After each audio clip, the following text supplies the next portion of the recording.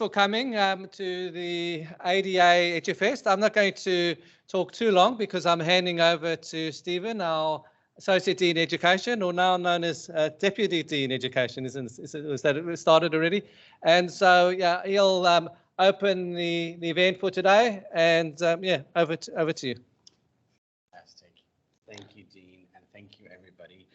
Good morning, and I'm really happy that we're at the midpoint in a fantastic week of EdFest. So very warm welcome to those of you online and those of you in the room with us today.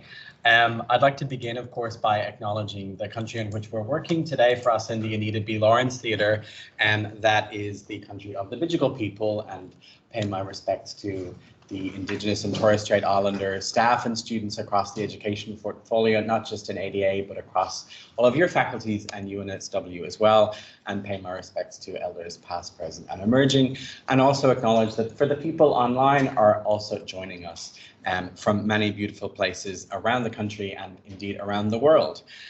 So really paying my respects and acknowledging a country for the fantastic events of the day. And even Brazil, thanks Deb, fantastic. See, I knew there was somebody all around the world. I wanted just to pop up this slide again, because it is, of course, the theme of the day, and I'm really excited. I love EduFest at this time of the year. It's a really fantastic time, although it's very, very busy, and lots of people are popping in and out online, face to face. It's a fantastic opportunity for us at the end of a year, and boy was 2023 a doozy of a year, to be able to reflect, to share, to maybe shed a tear sometimes, and talk about all of the wonderful things that we've achieved in the year, things that we can be very proud of.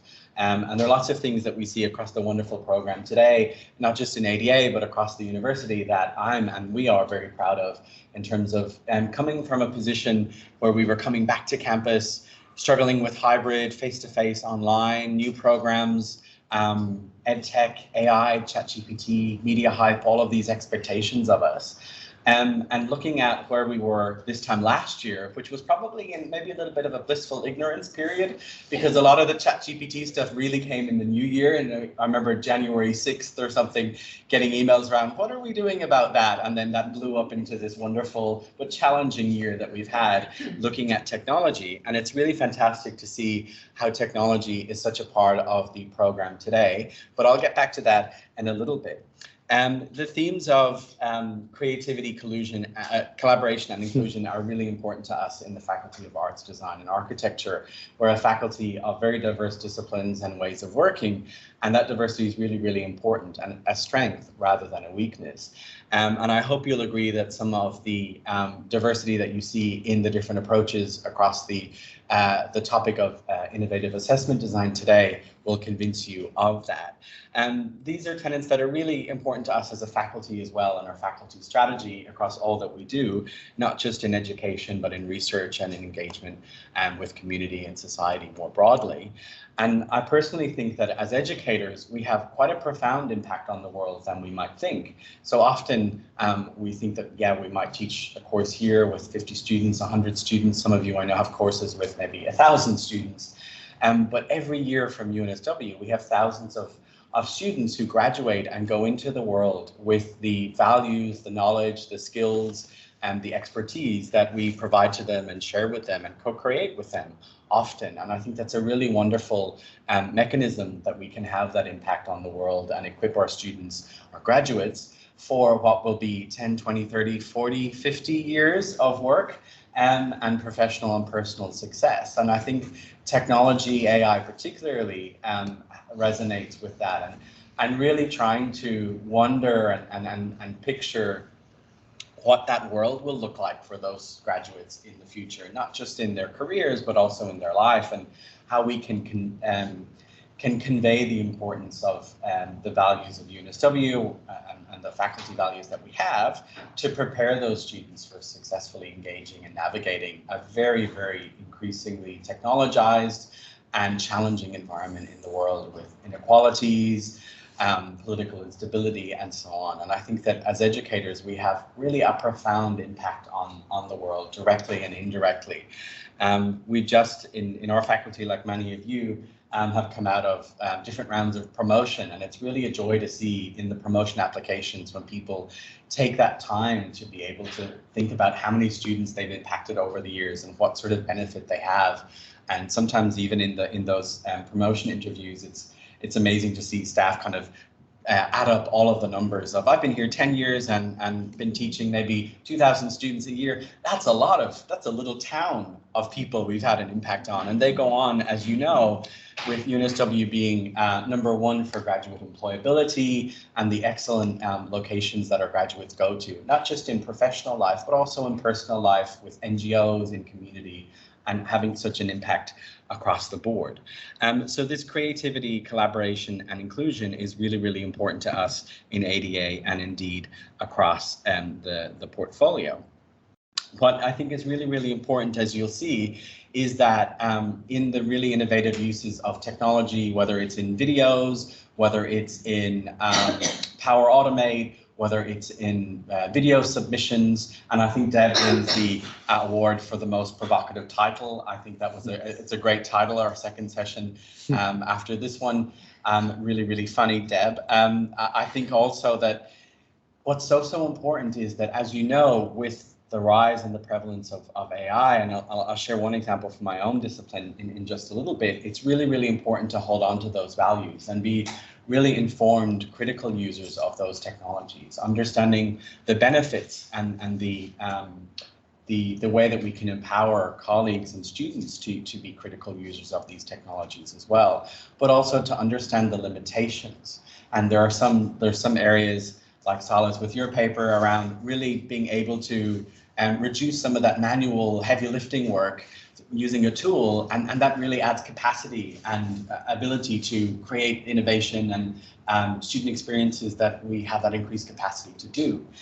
So I think it's really, really important, particularly as we see in the media, education particularly talked about a lot with AI, and some of you may have, and I sometimes think about this, what about a world where teachers are being replaced by AI? And maybe that before was a scary sci-fi movie like Minority Report, but now is becoming maybe less of a sci-fi situation and something that we actually see. And we see some examples of it today in the program of how we're using tools like that very carefully, very mindfully, but using them to ensure that we provide access and equity in education, really excellent student experiences that are important to us at UNSW, but also creating some efficiencies and giving us that capacity to add elsewhere where we can add value that we would not otherwise have done. In my own discipline, I work in computational linguistics, so we've been dealing with AI for a long time. In machine translation, many of you know about Google Translate. So why on earth would we teach human translators or linguists or interpreters when we have Google Translate? That's something that we've been doing as a discipline, wrestling with for quite a long time. And when I came to UNSW 10 years ago, almost 10 years in February, my role was to create courses to teach machine translation to our students. I thought that was very exciting. I designed the curriculum for the European Commission in translation technologies. I was ready to go. I wasn't expecting a professional accrediting body being a bit apprehensive, students with pen and paper, and quite a significant amount of change that was involved in that. And it really is a hearts and minds campaign, and looking at what are the benefits, but what are the risks, and how we can bring people along. It's really amazing to see all of you today in person and online, and throughout the many events that we've had this year, a lot of them through wonderful colleagues in PVCSE and DVCSE with professional development and workshops and practice sharing and engaging with what's happening in our own disciplines, but also what are the concerns more widely across the sector? What are perceptions of students and of parents? What's the value, as we'll see a little bit later, of the traditional essay anymore? What about feedback and all of these kind of core traditional practices in learning and teaching? I think it's a really amazing opportunity to think of those conversations again, and to have that ability to show the value of those traditional approaches, but also possibly make space for these new technologized approaches when done correctly in a mindful and considered way. So back in 2014, We had a very hesitant professional body, a very hesitant industry at the time, very hesitant graduates wondering what's the future in this profession? What's the future in this program even? Within about 2 years, things flipped around quite a lot. And not only did we not have an accrediting body in other universities kind of, you know, tut tut, naughty naughty, be very careful where you go. It was the other way around. It was, please help us deal with technology. Please help us learn about the pitfalls. Please help us with curriculum. Please help us with assessment design, academic integrity. How are we going to have a national, or indeed, and this is something faced in many countries, an international framework for professional accreditation in areas with things like ChatGPT. At the time for us, it was Google Translate and machine translation. Years later then, we see a very healthy industry in language services, translation, interpreting, caption, project management, more and more diverse jobs and opportunities for our graduates in the government, commercial and NGO sector, more opportunities and increased access for different communities. Some of my research involves access to language services in Australia for medical, legal care, and so on. So the actual benefits of those have been really, really significant. It's not perfect. There are lots of things that have gone wrong along the way. And with any disruption in an industry, think Uber, think Airbnb, it creates a lot of, it's called disruptive technology for a reason. And I think it's really, really important to be able to prepare our colleagues and empower our colleagues and students, but also for those of you who have that reach, working with professional bodies, working with the media, and engaging in that public discourse around how we as educators are engaging in our discipline or more broadly with challenges like ChatGPT and generative AI more generally. So now, as I say, 10 years later, machine translation is a core requirement in every course in the translation program in Australia, more broadly in the sector across the world. And it's something that people don't even think about, like using like Googling something. So I think that perspective is really, really interesting. Not that we shouldn't be very, very careful where we go every step of the way, but to know that and take some comfort in different disciplines go through this at different times. And it's been really interesting this year seeing this more broad engagement across the education sector with ChatGPT and all of that. And I think it's really important for us as educators and as leaders in education to be able to articulate our value and the value that we bring to the amazing experiences in and outside of the classroom, where technology is one of the tools that we use and not something that is going to replace us. And finally, just a reflection, I think that if we have a world in which we're completely replaced by AI, think about what that AI would have to do. It would have to understand language really perfectly. We do pretty well at the moment with text. Speech is pretty challenging. It would have to have external knowledge. It would have to be able to produce language to different ways, to be able to explain to different levels of students concepts that are in our disciplines. It would also have to manage very basic things like Dean and the team have done so expertly here. So there are lots of different things that I think will get in the way, and other professions that are much more likely to be replaced, which I don't think will really happen much before education. And one thing that I've been really heartened by in the return to campus for students, even for students who have that option, so some of you I know are in programs where there are options of hybrid, online and in person, is how many students and parents and graduates and employers value the interactions in person and online, value those amazing educational experiences that we're really, really proud of. So in closing, I hope you have a wonderful day. I'll be popping in and out online.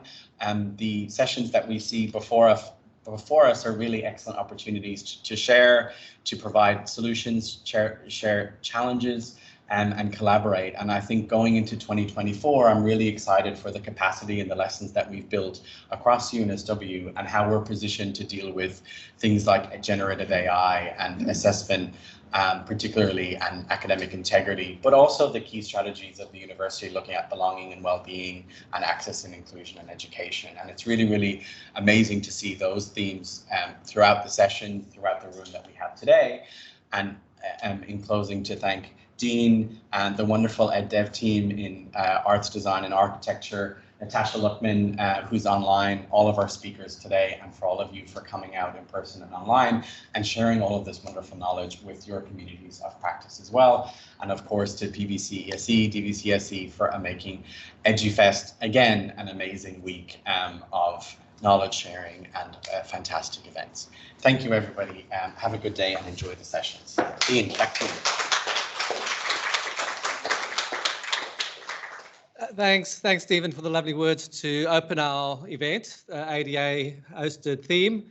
I'm just going to start with a few housekeeping matters just to get those out of the way, just to let everyone know how this is going to work.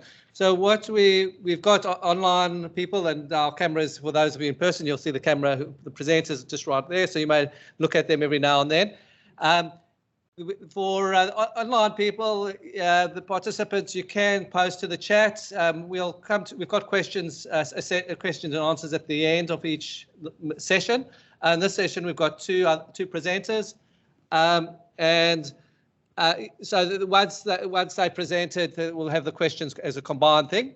And so people online can post their questions or put up your virtual hand, and then we'll call on you to ask the question and speak to it. For the in-person people, we've got a microphone, although it's not the microphone for the room, it's just for the online. So for anyone in the room, when you're asking a question, do speak up so that everyone in the room can hear. And then we'll probably and also wait for the microphone to come to you. Someone will be coming around with a microphone. So not too complex, yeah, we'll get started with the first presentation. So the first one is actually someone from our faculty. It's from ADA. It's Valerie from the School of Humanities and Languages, and the title is Learn to Reflect to Succeed. So over to you, Valerie. And here you can just navigate with over here. Yes. And you've used this before. Thank you. All right, thanks. Easy. Good morning, everyone. My name is Valérie Comgerme, and by the sound of it, I'm a lecturer in French studies. So I'm also the Nexus Fellow for the School of Humanities and Languages.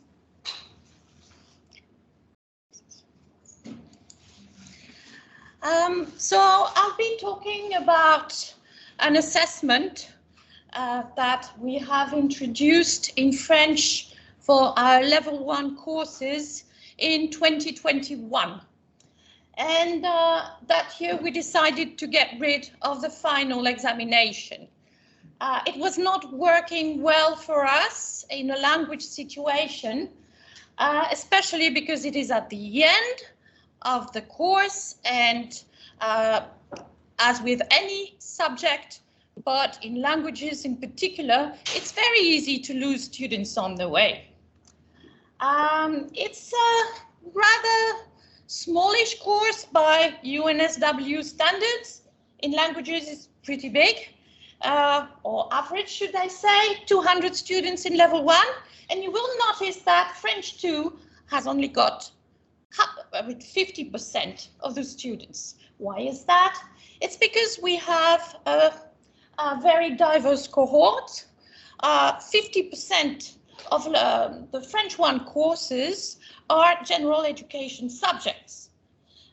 We also integrate people from our own faculty doing major or minor, other faculties as well, people from medicine, people from architecture, people from engineering, and they are with us for example, free electives. So this is a very diverse cohort. They are not genuine level 1 courses. People are beginners in the language. So that's why it is called a level 1 course. But some of them are in their first year, about 50%, others 25% approximately are level 2 or stage 2 students. And we also have PhD students. deciding that, for example, they will be completing a PhD in France somewhere.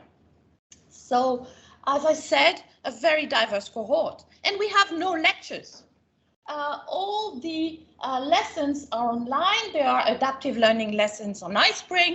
So there is no cohesion in a lecture when we can bring the cohort together.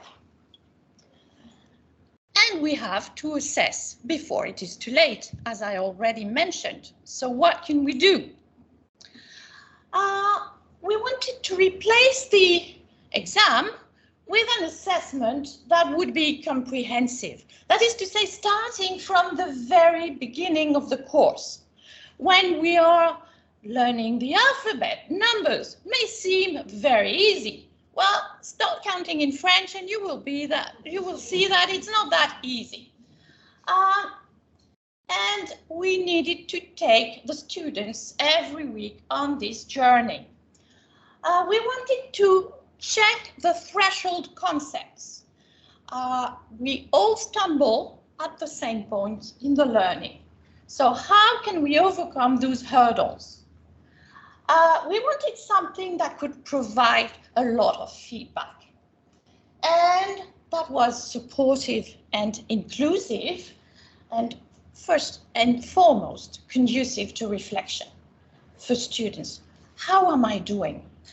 Am I learning enough? Am I doing enough?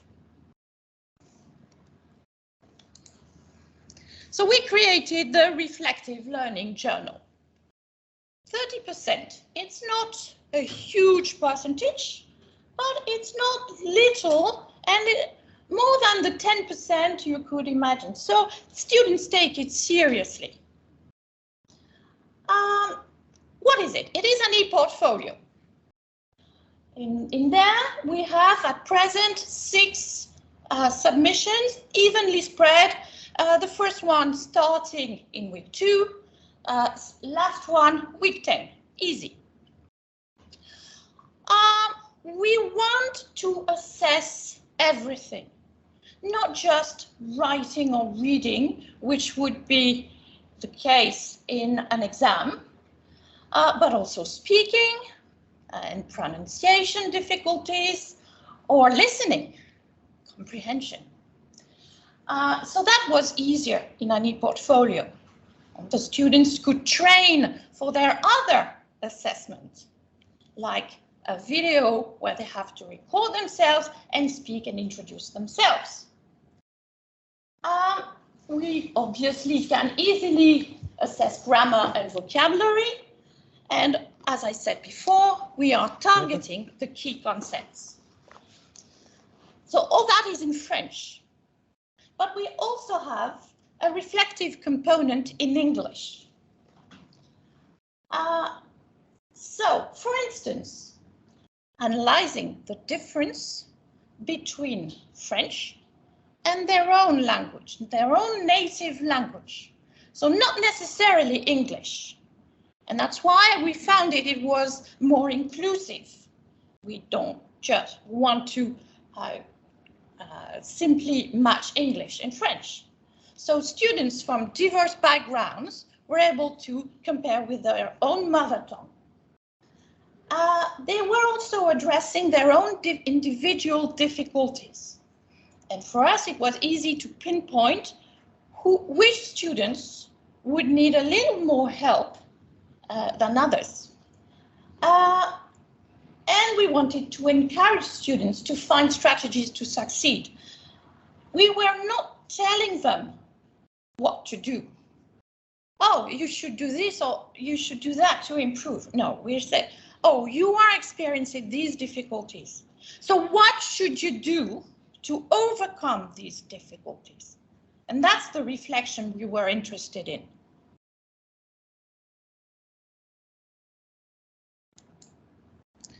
So first, the advantages. No unforeseen catastrophes. I'm not saying there are no catastrophes. There are catastrophes. Lack of engagement with the portfolio, poor attendance to tutorials, etc., etc. But we knew that was coming. The feedback, I think, is the major advantage. We were able to give regular and timely feedback. That feedback did not arrive in week 6 when it was a little too late. If you are not able to build the grammatical structures of the week 2 and 3 course, that was too late. So at least the feedback arrived on time. And for us, as tutors in the tutorials, we really get to know our students. They tell us what they are doing well, what they are not doing, and we are less judgmental in a way. Oh, they're not doing this, lazy. But they explain, they tell us what they are doing and why they are doing it like that. As I said also, students take charge of their learning. We do not provide the key. Sometimes they say, I should do this, and we encourage them. Yes, you should. Maybe if you want to succeed better, you should do it with this app or this, but we can give a little bit of information, but not that much. And they feel supported. They feel included in a community of learners. Something about inclusion, I had a very beautiful reflective learning journal entry last term in T2 of a student telling me, French is not my language, it's really bad. I am a student that is gender fluid. And I am not recognizing myself in this language that refuses to do without gender. And it was great to know that, to understand that we had to help the student in another way. And we were able to say, don't worry, we will teach later on in the term, when you are more confident with the grammar, we will teach inclusive writing in French. And we were able to talk about that thanks to this, because I'm not sure the student would have felt comfortable enough to talk about it in class in front of the peers. And of course, they learn to become independent learners. They start learning from the very beginning, because week 2, they have the first submission and they do it all along the way.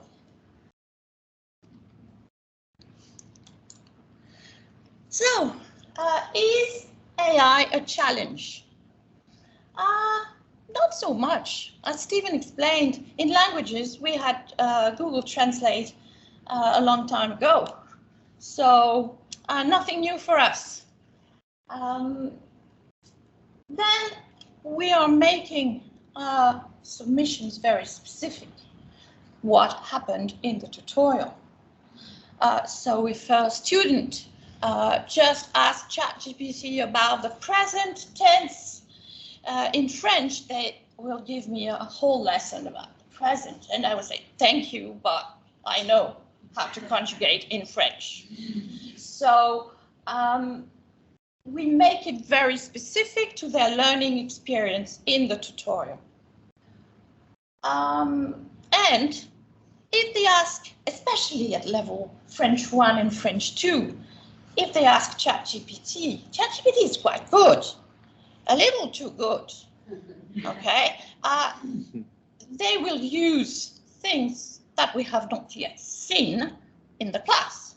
And a single letter like an L apostrophe in front of a verb or a Y will tell us, you asked somebody else.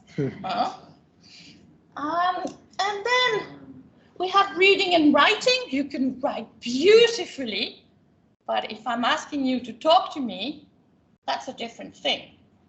So we can manage that. And we included tasks with ChatGPT, especially for writing. So we asked them, well, write it how you would write it, ask ChatGPT to do it, and see the difference. And tell us, what is it that we have not learned in there? Can you show us? Or what is it that you have forgotten to use from the lesson? So it was not such a big issue. The other challenges are more around designing the right rubrics. This is a work in progress. Making sure that our rubrics are comprehensive as well and reflect what we want to assess. And calibration. It's not a huge course, but we have many tutors. And what may seem like, oh, wonderful, great effort, to one tutor may look like, yeah, not bad. Maybe you could do better. So we have to work really hard with new tutors and make sure that we all agree on the calibration. So I give exemplars, etc. But it is a lot of work. And then the student load. I will show you that students tell me, it's stressing. There's this as every week, basically. It's a lot of work. It doesn't look like a huge load, 30 minutes at the end of the week. But in fact, students find it stressful, and so we started with 8 submissions in 2021. That was a lot. So we reduced to 6. And from the student feedback, we think that 1 submission every 2 weeks on a fortnightly basis, kind of, starting in week 2 again, should do the deal. So from next year, we will have 4 submissions just after responding to student feedback. So the student voice. You will see that they are kind of shared between it's stressful, but it helped me, or it was great because I could progress. So those are excerpts from last year and this year, my experience results. This year in T2, we got 5.64 for the course and 5.68 for assessment, the question related to assessment. So we were happy with it. It is not their favorite thing in the course, I can tell you. Their favorite thing is not this one, but it is the most mentioned element in the My Experience reviews. And that's about it for me. I gave resources about ePortfolios in general, and I mentioned UNSW Medicine because I think they have a very good thing. I always like to go to their place to find good ideas. So that's it for me. Just thank you. You have my email here in case you have further questions after today's session. Okay, great. Thank you, Valerie. And we'll move on to the next one, which is Deb, also from ADA. And she's, as you've seen, she's joining us online and not in Australia, so she's up late. But so while she'll be taking over and sharing her screen. But yeah, her topic is just don't make it like a hostage video, so using video submissions instead of essays. Hi, everyone. And let me just open up here to the very first slide. Let me go back. Can you see my screen? Yeah, we can see it. Perfect. Yes. So as you can see, this was the title, my inspiration for the title in this presentation has to do actually with a colleague of mine over at ADA, over at SOS. I'm at the School of Social Sciences. And I asked her, about her experience doing videos. And she said, oh, one of the problems is so many of them used to look like hostage videos. So this is what I asked. And the image that I put here, in case you haven't seen it, this is what I mean by a hostage video. Hopefully, can you hear me? Wait. No, it's not. It's not sharing the audio. Yeah. So I know what I have to do now. Okay. Unique plants, animals. Yeah, that's Australia is a wonderful island. Okay, so hopefully, I think everybody in Australia knows, right, that a couple of years back, Johnny Depp and his then girlfriend came to Australia. They brought 2 dogs. They didn't declare the dogs. And so they made a video that was spoofed. And this is one of the funniest things that I saw about the video that they did. And this is what I mean by don't make it a hostage video. Australia is a wonderful island with a treasure trove of unique plants, animals, and people. That has to be protected. Australia is free of many pests and diseases that are commonplace around the world. That is why Australia has to have such strong biosecurity laws. And Australians are just as unique, both warm and direct. When you disrespect Australian law, they will tell you firmly. I am truly sorry that Pistol and Boo were not declared. Protecting Australia is important. Declare everything when you enter Australia. Great, guys. That was great. I reckon people will think we're real friendly. I gotta say, I mean, that's just so good. Anyway, you can get a sense of why I was concerned. And the what of this presentation is essentially the idea of producing a video assessment instead of a traditional essay. And hence my concern about not having this video where someone is just, we have acknowledged that this is the challenge, just reading off something. So I had to come up with strategies to see how I could make things work. So the what is video assessment instead of a traditional essay. When it comes to the when and where, I experimented with this. This was done this last term, T2, with a course called Globalization and Governance. Now, this course, it's one of the challenges that I have as a convener is that things tend to be quite abstract, right? Talking about globalization, global governance, they tend to be really, really abstract concepts for students, and I really wanted to ground them. But this course, just so you have a sense, it's an undergraduate course, mostly second year students from political science, international relations, but there's students from all over campus. And in this term, I had 51 students. Now, why did I decide to change? The first and most immediate thing, as Stephen was mentioning, was thinking about AI and ChatGPT. The assessments that I had before, 2 smaller assessments worth 20% each, they did not work. I tested them on ChatGPT and it became obvious that students would be able to do the same and actually get, you know, a pretty decent, like 65 to 75 mark. It was quite good. So I really had to change. But also I thought about it from a pedagogical perspective. And that was, as I said, trying to have an assessment where I can really connect these abstract concepts to the real world.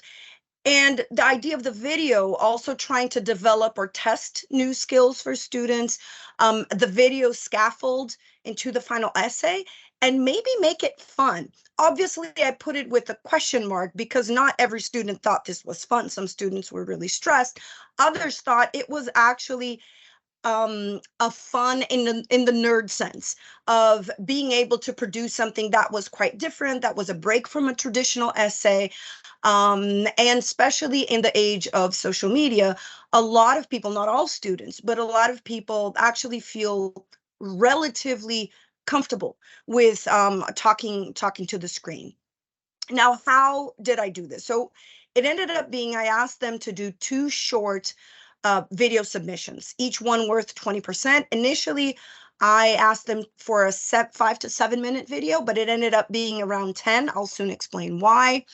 And I tried to make it as easy as possible from a tech perspective. So I told them it could be recorded however they wanted. They could record it using PowerPoint that has a recording tool. Some people did it like as if it was a Zoom conference with just themselves. Some people use their phones. It was really, I mean, it was just about everything. I just said, I don't really care how it's done. And the easiest way to submit was asking them, you know what, save it to a cloud service, whether it's at UNSW, the OneDrive or Google Drive or anything, just send the URL so we could actually watch it.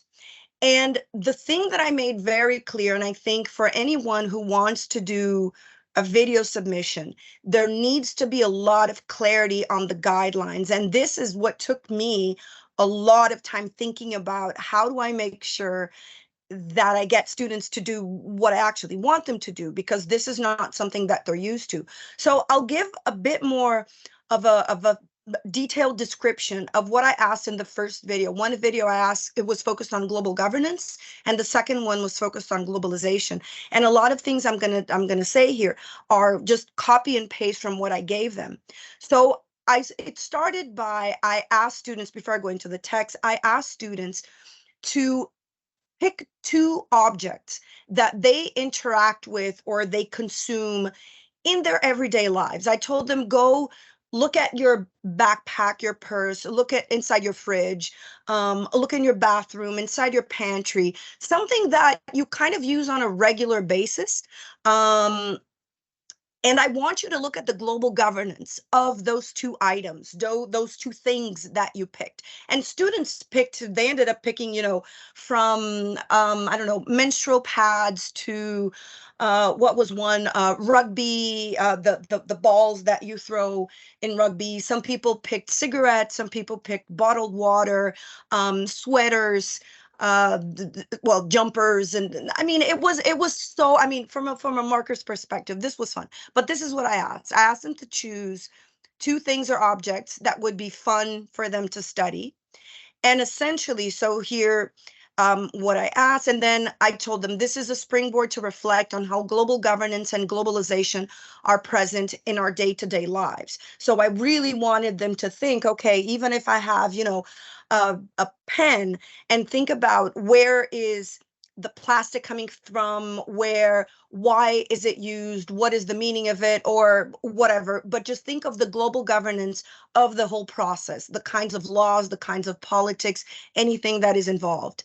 And essentially, this was phase 1 of their final essay, because the video was kind of in the scaffolding idea was they were going to present their findings, whatever they found about the global governance of, you know, a credit card, and be talking about that.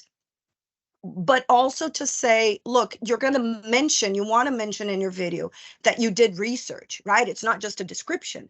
You want to be interacting with the material that we've read up until that point. But everything I told them is like, the more you read, the more you think of this.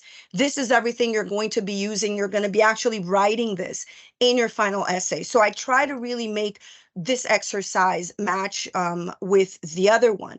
And then I gave them a script. So first thing, describe what global governance is, present the things that you're choosing, why, where they're imported from, who own the company, main part of the assignment, who's involved in the global governance of these things, that is, which actors matter in this context, international regulations, laws, what are the global governance challenges. So someone did credit cards, so it was about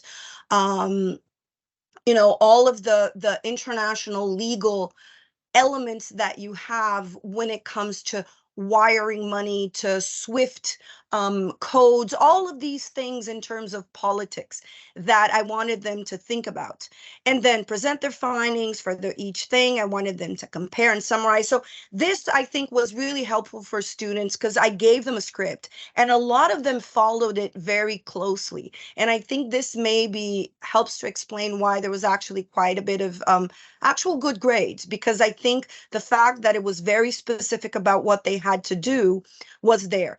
But one important thing was that I told them that this is here on the next page, which is the focus was on content.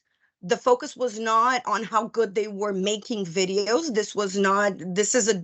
The course is globalization and governance. It's not video editing, audio editing. It's nothing of that. But I did say it had to be educational. And I actually made this in bold caps lock highlighted. Do not make this into a hostage video where you're sitting and you are just reading. You want to try to communicate the information. Just as pretty much I'm doing right now in my screen, I can't see you. I can only see Dean. I have him here on the little screen, but this is the kind of stuff that they will end up doing because this is how it works. Not just all of us know of, the blank screen that of death where you see no students, but this happens and this is a skill, right, that you need to develop to begin to feel comfortable. And I tried my best also to make students feel comfortable in saying, look, the only people who will be looking at this video is myself and your tutor, who will be doing almost all the marking. And I did, I checked for all the stuff. We looked at some of the videos.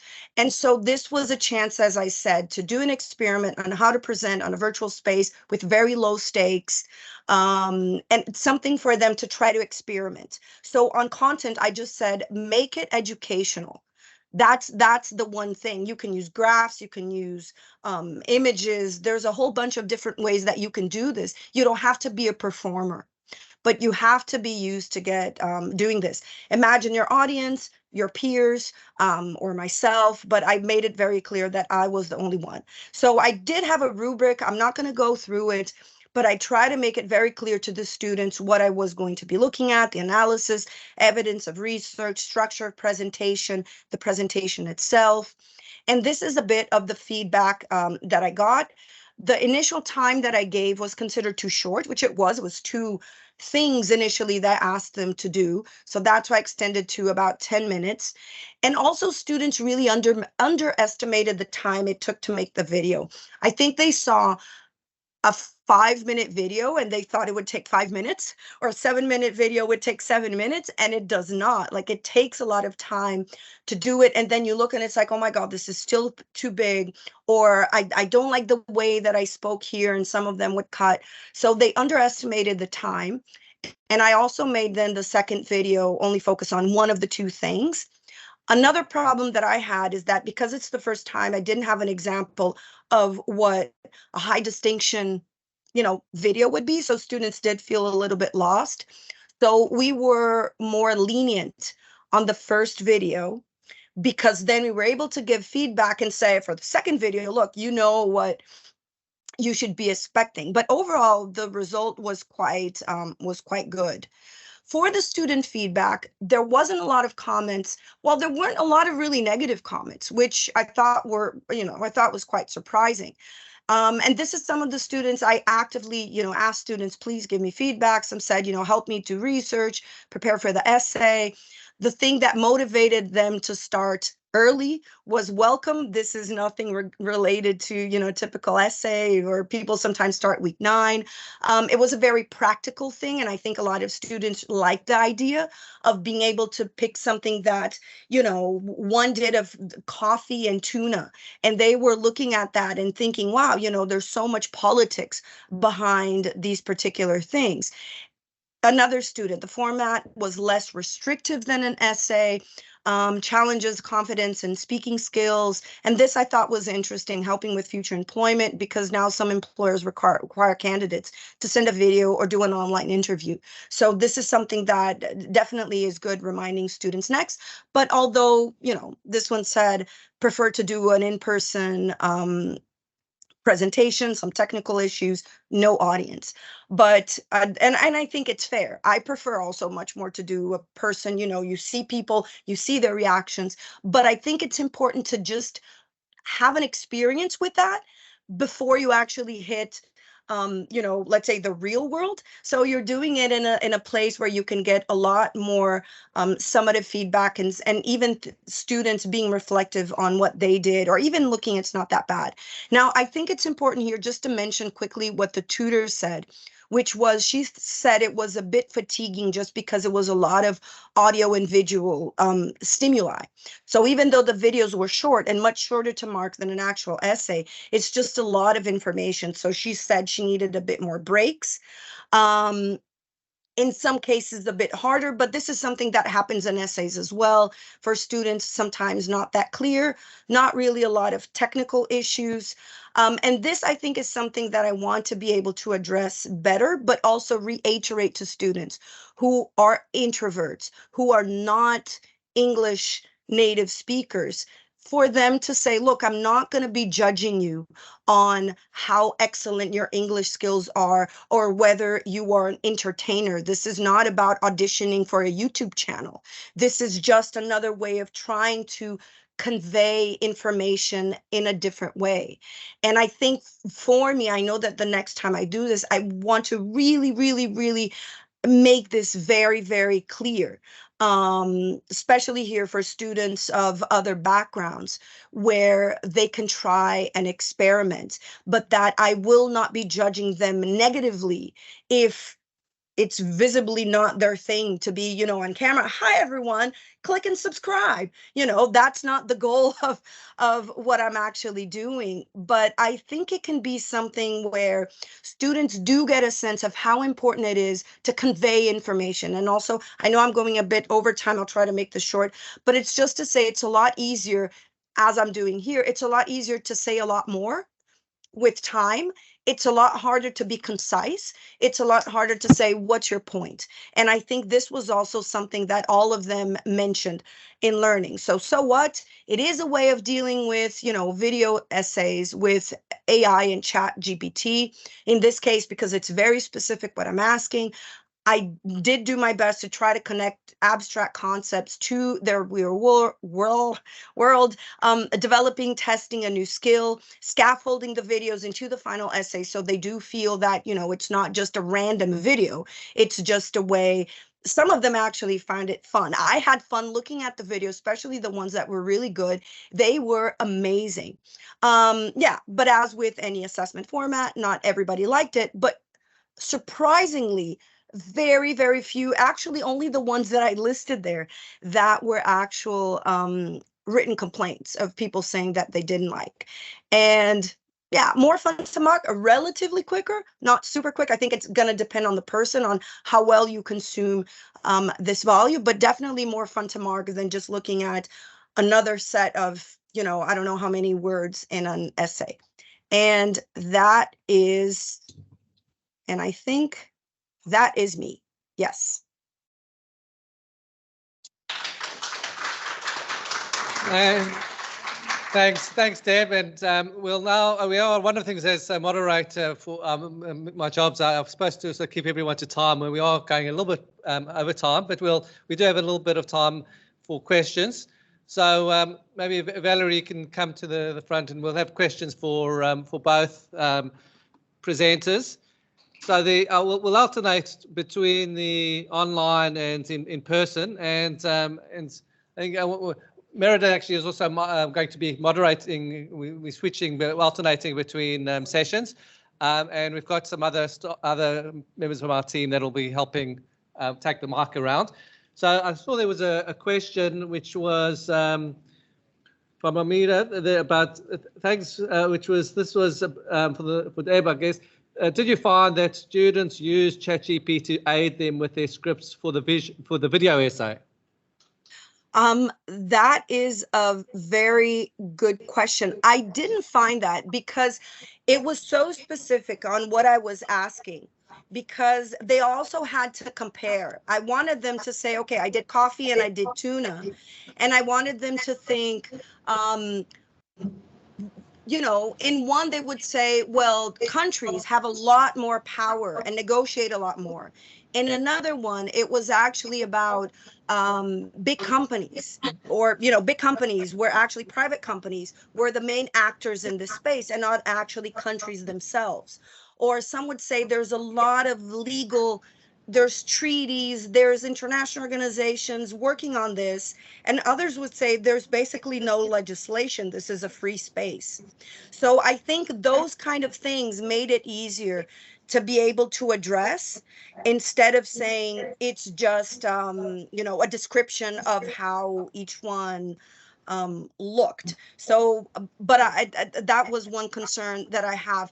And Aves, I'll just go quickly then to your question and say that not this time. I didn't think of a podcast or written submission just because I was concerned on, I would have to have different rubrics maybe for each one. And then, you know, a podcast that's 7 minutes isn't really a podcast.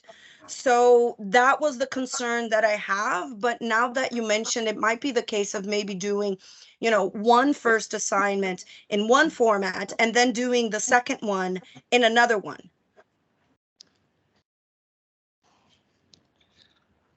Okay, great. We've got a question from the room. So, Silas. A question for Valerie. Thanks very much for an interesting presentation and quite a few synergies with, I think, I teach communication skills in the medicine program. Just curious, really. And you're trying to acknowledge diversity in your student group by asking them to compare their native language with French. How do you assess that?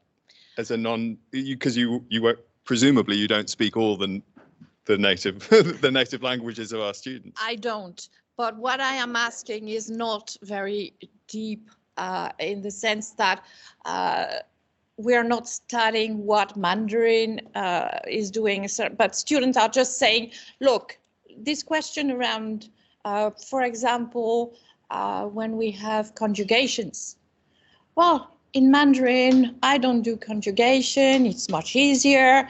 The French are talking about gender, conjugation, singular, plural. It is a mess. It is a big mess, and it's not a mess for us. It's so much simpler. So this is the kind of thing. I mean, we are not delving into the depths of linguistics. We are only at level 1. So what we are assessing in the rubrics, we'll see, for example, you analyzed in a deeper way, or you managed to understand the very essential difference and express it, etc., explain it very well, or your explanation lacks examples. We want not genuine examples, but they will tell us what the problems are. So.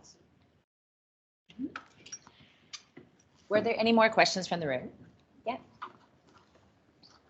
Hi, Valerie. Thank you for a great presentation. I was just wondering about the step that students go through between identifying where there's a gap in what they're doing, or identifying in their reflections that there's something that they need to improve.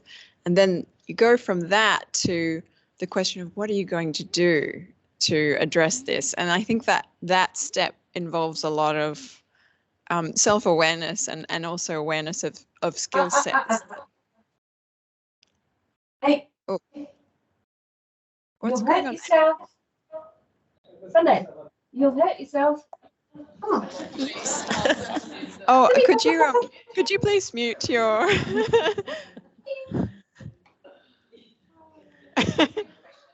Yes, I think I did. So yeah, so I'm curious about how you guide them through, like, do you make it explicit, that process, and talk through what? We work on this in the tutorials. Right, yeah. Because obviously the tutorials are all about applying what has been supposedly learned in the online lessons.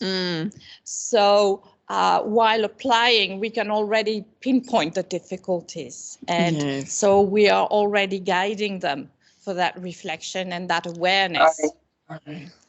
And because it is the beginning of learning a language, they are confronted with the difficulties immediately. It's like, oh, I cannot pronounce this R. They will, and so pronunciation. So I have problems with pronunciation. How can I pronounce better? Well, you tell me. What can you do? So, or maybe I should rehearse every day in front of my mirror. Right. Yes, but if you keep pronouncing it the wrong way, that will not help. Right. So find another way, and so on and so forth. So those are very basic things that will transform the learning little by little. Yes. Oh, that's fantastic. Thank you very much, Valerie. Meredith. Okay, well, I think we've got, we need to move on. So thank you both, Valerie and Zeb, for your wonderful presentations. And I need to get this thing working again. Okay, so now I'm going to hand over to my colleague okay, I may just get the camera. We're having some little tech issues. I didn't realize that he was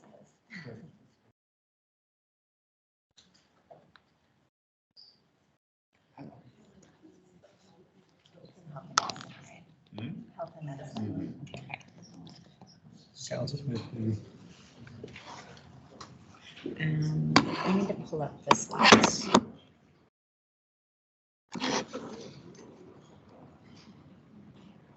I'll stop this.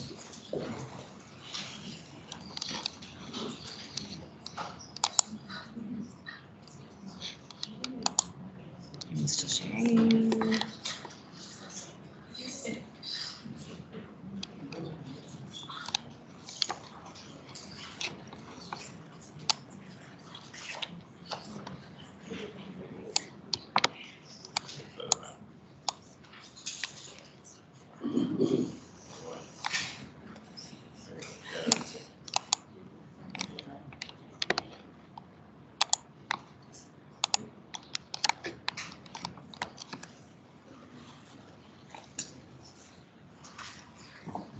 Okay, so hi everyone. So we're moving on into session 2. And it's great to see so many people in person and online. If you do have any comments or questions, please feel free to write them in the chat. And as before, we'll have the questions after these 3 speakers from this session. So I'd like to introduce now Associate Professor Silas Taylor.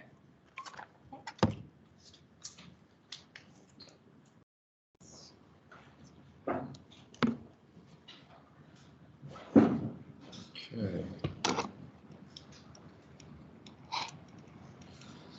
And I'm clicking along with just Susan. Yeah, you can. Okay. Or you can go here too. Yeah, sure. Okay. All right. Welcome everybody. Thanks very much for coming along, taking some time out of your day. Much appreciate it.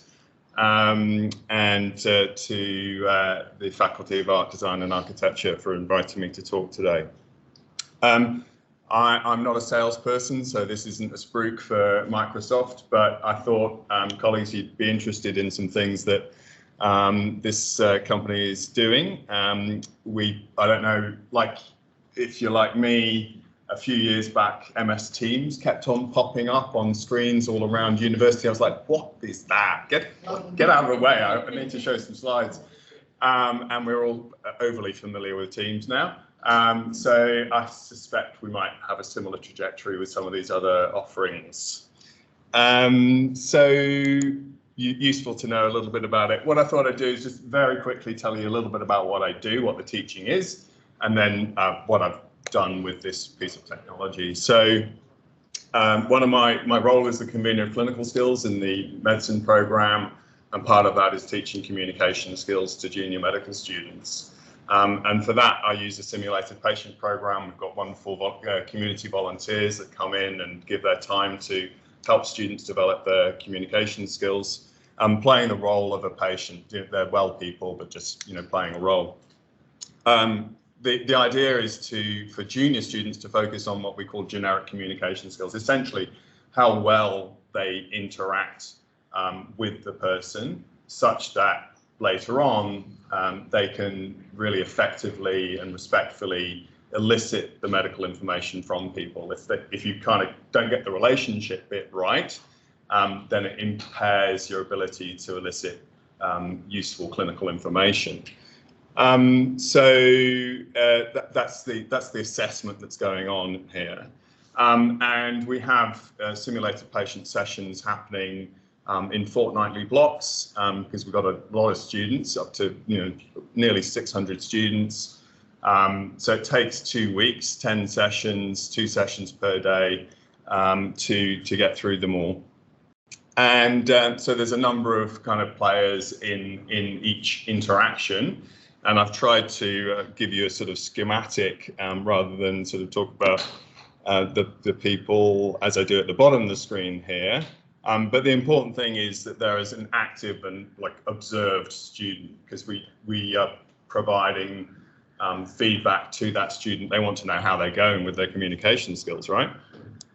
So the dynamic of the interactions, the core part is the central 2 bigger circles. Oh, interesting graphics.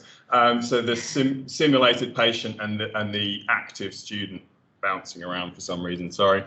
And then we've got a tutor in each interaction. So they're the sort of main person providing expert opinion and feedback.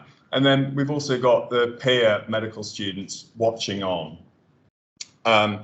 And it struck me that often their engagement you can see different variations, normal distribution. Some are really engaged, some are not so engaged, and so wanted to kind of activate them a bit more in these interactions. Just flip your mind around a bit. I've taken a different tack with this slide, which is who's providing what feedback. So on the left, we've got written feedback. On the right, we've got verbal feedback. And that includes the central person, the simulated patient, also providing verbal feedback. So there's if I could put it into a circle, I would have done, I guess we're thinking about 360-degree feedback here, getting different perspectives from different people.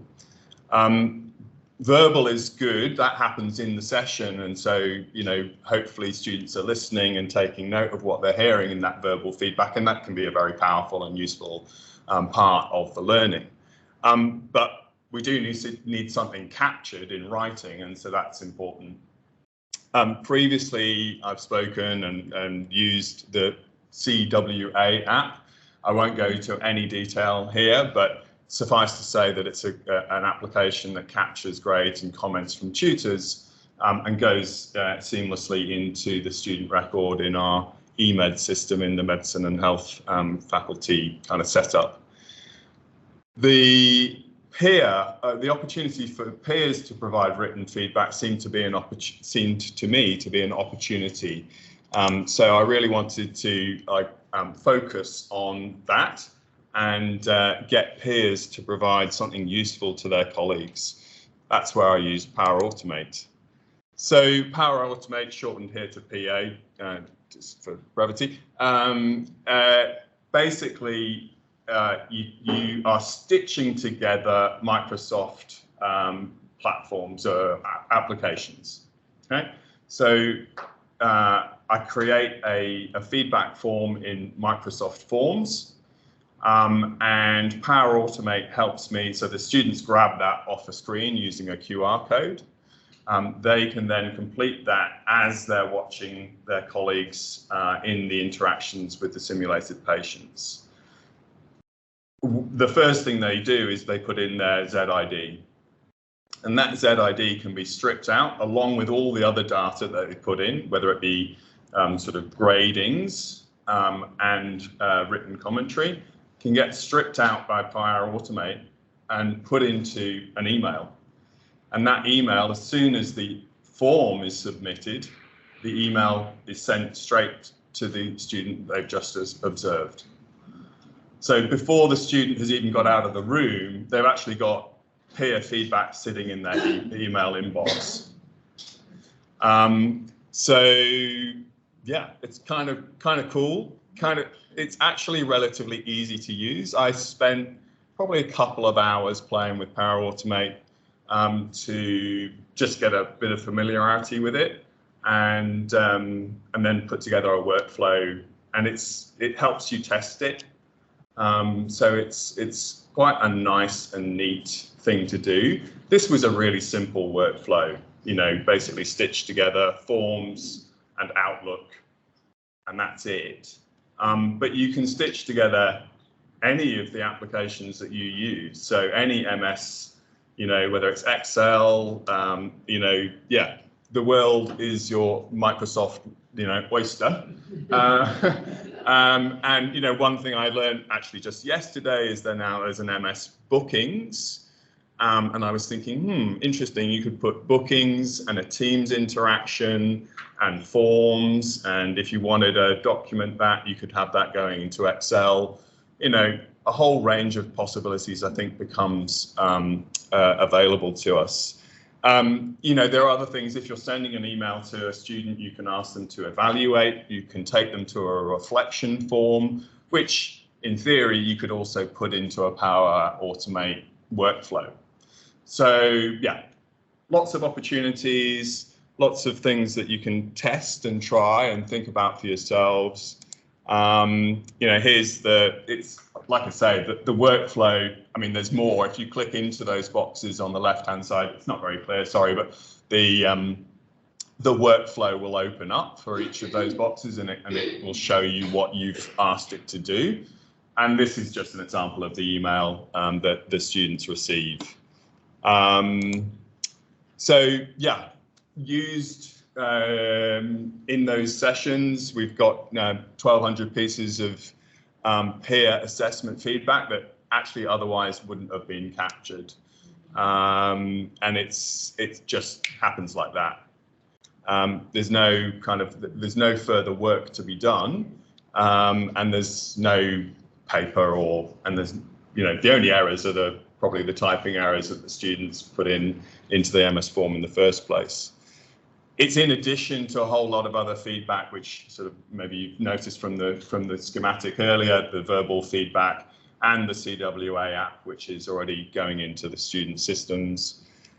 You know, it gives this like a really nice rounded perspective. So the students are getting feedback from the patient themselves, which I think is a hugely valuable perspective. And I actually emphasize that in other formats of assessment, which I conduct. They're getting feedback obviously from their tutor, but now they're getting lots of feedback from their peers as well. And I think it also helps those peers to actually engage more fully in the session. I am aware of the problem potentially of being distracted by filling out a form as they're watching their peers. And I think there's a little bit of tension around that. Had a bit of discussion with my tutors on that. But overall, we feel like it's something worth pursuing. So, yeah, that's my little takeaways. Very quick and easy. Augments what you're doing in the first place, and lots of other opportunities. So, thanks very much for your attention today. Much appreciate your time.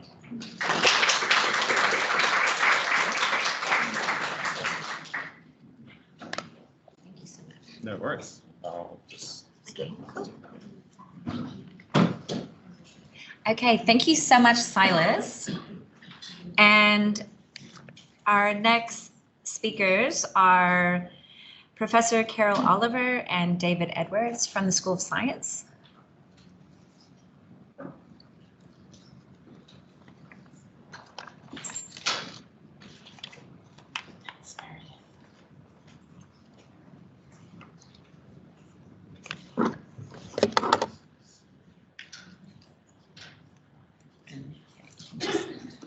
Good.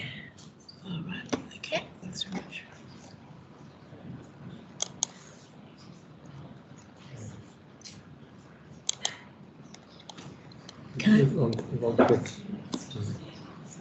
What the matter? Yeah, maybe just here. Just go here and then go back there. Okay.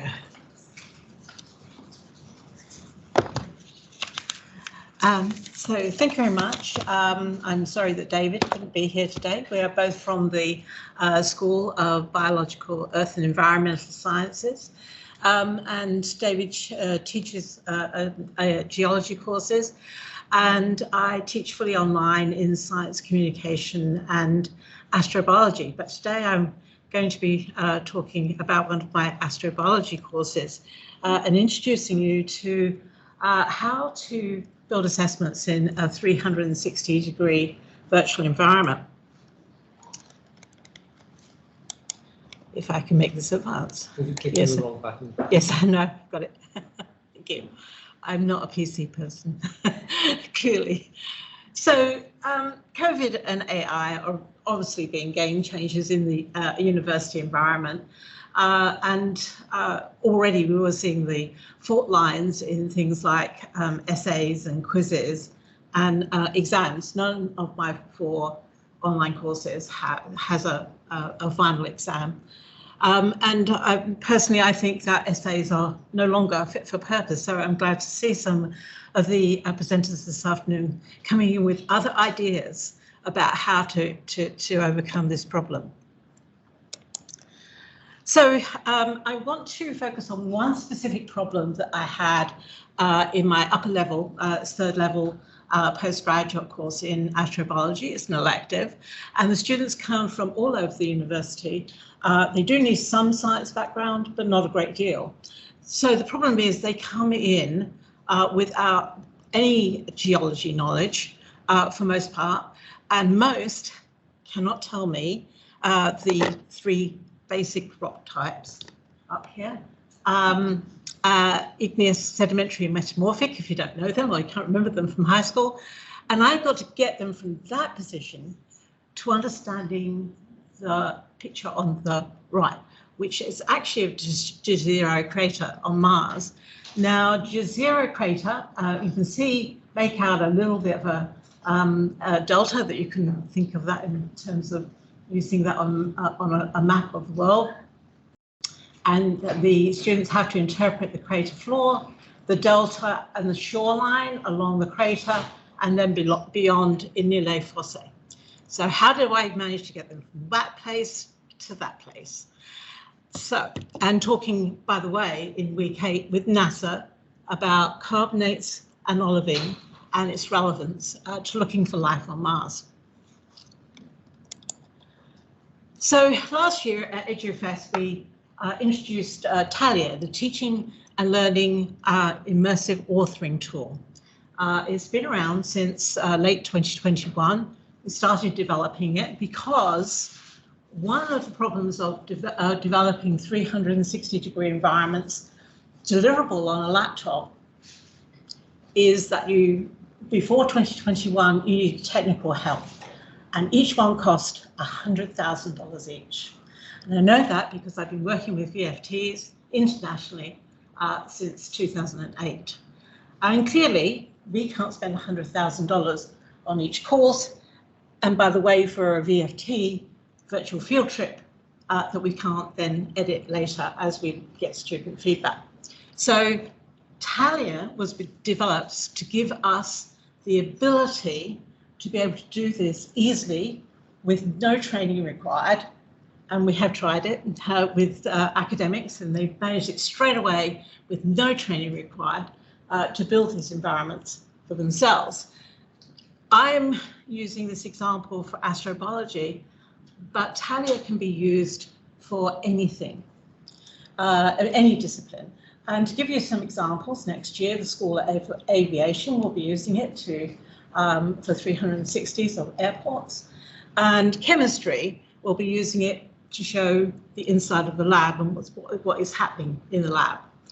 So many different environments you could use it for. In my course, the astrobiology course B's 6741, as I said, I don't have a final exam, but I do have 3 assessments, and 2 of them are virtual field trips, and the last one is a report on Mars, but that's constructed rather differently from an essay. The one I'm going to concentrate on is the one in the middle, and that is to the Pilbara of Western Australia, where we see the best, most convincing evidence of life on Earth 3.48 billion years ago. That's billion with a B.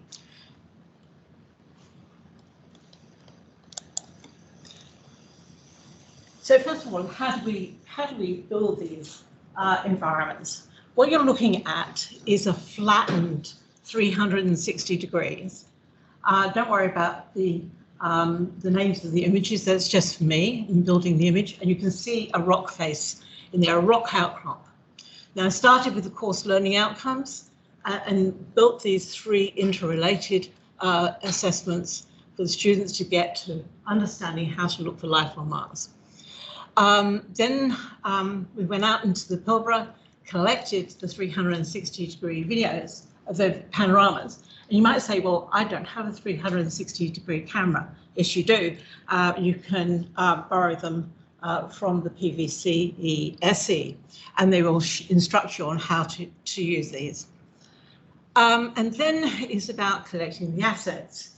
In my case, I wanted to embed 10 locations with samples that describe each location and parts of a story of the Pilbara. It was a 4-stage story of a volcano arising from the sea, collapsing, and then disappearing into the sea.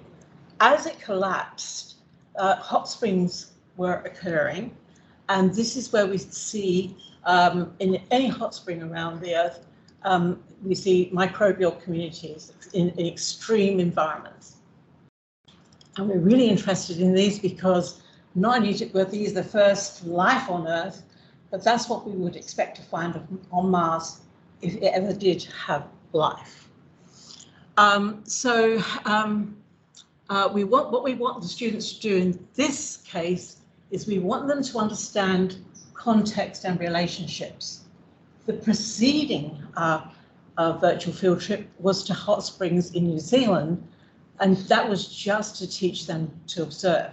So we're teaching skills, things that they can't get from AI or from researching, straightforward researching. These are skills that if I could take them into the field, I would be teaching them. And you need these skills to think about looking for life on Mars. So in my case, I was figuring out the assets, and these were samples. They could be anything, but in my case, it's samples. And out of the 60 samples across 10 sites, they had to choose perhaps 6 samples to describe what samples best describe that 4-stage story of the volcano coming out of the sea and collapsing back down again. And so that was a story. Let's go to the next slide. That is what it looks like when I've actually seeded that particular rock outcrop. And in this case, I also have some instructional videos that are included. I want to show you what it looks like. Let me see. And I apologize, it's been really fast. Students go ahead much more leisurely. You can see on the right-hand side, you can see the assets turning around and what's behind them, what's in front of them. You look at one of the assets, so there's some information there and showing them what that looked like.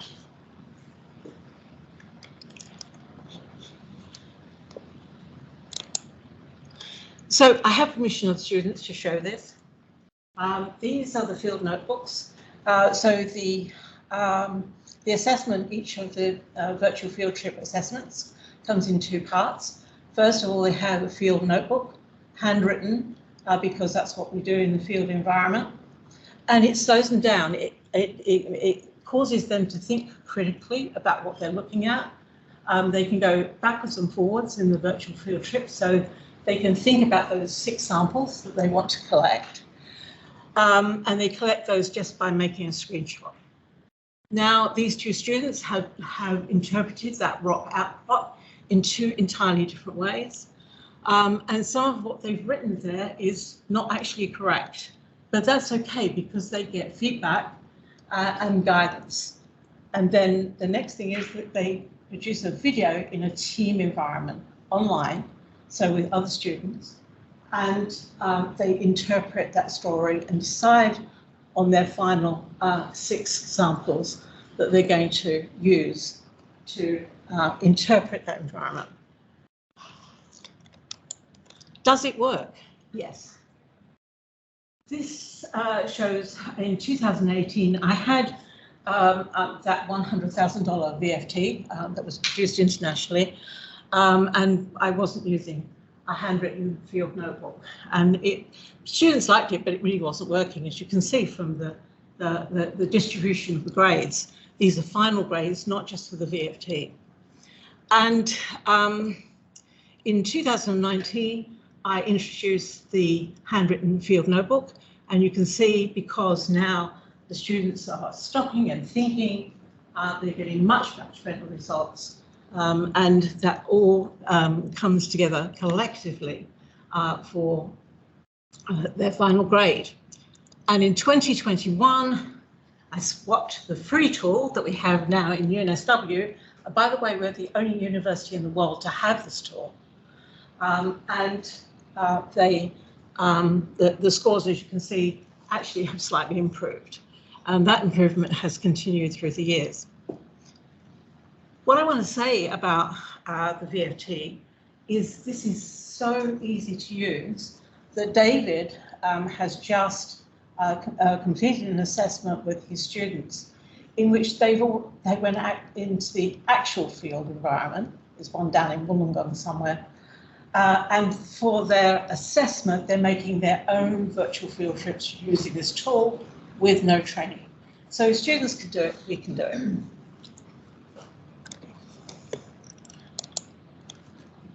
What about student feedback? I just picked a little bit of feedback.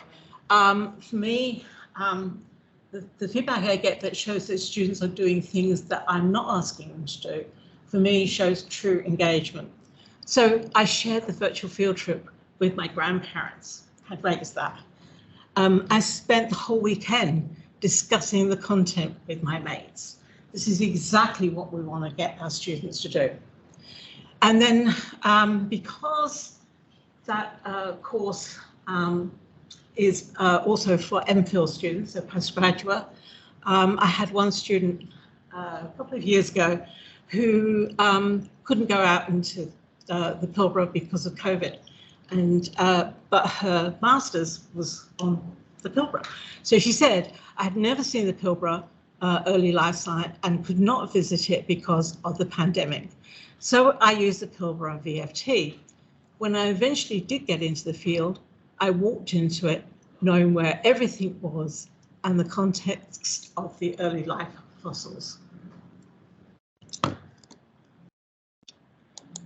Now, I'm not going to show this video because there's not enough time to do that. But if you want the link, I can show you because I have a student permission. And it's an example of one of the videos that, that was produced from this assignment. So thank you very much. Sorry.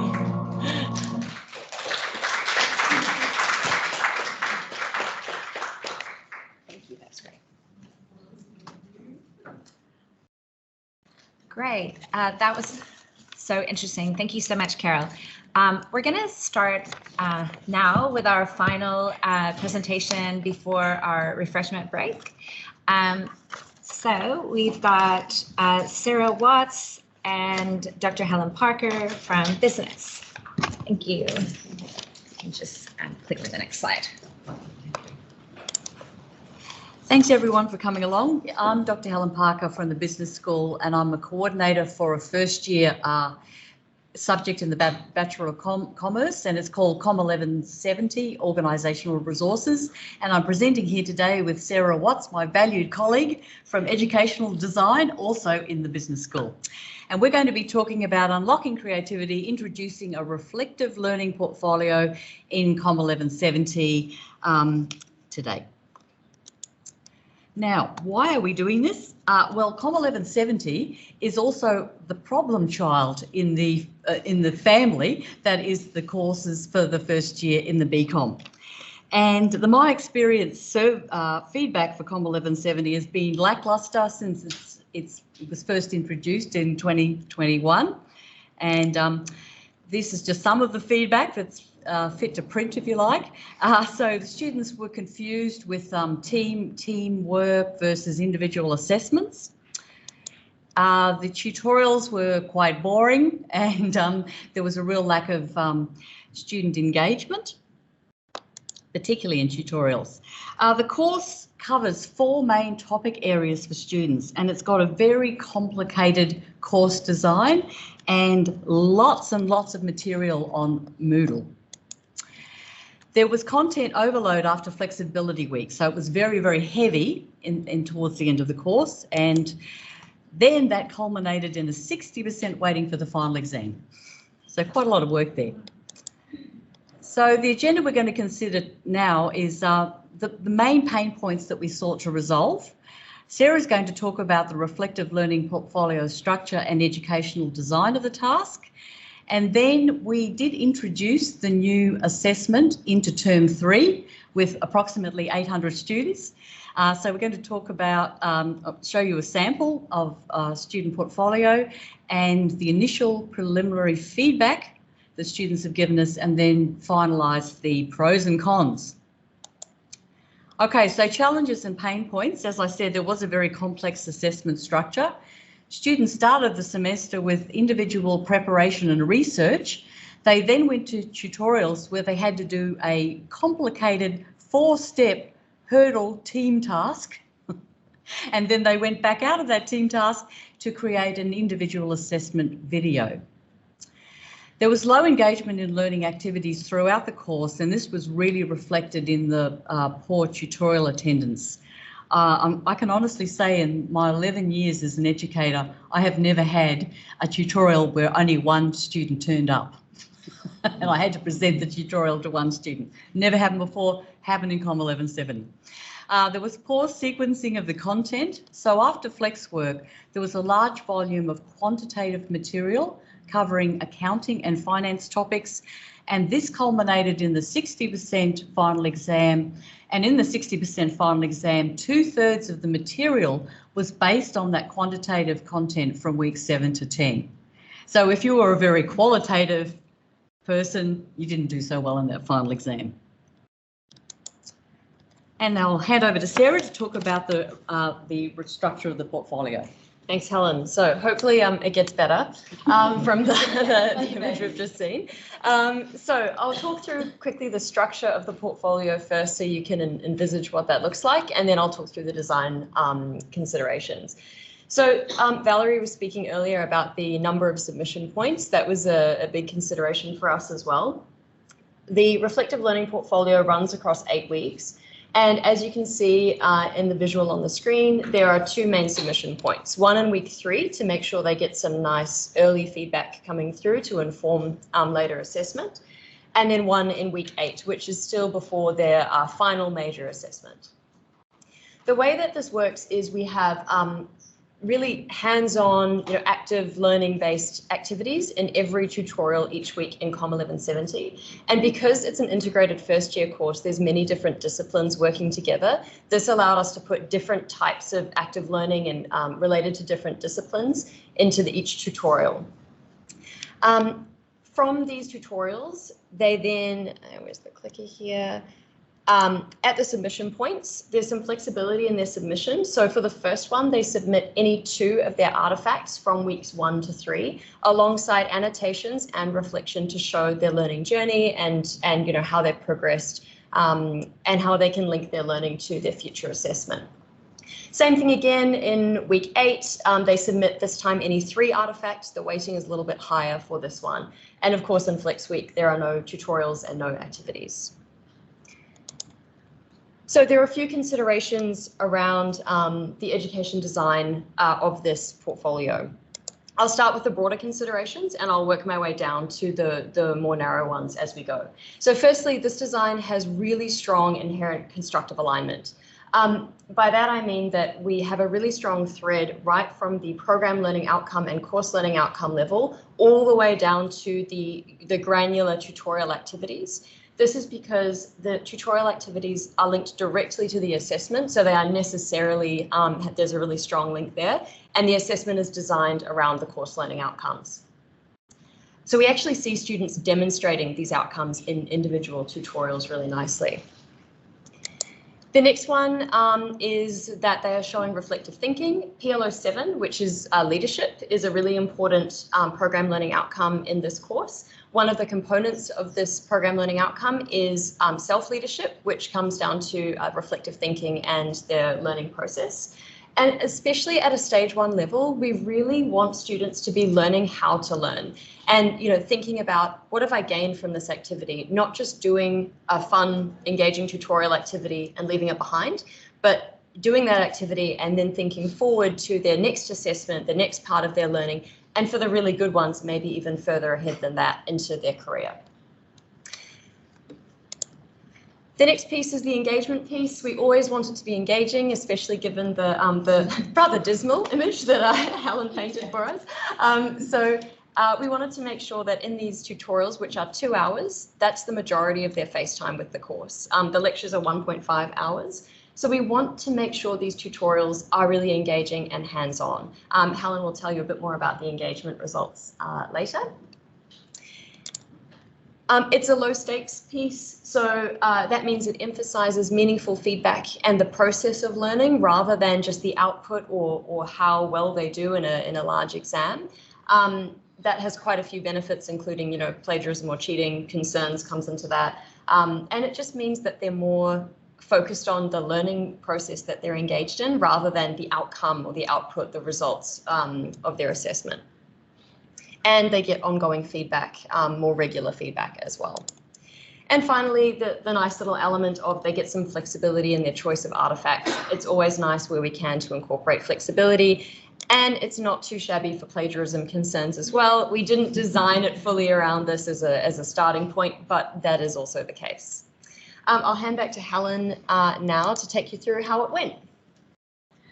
Okay, so as I said, we introduced it in term 3 to the approximately 800 students, and this is just a sample page from one of the ePortfolios.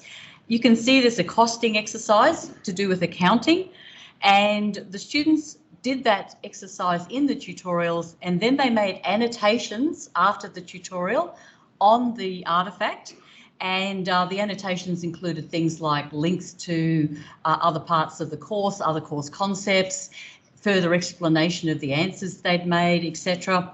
And then they also did a 250-word reflection on this particular artifact, and the reflection was based on Gibbs's reflective cycle. I don't know how many people have seen that, but it's quite a good little model to use, I think, for this particular application. And the reflection included things like, the linkages to the CLOs for that constructive alignment piece, and also, of course, an action plan for future learning. I'm always hesitant to show the comments, but slightly improved. So we did a bit of an initial survey prior to the My Experience survey to see what students thought about the new reflective learning portfolio. And this is what they told us. They really liked the chance to do the reflection, and also that link, related to real world business scenarios. The tutorials thankfully had improved markedly in their opinion. They found the activities useful, and they were much more engaged in the tutorials as reported by the tutors.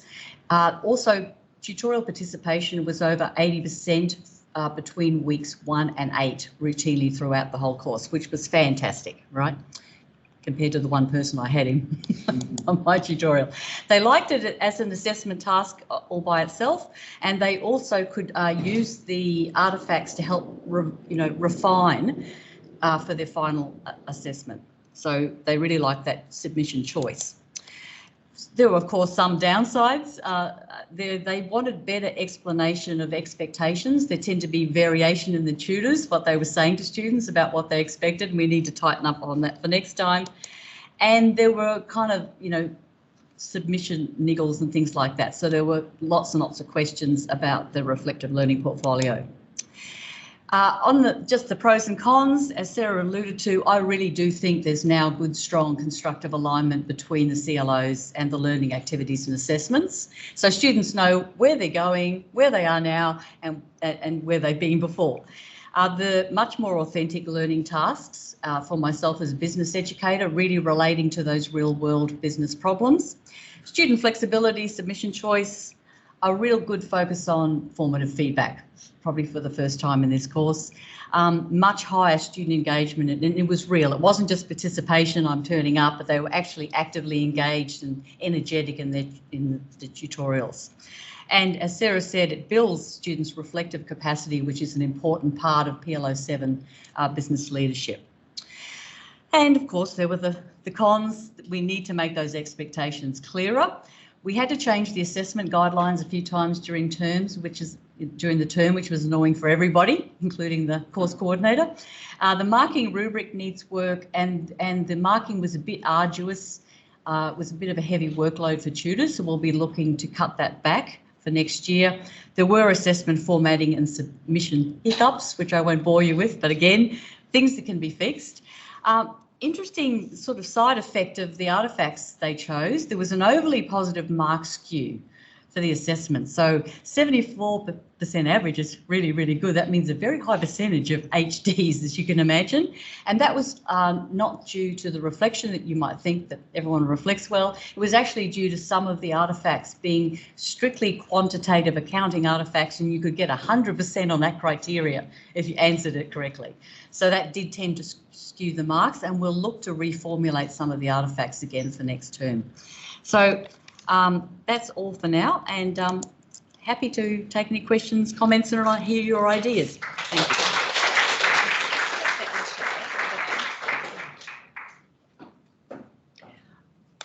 Great. So if Silas and Carol could please join the panel in the front, we're going to take some questions. And my colleague Maria is going to help pass the microphone around.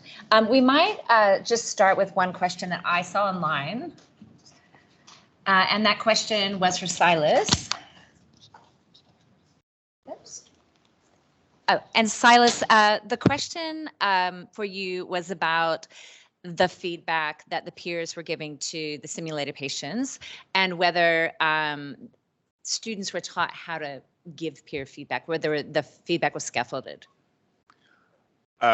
Yes, we teach about feedback in clinical skills sessions. So we use a couple of models, challenge and support, and also another one, which there's an acronym which has just gone out of my head as we're speaking. But so we teach because feedback in medical student learning is absolutely critical to their development. There are lots and lots of students, not many teachers, and yeah, it's an absolute requirement for them to be able to give feedback effectively to each other. And just to clarify, the feedback was to the students, not to the simulated patients. Great. Are there any questions? Yeah. Hi, thanks very much for your presentation. One question, very small question for Silas. Are you able to monitor the form the students sent? Because I remember you mentioned the feedback where, students fill out the form and fill out the form, and then that's sent directly to other students' email through Power Automate. Are you able to get a record of that? Yes, I would be able to access the original MS form, but given that there's 1,200 forms completed, I didn't attempt that. There was also, I think May asked online in terms of the number of, do we get the students, do I compare the feedback? I don't, but I actually get the students to compare feedback because it's for them, it's for their reflective development of these skills. So they're getting feedback from tutors, they're getting feedback from patients, and they're getting feedback from peers. And then they then have to take all of that feedback and actually compare it themselves. Each time they're assessed, the assessment isn't complete until they've completed a reflective activity. Right. So it's to provide them, data effectively on which to reflect. A follow-up question is, do you take into account all the feedback when you are assessing that piece of work? So I'm really fortunate that this is then further sort of meta-assessed because we have a portfolio of programmatic assessment mechanism here. So this happens multiple times across 2 years. and the students then have to reflect further in an essay, a written essay, which is graded by myself and colleagues, so that they can discuss their development in effective communication, which is one of our graduate capabilities. Sure. Thank you. Welcome.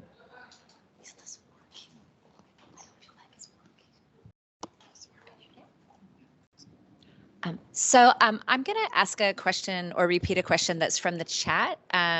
So there were two for Sarah and Carol. Helen and Sarah, sorry. So one of them is, do you scaffold the students and is the portfolio marked and graded? And the other one is about what are the issues with the marking rubric?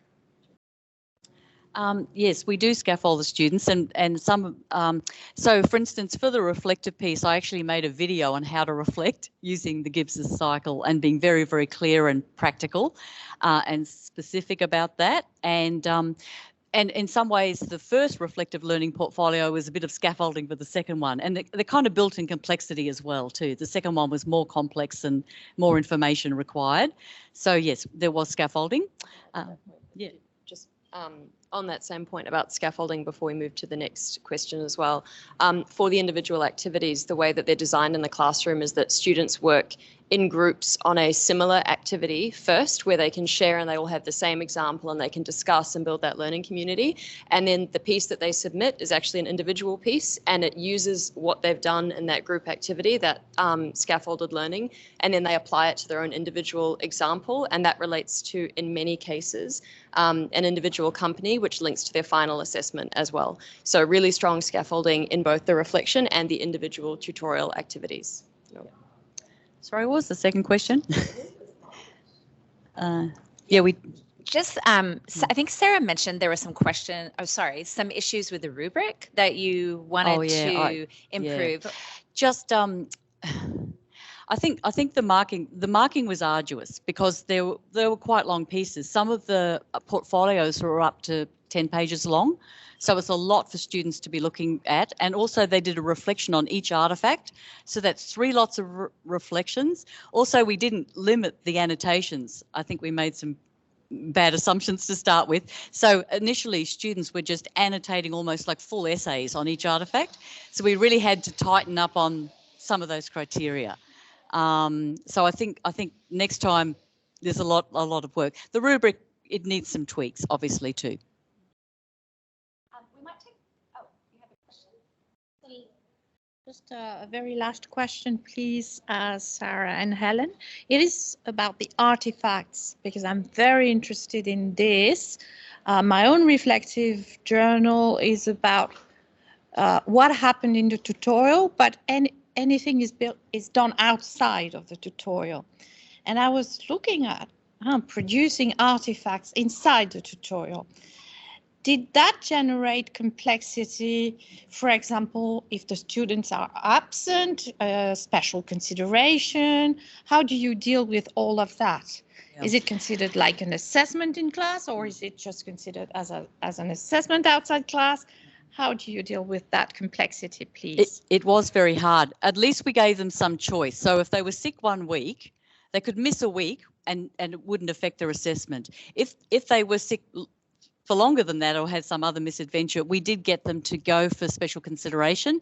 But of course, it's not really so relevant because they're not actually being marked. It's just they're absent, but it does contribute towards their assessment, right?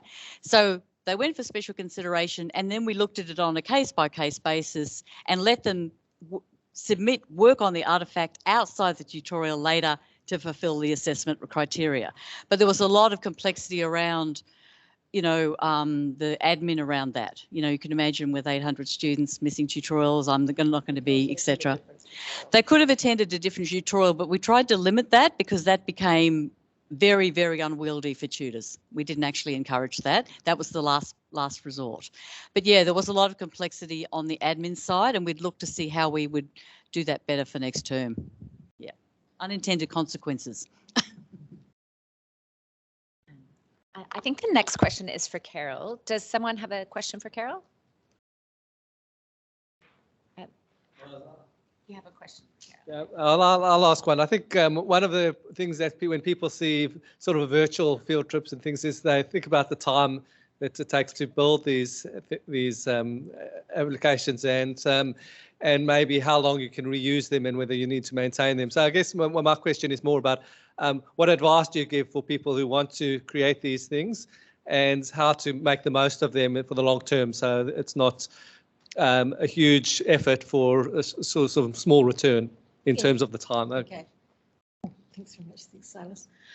Yeah, actually, think about a PowerPoint and making a PowerPoint, and you put your assets on your desktop, and those assets would include your 360-degree panoramas here to begin with, and then creating the PowerPoint, and think about how much time that takes you to do.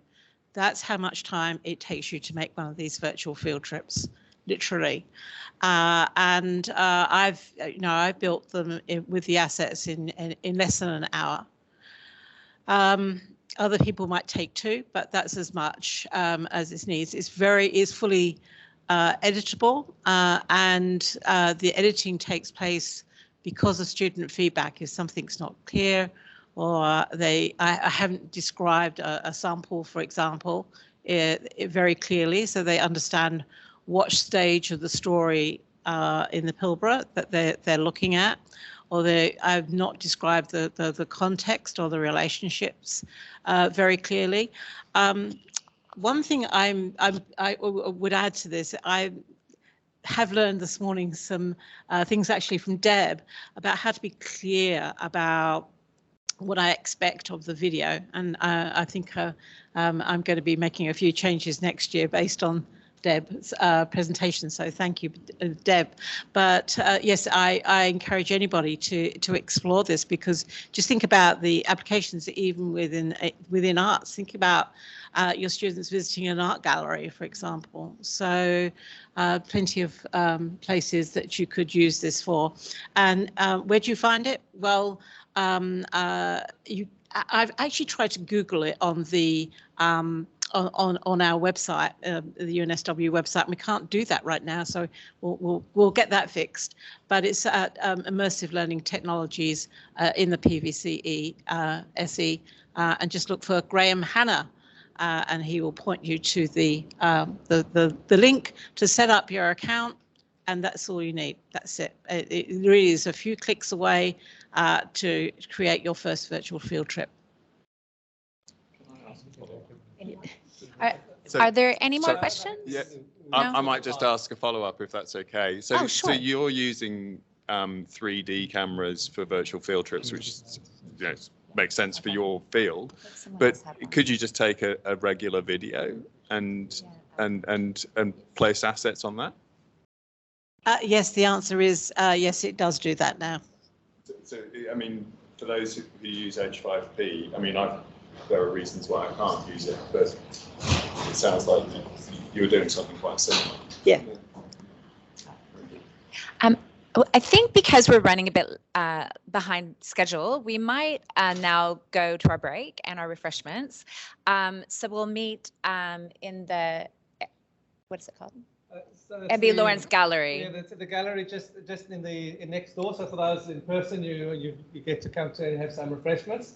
And yeah, just it's in the main glass doors, and just probably there'll be people to show you where it is. Yeah, but we'll go ahead and start on time at 1:30 back in this room. Thank you so much to all the presenters. That was amazing. Now moving along to a presentation on by Sasha and Jake. Those are just Sasha today? Yeah, Jake's over at the Roundhouse in the AI stuff. All right, so we just have Sasha, but representing two people, two presenters in one. So the topic is putting formative feedback at the forefront of learning in game design workshops. So over to you. Thank you. I guess, yep.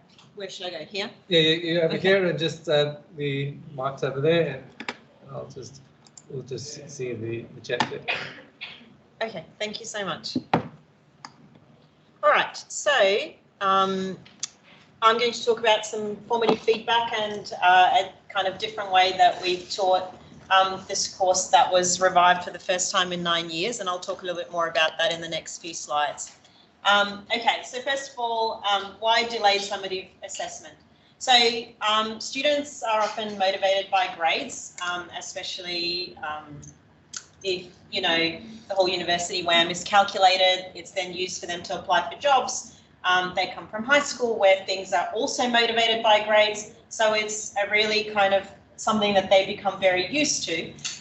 And really, when you provide feedback on a task, you're doing it to justify the grade that you've given almost in a way. So, you know, if you've lost a few marks here, why did that happen? Why did that not happen? So what if we try to focus our assessment on something other than, you know, that kind of really focus on grades? What if we focus on completing the tasks and learning something from those tasks, which is always really nice? So, you know, we might then focus our assessment on an outcome that's been demonstrated by the student, as opposed to just a grade that they've, you know, achieved something, some task that we've set. And that means what we can do is we can put the focus back in learning and allow students to kind of continue to implement the feedback to show that they're learning from the task, and then they submit, you know, as the final thing, whatever it is that they have worked on with the feedback. So that means that we kind of refocus their attention away from grades, marks, constantly providing feedback to grades, but we focus their attention on providing that feedback to the student and on them learning something. So what happens is that students have multiple attempts at assessment tasks, and that's what we've implemented in this course. Students can communicate with me or with a tutor the whole time during the course, and I provide feedback on a task that they're completing, and they can then go back, implement that feedback, resubmit the task again, and we can either keep the conversation going, or they can decide that, you know, they're kind of done with the conversation and they, you know, finish with the task. And then we assess the final version, you know, at the end of either the teaching period or at the end of the period where the task was due. So basically you're creating this larger number of smaller tasks and then put it together to be a much larger assessment.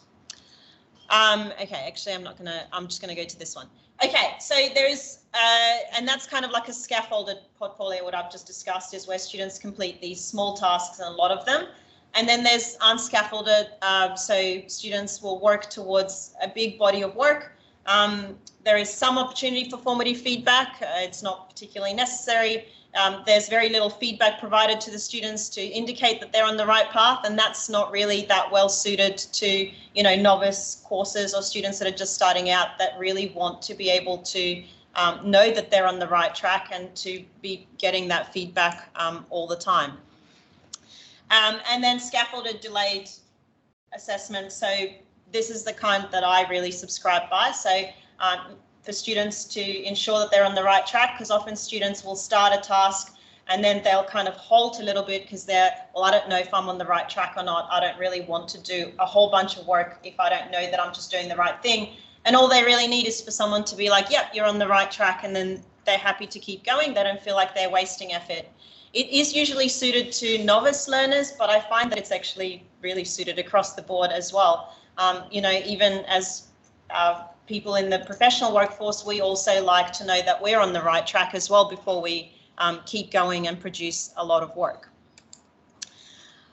Okay, so what does it look like in practice? So I was very, very lucky to be able to revive a course at Computer Science and Engineering, and the course was Game Design Workshop. I mean, who wouldn't want to teach a course about game design?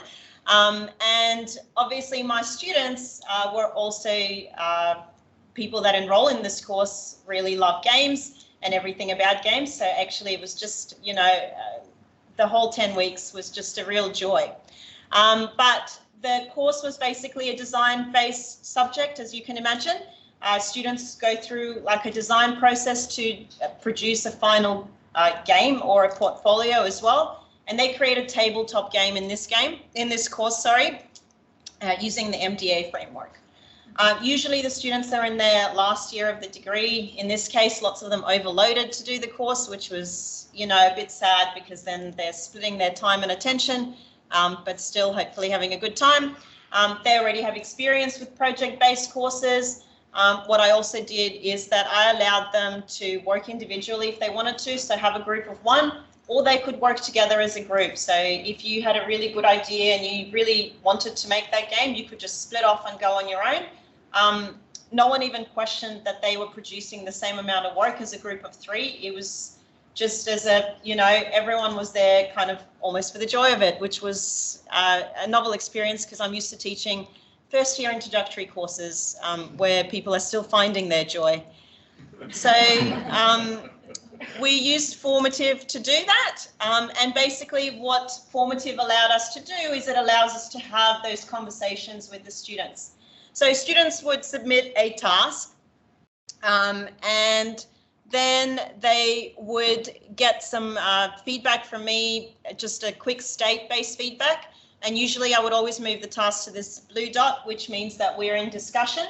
And so it means that we discuss everything that gets submitted and we go back and forth on what's going on. I could have marked them also as complete when they're finished. And these are examples of some of the discussions. You can't really see them. I didn't realize how small it would be, or I would make it a lot more. But as you can see, we're not even writing kind of like yes, no, please provide feedback to each other. Every conversation has become a bit of an essay from both sides. And I feel like it was really amazing for me as well to see their thoughts and to see that they're engaged with the course. And it was quite good for them as well because they could ask questions, you know, about games or, you know, things that we're learning about, and we could really have quite, you know, a discussion about what's going on. What students were able to also get is they were able to get a bit of it, and I'm showing you one student who basically did every task non-stop with like thousands of feedback, but they have a series of tasks and then they can go to this kind of like pie chart which shows them how many tasks there are. I made all the tasks available at the start of term and there were no deadlines. So they could do these tasks whenever they wanted. And I find that like 60% of the students were doing them weekly. Others were leaving everything to the last minute, but you can't change how people want to work, and it allowed them the flexibility to work how they wanted to. But those people that were engaging weekly were really, really engaging. So that was, you know, quite nice to see. But they were able to see how many tasks are left, how many times they're in discussions, tasks are in discussion stage, how many are all completed. So they get a really big overview of what's going on in their learning as well. They also get this chart. So let's say they're aiming for a HD grade. They tell me that at the beginning of the course. And when they complete the task, I can give it like, okay, that's completed to a distinction standard. So I don't give them a particular mark, but I tell them in which area their task is currently sitting at, and they can kind of see where it's, you know, where they're going. And that means because this feedback is given to them weekly, there are no surprises at the end of the term. So if they've been doing, you know, passes across the board, they're not going to expect that they're now going to walk out with a high distinctions. And if they're getting high distinctions throughout the whole time, they're probably expecting that they're going to walk out with a final high distinction as well. So the goal of it was that we find our joy in learning, and I feel like I learned a lot from the students as well, and I hope that they learned a lot from me as well. So the onus was placed on the actual learning, which meant that the students had the opportunity the whole time to build up their marks. The marks was just a side thing. They could just keep having discussions, keep improving. Even their big accessible projects, they could hand that in to me as many times as they wanted to throughout the term, and I would provide them feedback on what they can improve, what needs work on, until they finally submit it for an actual mark. What it meant is students were not as stressed. We reduced some of the anxiety because there was no deadlines. I didn't have 1,000 special considerations, and that meant also for students, they don't need to rush to the doctor when, you know, you're not feeling well for 2 or 3 days, which is not that long in the scheme of things, but it's a really long time in the short trimester. So It means that you don't have to wait in the doctor, get a doctor's certificate, go to apply for special consideration and so on and so forth. It was just kind of a very holistic atmosphere. And it just led to kind of better vibes overall, better questions, better conversations. People were really comfortable asking whatever they wanted to ask because it was all about their learning. It wasn't, and their learning then helped them to get the better mark afterwards. I did a little midterm health check to see what's going on. And as the students, found that they really enjoyed the weekly tasks. That was, kind of the overwhelming thing. And also, I love being able to get feedback. It's in the red. So I had the term as I love being able to get feedback on formative and to chat about games. And so that seemed to be, a good indication that things were going well. And then I asked them how are you finding the fact that you can get feedback on each task before you submit it for marking? And overwhelmingly, students found that it's an excellent way to learn, obviously, because they have a chance to improve and they have a chance to actually do something and keep doing it until they're happy with their submission as well.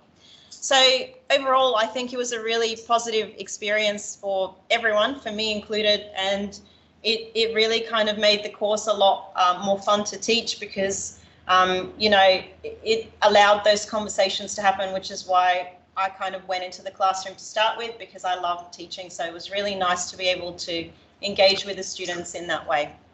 Thank you.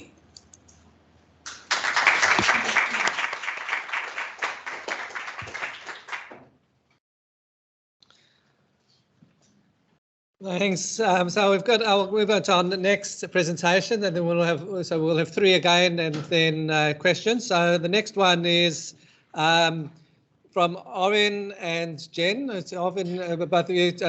Owen's from the School of Clinical Medicine, and Jen is an educational developer. And I'll hand over to you to present. So, thank you. Awesome. Thanks very much, Dean. So I'm Arvind Damodaran. I'm a rheumatologist up the road at Prince of Wales Hospital, and do a lot of looking after the medical students. And I guess that's the world that we're in now, just to shift our focus to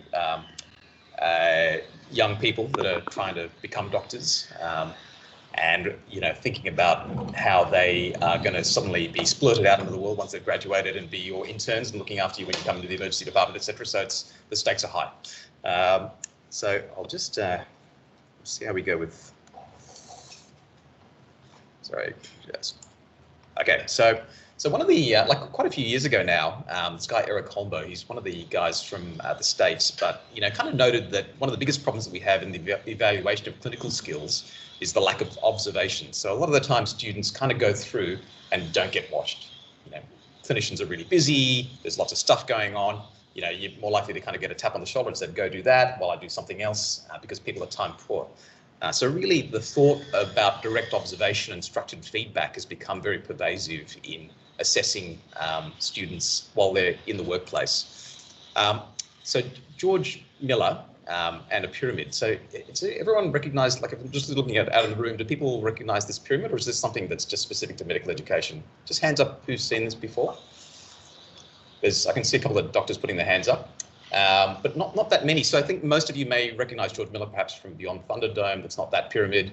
It's a different pyramid, a pyramid of assessment. And the idea here is that there are several tiers of assessment. So there's a knows how, shows how, and then a does, which is kind of performance assessment. So if we're getting as authentic as possible and looking at people in the clinical environment, actually how they're dealing and interacting with patients and treating people, that might get us very close to an authentic assessment and for readiness for practice.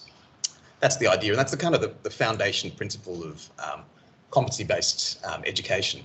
So this fellow, Ollie Tenkata, in 2005 sort of pushed ahead with that concept, direct observation, structured feedback, and developed something called entrustable professional activities. So it's an assessment methodology whereby we put all those observations into houses that are meaningful. Okay, so this is a list of 13 EPAs that were designed by the Americans in 2014, and all of their medical graduates have to kind of get ticked off on each of these EPAs, and they include things like, enter and discuss orders and prescriptions, or document a clinical encounter, or things that you would expect an intern to be able to do as a day-to-day encounter, but it becomes an assessment, a way to observe. And obviously, we kind of need a portfolio wrapped around that. But the idea is that ultimately these describe things that I could trust my student or registrar or trainee to do tomorrow. Okay, so it's the idea of kind of prospective entrustment. Okay, and this has been a really kind of meaningful concept in medical education over the last decade or so. Sorry about the pictures here, but you can see that different competency curves are going to have different trajectories. So you might have EPA 1, 2, 3, 4, 5, etc., and they might go up and go down depending on how people perform. But at a particular threshold, you might call somebody proficient or competent. There are a variety of ways to sort of level that out and to sort of say, listen, somebody is okay. We could be giving a grade or a mark, but what's been quite powerful for medical education is to think about entrustment scales. Okay, because because they're kind of intuitive. So for a clinician, when can I leave someone to stitch this patient up but not be in the room is a meaningful thing, right? They have to make those decisions all the time anyway, just in terms of clinical delegation when you've got a trainee or a student. Okay, so I'm moving through this fairly quickly because I know I'm going to introduce you to Jen in a second, and really she's the one with the talent. So so here you might have unsupervised practice for an EPA, or as a student sort of curve, you might have something that's a little bit lower down the scale where there's all the findings are checked.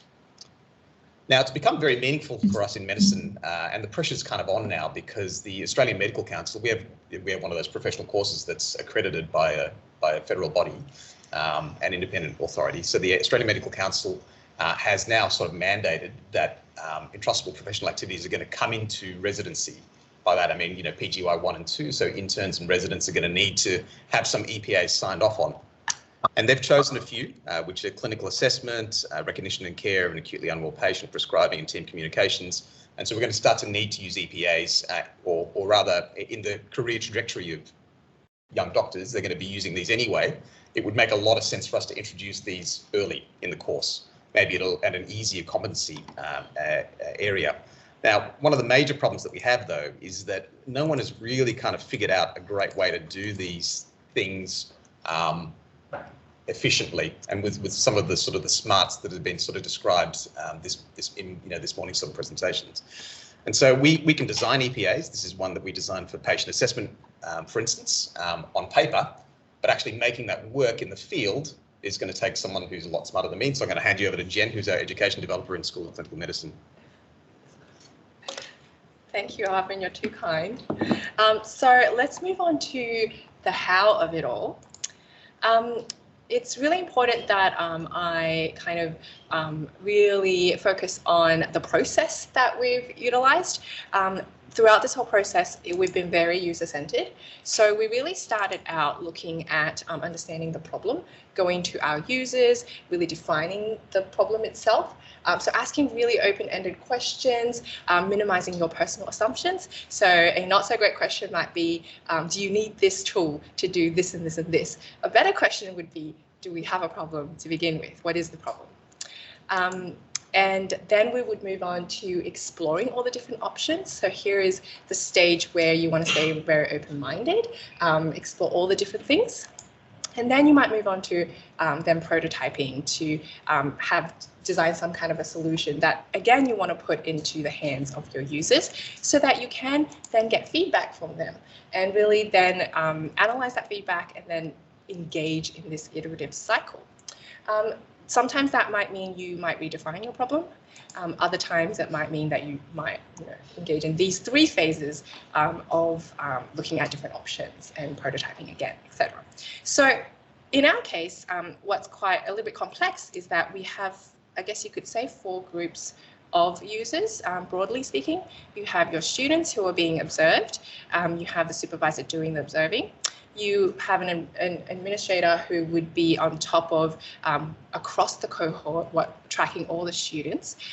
You have educators like Arvin, who are looking at it at the faculty curriculum level, looking at assessment design. And sometimes, those 3, supervisor, administrator, and educator, could very well be the same person as well. In addition, the medicine program is also very geographically dispersed. So there are 9 clinical campuses, 4, I believe, 4 in Sydney. So we really didn't want a solution that would create silos for people. I'm just going to jump ahead in the interest of time. Sorry, this is not super clear, but I will explain it a bit. We looked at all the different solutions. It had to be an enterprise solution because there is also a concurrent medicine course curriculum design and review happening. So we had to look kind of within the organization. So this is the Power Apps tool in the Microsoft Power Platform suite. And this is one of the earliest things that we did just as a proof of concept. It's nothing pretty. You can't even like use different screen sizes to look at this. It will look weird. But we just really wanted to see that you can, there's a drop down where you can pick an EPA, so 1, 2, 3, or 4. And depending on what you selected, something will come up that will allow you to rate all the different tasks. You want somewhere to put the students' information, the supervisor's information, email, and allow them to really sign to legitimize that observation. And if you clicked on records, you want the students to be able to also see all their past records that have been done already. So now moving forward, this is our more later version. We've made it so that it's mobile friendly because it's very important for us that a student could integrate it into their workflow, in a more real setting. And if you, sorry, this is very small. Hopefully all the slides will be shared and you can go back to this. If you clicked on the EPA at the bottom, the menu bar, it takes you to a place where you can choose your EPA. So if I clicked on, again, going back to that first example, if I clicked on patient, it will take you to a page where the student could fill out some information about themselves, and then their supervisor could rate them for each of these tasks. And then if they scroll down, they could also put in some comments, their name, email, and sign as well, and submit that on the phone. After they do that, and I think Silas has already covered Power Automate, so this is triggered here, where the app will trigger the automation flow to send an email to both the student and the supervisor with the details of the ratings and to confirm that it has happened. And then also the students can click on a records page and see their records in real, like updated, very quickly. And something we wanted to explore is the ability to look at a profile page, and we're still thinking about what to populate here, but students having access to their learning analytics, really empowering them to keep track of what they've done and how they're doing and how to improve. And then also at the cohort level, we're also using Power BI, which is another tool in the Power Platform suite, and this is really putting that information in the hands of administrators and educators. So this is across the cohort. You can look at how many EPAs have been completed, what those ratings are, and you can also look at individuals, so longitudinally. So if I clicked on an individual, I could maybe see their record across time. And this goes back to this idea of programmatic assessment, of really looking at a student's assessments holistically. Yes, so in summary, we've used these tools, Power BI, Power Apps, Power Automate, data connectors, and all the data sits on the Microsoft Dataverse. So where are we going now? Well, we're still engaging in this iterative process of improvement, but certain things have, come to the fore because we're engaging with our users and getting that feedback. So things like just accessibility of the tool, different varying levels of technological literacy, and of course the larger learning ecosystem that this sits in, the other assessments that that are there. And then finally, I'll leave you with the importance of user experience. Always make sure to check with your user that what you're designing is fit for purpose.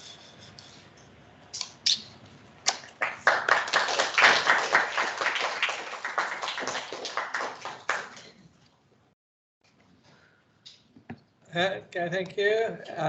Then we'll move to our third presenter of the session, and then we'll have questions. So the next one is Kelsey, sorry, and you've got also Leia and Rushi, is that right? I've got the names wrong. And the topic is leadership development, self-coaching, and authentic assessments for our future business leaders.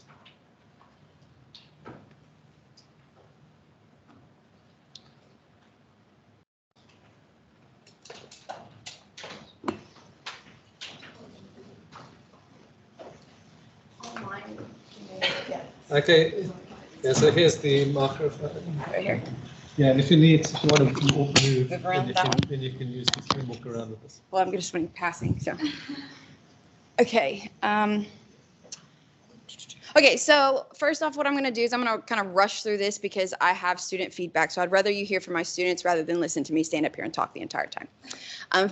Secondly, I really agree. Sasha, is that your name from the first presentation? So she talked about how we are not teaching students to achieve marks. That's what I'm talking about. We're trying to teach students to learn, not to achieve and perform. So one of the things that happened to me when I graduated uni, so I went, can't tell from the accent, I'm American. So I did my BA in the States. And after that, I went into consulting and executive coaching. And I got really angry because I spent a lot of money on my degree, being from the US, okay? And I was not prepared, okay? I was dealing with a lot of really difficult people and I had no idea how to do it. I didn't have the mental models to deal with that kind of stress. I mean, I'm a sensitive person. It was a lot to deal with. A lot of medical professionals teaching them how to deal with people, right? How do you lead change? How do you communicate? So a lot of that stuff. So I never thought I'd be an academic, but here I am. So pretty much my whole thing is to help students prepare for that transition. And I cannot tell you how many of them come back to me and they say, I want to do a PhD. And I'm like, no, you don't. You just hate your job. So come chat. So anyway, how do I skip? How do I move the next? This one? Yeah. No, there we go. Okay, so what I'm going to do is I'm going to quickly walk you through a few of my stuff, and then I'm going to pass it on to my students. So the first thing I do in one of my leadership classes is we talk about change. We're going to be changing your behavior. So let's talk about how hard it is to change, right? So quickly, turn to the person next to you. Turn to the person next to you. Turn to the person next to you. If you want to hear my students, hurry. Now, what I want you to do is introduce yourself, say your name. I want you to change one or two things about your appearance, right? So say your name, say hi, turn around so you can't face them. Right? Say hi. Hi, my name is. Turn around and then change two things about your appearance. Turn back around and see if you can figure out the two things. Don't change back till we're done. Okay? So change two things. You got about 30 seconds. See if you can do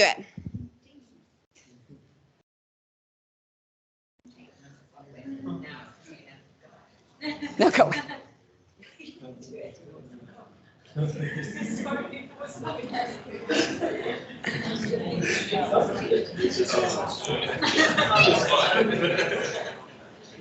I love it. I love it.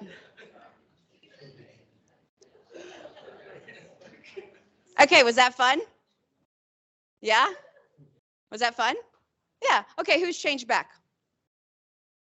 Even though I said don't change back until we're done, who's changed back? Yeah, right. So we want students to transform their understanding and their learning, but we can't even leave a simple thing change for a few seconds. What? Right? So that's one of the big things I teach is that it is not easy to change your thoughts. It's not easy to change your behavior. I've been in coaching for a long time. So anyway, what I did was, I'm trying to get fast so I can get you to my students. What I did, back last year, I worked with Woodside and AGSM, and this was probably like the coolest thing I've done in my career. I was so ecstatic, over the moon when I got this opportunity. What I did was I worked with Eva Friedman and AGSM, and I was behind the scenes doing it all. So everything from the floor level workers all the way up to the executive coaching program with the inclusive leadership from Juliet Burke. I saw it all, helped design it all, put it all together. I was frothing, like I loved it. This is what I want to do, right? So what I did after that is I actually got the opportunity to become the coordinator for leadership, MGMT 5710. So I crammed all of this stuff into the course, right? And I created a speed model because I'm from consulting. We like our acronyms, we like our things, right? So speed, we're going to speed our way through a leadership development course, a coaching course, and I put the entire course together using this. It was rather stressful, very hard to do it very shortly because they asked me 2 weeks to take it before the term started. So I was designing as I was running. Now, pretty much the speed model goes through self-awareness. This is the first step of leadership development. You got to understand yourself if you want to change. What I do is I give students an outline of the entire course. This is everything we do, from the lecture activities, the tutorial activities, the readings, everything. In week 1, they have to fill out a leadership development plan for the course. They design their learning journey. You choose what capabilities you want to work on, and then you go through this document and you figure out what in the course is going to help you develop that. That's what you pay attention to. That's what you do your assessments on. That's what you do your presentation on. This is their leadership development plan. Yes, I use Myers-Briggs. Yes, I know it's not as good as Big 5, but students love Myers-Briggs way more than the Big 5. So we use Myers-Briggs. The next thing is purpose. If you don't know why you're doing what you're doing, you're not going to be motivated to do it. So make sure you have a reason. The next thing is engagement. I never could tell anybody why, like what my teaching philosophy is. People would ask me, what is it that you do? How do you do what you do? I had no idea. Okay, I just came from consulting until I read Juliet Burke's Inclusive Leadership. And I was like, that's what I do. So I embed inclusivity into every aspect of my course, because when you feel excluded, think about a time you're excluded. Did you get excluded at a ball game ever, not picked for the team? How bad does that suck? Right? It's not fun. Can you imagine your students feeling that way and being able to learn? No. So inclusivity is a big, big, big part of my whole embedded teaching philosophy. And we do a lot of psychological safety, helping students learn that it's okay to make mistakes, because the next one is experimentation, and you're going to fail in my class. You're going to fail, and you're going to learn how to learn from your failure, because in education, think about it. From the time we start school, it's like, I pass this grade, I pass this class, I keep going, I keep going, I keep going. And then you get into real life and reality hits you in the face, and that's not how it works, right? You fall on your face, you make mistakes, but we don't teach students how to make mistakes and pick themselves back up. So we learned how to experiment in my class. This is a thank you video from the very first time I did this. I cut myself at the end because I'm really awkward and tears at the time. I'm hoping it'll play. Hey guys, so I've heard a lot about this ancient device and one-minute class. It's the most interesting class I've ever been to. You won't believe? Let me show you what the hype is. Let's go.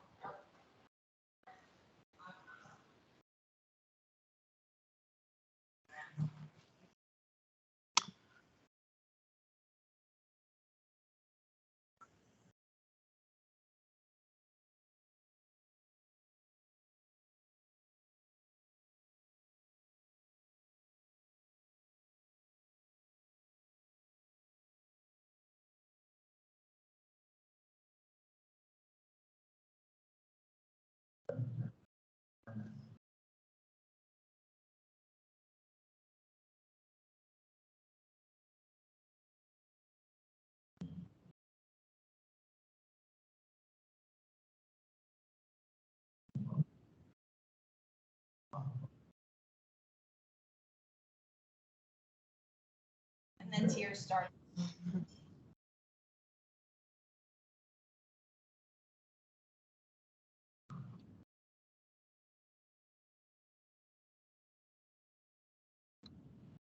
So I literally told students, I said, there's a video competition, right, for a teaching award. I need a video. Can you make me one? And like week 6 or 7, I think I said that completely and forgot about it. And this was an hour and a half after class ended. So we were there till like 10:30, 11 o'clock in week 10. So this was my students in my tutorial. Right now, I would pass on to 2 other students so you were in term 2 last year, you were in term 3 last year. Yep, I don't teach this course anymore, but listen to their insight, and if I have to run, that's because my school has me doing 3 million different things there. So I'm too far. One of the most important things when we walk into class is it's going to cause de-stress or distress. Majorly, it's the latter, especially for someone like me who just came to Australia last year. So new country, new class. My background is in animal behavior. During COVID, I was training animals for the army, the police, so no human interaction. Normally, I don't talk to animals. So it's more of like, oh my God. And this was the first course that I took when I came here. So I was like, what did I just get myself into? New country, new people, humans. Who do I talk to? What is happening? And then we get announced that there's a presentation. Choose your topic, choose your topic that you're comfortable with. Speak whatever you want, but you have to speak. So I ended up texting Kelsey right after the lecture that day, and I'm like, I don't think I can do this. I reached out to Wellness, applied for equitable learning services, and I'm like, I have anxiety, I cannot. Can I get my pet to class? And I'm like, I need one animal, and I think I'll be more comfortable. And then I talked to Kelsey, and she's like, let's talk about it. Let's meet and let's talk about it. So my only emotion was I'm not enough. Everyone is really, really good, socially equipped, and I just want to go back. I want to drop out. We had conversations that took the course, and it changed to, I'm not bad enough. I'm not that bad. It's okay. I won't drop out. That was, thank you to her. Transformation in terms of personality and also me here speaking. Just 3 months later, that is after 10 weeks, I was addressing 1,000 new students. I was at the postgraduate welcome session, confidence boosted up. Mark Uncles reached out to me. I'm now the head of postgraduate student reps, help them in curriculum planning from Student Insights. A year later, exactly a year later, just September this year, I was addressing 500 students, and I won the best startup of the year this year. So it was pretty impressive in terms of I am self-impressed, self-claimed, whatever that means, but I'm really happy with the progress that I made through the course because it made me question, why are you not good enough? Why do you want to go back? Or do you really want to go back? And yeah, I'm applying for a PhD, like you mentioned, like a lot of other students next year. So yeah, that's just of my story. Yep. Okay, so enrolling in this course, actually elective course during my final semester, final term of my master's degree, actually has dramatically changed my life. Okay, in week 1, we learned about personalities. So personality dynamics, it really opens my eyes on the difference of introversion and extroversions. This newfound understanding helped me not only enhance my self-awareness, but also helped me realize that, broaden my perspective of the individuals around me. In week 2, we dive into the concept of growth and fixed mindset. And this particular knowledge helped me realize that my parents, they're Chinese, they're, conventional Chinese stereotypical parents, stereotypes, has been always nurturing my curiosity throughout my life. And that particular curiosity is the reason I'm here today. So after that, we learned about, negotiate and navigate difficult conversations through the lens of caveman brain. And through that courses, I gained valuable skills on skills in negotiation and communication. And it helps me to enhance my It helped me enhance my ability to navigate those difficult situations with empathy. And after that, the best thing to take out of this course was, for me personally, a new vision of life, as well as a developmental plan. I think the developmental plan is very beneficial to me because it helps me to get an Australian PR. It's very hard to get nowadays, and as well as path my way to pursue a PhD in neuroscience. Yeah. Okay, so pretty much at the end of the term, like I showed you that developmental plan we do at the beginning, they do it again at the end, but with the rest of their life. So we walk them through how to do the developmental plan in week 1 with the course. We go through it with the course, and then that's the last assignment is they do it again. So that's what she was talking about, is the developmental plan and how it's helped her to navigate her future. So yeah, pretty much this is what I do. Thank you. And these are my other presentations so I've been teaching here for 7 years and never done any of this stuff. So if you want to see the other stuff I do, you can go check those out. But I have to go, so sorry. But they're going to stay and get questions.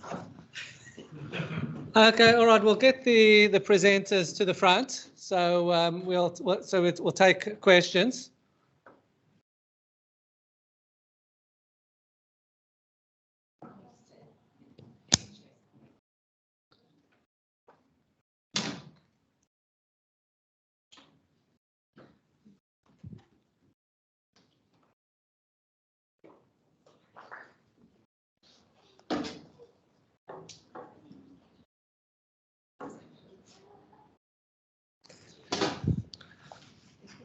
Okay, well, you can just use this as the mic to pass it around when. Okay, so we've got a first question that was from online, which I saw. It was Amira was asking Arvin and Jen. Can I ask you to speak about the PA's integration to Moodle and eMed? Well, Amita's actually here as well, so she was in 2 places at the same time. Okay, so. Okay. Yeah, very happy to answer that. So the short answer is yes and yes, but I think the longer answer is that like the eMed in particular, I'm not sure about it being, because of it being phased out, we're probably not looking to implement an integration. Yeah. So for us, eMed's a very bespoke platform we've used in medicine for a long time, which is a essentially a portfolio platform, but it was built on Lotus Notes quite a long time ago, so it's no longer supported. So we're about to face this kind of existential crisis where we need to move to a different portfolio option. So these are relevant questions for us. Okay, do we have anyone in the room or anyone online asking a question? Okay.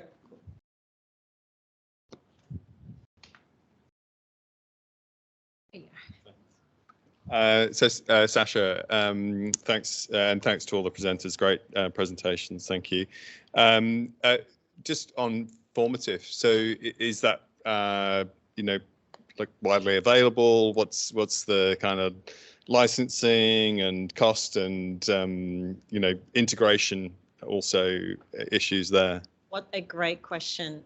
Yes, it is, and it is now you can get it through like single sign-on as well. So if you send me a message, we can show you around formative as well. And maybe, because that was a really short answer, just follow up with, when you're in your discussions with students, are you typing all of that, or voice to text? Or another great question. So I prefer typing, but there is there's an audio module, so I could just record myself speaking if I wanted to, but I type faster than I speak, so I find that easier, and then students can do the same as well. I think there's another question back here. So. Well, there are no doctors in the room, but there you go. My question is for Arvin. Are you going to use the tool for research, and do you get consent from the students beforehand before they use the app, or how does it work?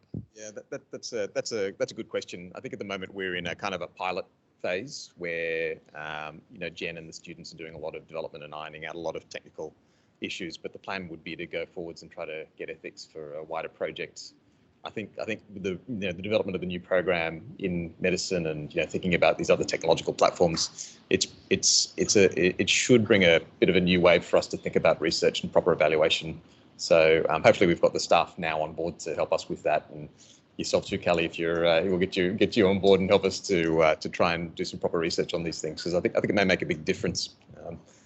Not just in terms of the, because the idea is a little bit more like what Sasha was talking about, really. I mean, the idea is to kind of formatively bring people to a place where they are able to do the jobs and the role that they need to do without the legacy of marks and that competition, which is now, is actually kind of an obsolete thing. It doesn't matter whether there's one or three, it's the job, right? So, so hopefully we can kind of get to that place, and there's a lot of room for research. Yeah. Thank you. Okay, there is also another. Well, I'll just talk from here. There's a question also from online. It's interested in Power Apps for observations, and how long have you been using it, and how long did it take to develop, and then is there user feedback for the features? I will take that one. So I only started using it this year, a bit early. Maybe just speak up. Sorry. Yeah, I was just saying that I only started using it earlier this year, and I think we've really actively building it probably a few months. It does have weird quirks and things, so there was a lot of troubleshooting involved. So I don't want people to walk away thinking, you can spend a little bit of time on it and then get something up and running. So that's not the impression I want to give. But it is something that someone could pick up. I was fortunate that I came right out of doing a Python kind of based project at the School of Clinical Medicine. So I was kind of in that headspace already. So it definitely helps if you have a little bit of background. What was that? All of the questions, or?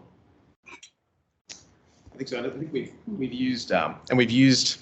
used similar models, like Silas, who spoke earlier on, for instance, has used different app models, so we kind of know what needs to be done. And I think yes, that's user feedback yeah, on all features. Yeah. Yeah. So I should say that we ask very detailed questions of our users. I probably spend too long interviewing them, an hour per person I would recommend. And I ask them all sorts of questions about every aspect of the user interface. Sometimes you don't get students one-on-one, for example, and then I've done focus groups as well. That's a little bit harder because people have a tendency to agree with other people around them. So you really want the truth of their experience. So it's best if you can actually observe it happening as well and talk to them one-on-one. And donuts really help. Whenever we had donuts, people just kind of came in droves.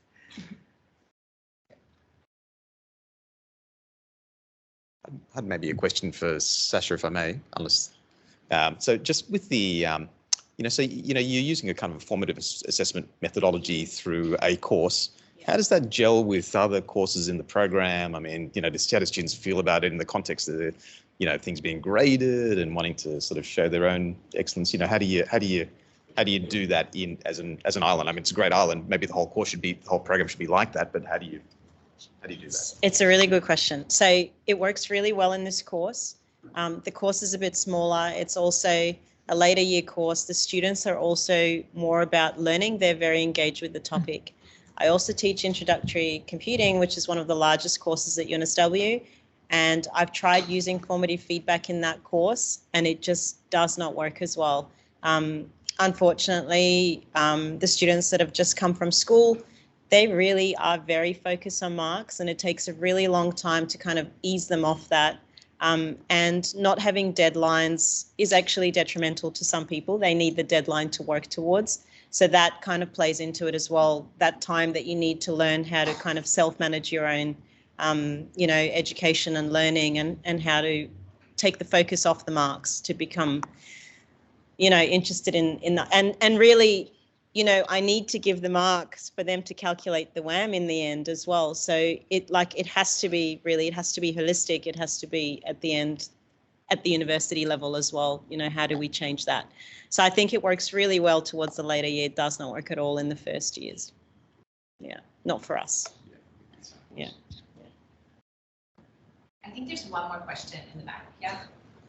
Oh, okay, thanks. My question is for the two lovely students of Kelsey's. So I wonder, apparently, I do feel that you're empowered and been transformed following the course. I wonder, when did that transformative moment happen? Is it, the content of the course? Or is it the way that Kelsey was teaching you, or was it the technology involved, or what were the things that enabled such change? If you could share with us, thank you. Yeah, that's a great question. So basically, it was a little of everything, because there's not like one trigger that I'm like, oh, switch on, now I'm motivated. It was more of like every time we had a down. Even if it's another course that we're really stressed out with, Kelsey's not going to teach me coding because I've done digital innovation and transformation. I'm a tutor now. So it's more of like when I had a downtime in another course, that mental health and support, the wellness side of it was way more important to make us more resilient. That now I know that I can make a mistake and I'm supported more than, oh, this is really cool and this technology makes me more equipped. It was more of like, if I fail, I know I can quickly get back. It was the resilience part of it. Yeah, I think also it's her passion for teaching as well, for sure. And also the emotional intelligence that she has. So basically, when we have a question or we like facing some problems, the thing that we know that if we go to Kelsey, it will always get solved right away. So that's something that is very important. What we look for in a lecturer here. I think there's one last question from the audience. Yeah. Yeah, just we are a little bit behind time, so yeah. It's very interesting. I can. Oh, just because you mentioned earlier that people who enrolled in your course are gamers or passionate about games. I just want to ask about how do you leverage their passion in gaming to be successful in their assessments? Well, the best thing about getting better at game design is you have to play a lot of games. which really, really helps. So, you know, I also flipped the classroom. I don't think anyone wants to hear me speaking for 2 hours in the front of it. So we had a recording of the lecture content, and then we would come in and we'd play games and kind of explore the concepts of that week within those games as well. So I think students could also bring their own games in, which I think really kind of helped to motivate, you know, the whole passion, and they could think about what games. And at first I was like, oh, they're going to do it. And then, you know, these games started pouring in I've never even heard of.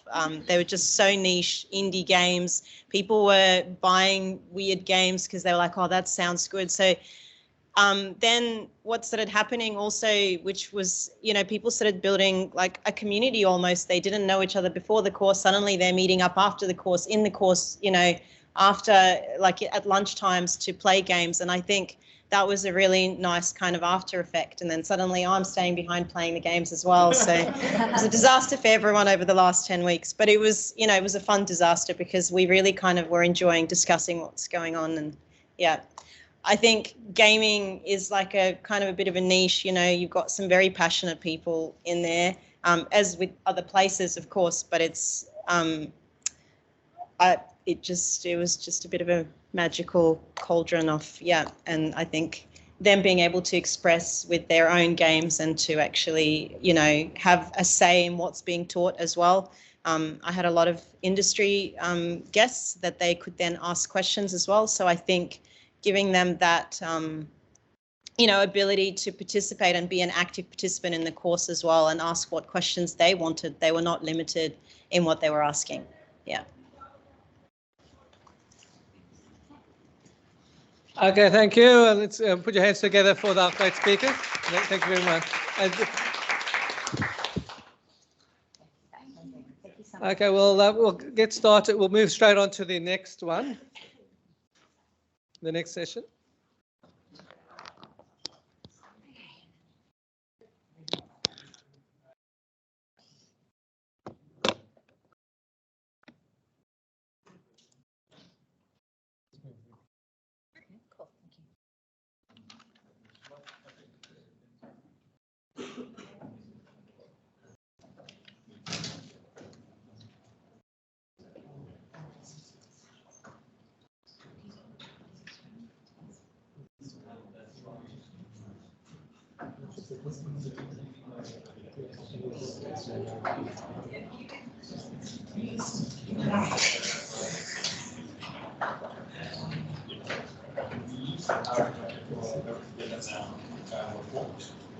Hello, how are you?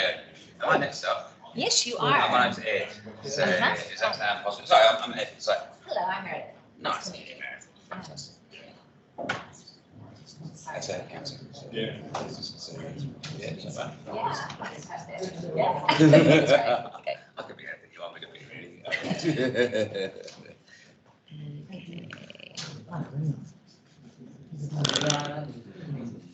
All right, we're going to go ahead and get started with our next presentation. So our next presenter is Ed Harbour from the Faculty of Business. Okay, fantastic. Can I use this? Is that right? Yeah, sure. And if you just use that and just go there. Okay, fantastic. So, yeah, just keep clicking here to keep going through. Okay. Oh, okay. Yeah. Oh, yeah. Yeah. I started. Okay, good afternoon. Welcome. My name's Ed Harbour. I'm here to inspire you in the world of accounting. Does that sound bad? I don't know. Look, that's my job. I lecture accounting. I've been here for about 40 years now, something like that. Trying to bring the wonderful world of accounting to life, make it a bit more interesting, if nothing else. And that's why I said, look, I'll come along today and give you a couple of thoughts on my latest creation, which is enhancing graduate employability through video assessment. There you go. How do we do that? Well, let's have a look. First up, question for the audience. What's your biggest fear? If you had to say one thing, and you can do this on the chat as well if you like. I know you're online. I know you're there. What would it be in life? What might you be most scared of? Heights. Fantastic. Yeah, that could be a little bit scary. Feeling. Oh, failing. Feeling. Yeah, it could be feelings as well, couldn't it? But yeah, failing. Failing an exam, possibly. Quite topical is what we're going to go here. Partly because, well, one of my theories is one of a lecturer's biggest fears is actually removing their exam rather than failing their exam from the course. I've been here a long while now, and my experience is one of our fellow speakers a moment ago talked about change and how people are very reticent to change. And this is what I find with regards to exams. We tend to hold on to them a lot now. It's, oh, I couldn't dream of not having an exam. And my challenge, I guess, with this was to try and overcome that fear and say, look, can I do a different way of assessment here that doesn't involve the traditional exam? So with that in mind, I was looking at essentially, and I did it in term 1 this year, removed my exam from my course, which is essentially a basic finance for non-accountants course on the Masters of Commerce, and replaced it with a video assessment where students were asked to compare 2 companies, Woolworths and Coles in that case, rather than the traditional exam. Why do I think this is important? Number one, we have to consider the impact of artificial intelligence. I don't know about you, I was scared stiff December last year when suddenly it came out and I suddenly thought of the repercussions. One of them, I think, on the traditional exam, and I'll mention that in a moment. Secondly, number two, future employers and students are placing an increasing focus on graduate employability. 20 years ago, I started here, and they told me when I came over from England, they said, UNSW is one of the best unis, if not the best uni in Australia, potentially, because it focuses on the modern, on what employers want. It makes people employable. And that was 20 years ago. Hopefully now we've continued to improve that. I did have Price Waterhouse, Ernst & Young come to me, and 20 years ago said, look, they may be good at it, UNSW, but you're still not very good at giving us people that can do a job. You're good at giving us people that can do accounting, but can they actually work in a team? Can they communicate? And number three, students and facilitators like it. You might be surprised to hear this, but students actually don't particularly like exams very much. They tend to get a bit scared. And so ultimately, maybe this gives us another option. So when I was setting this up, one of my key questions was, can artificial intelligence, when I'm thinking about this, be a positive thing in our assessment culture? What do we reckon? Yes or no? Yes, that's the correct answer. Obviously, it's just a complete lead-in, and I haven't had no one say no to that yet because you're not allowed to at university.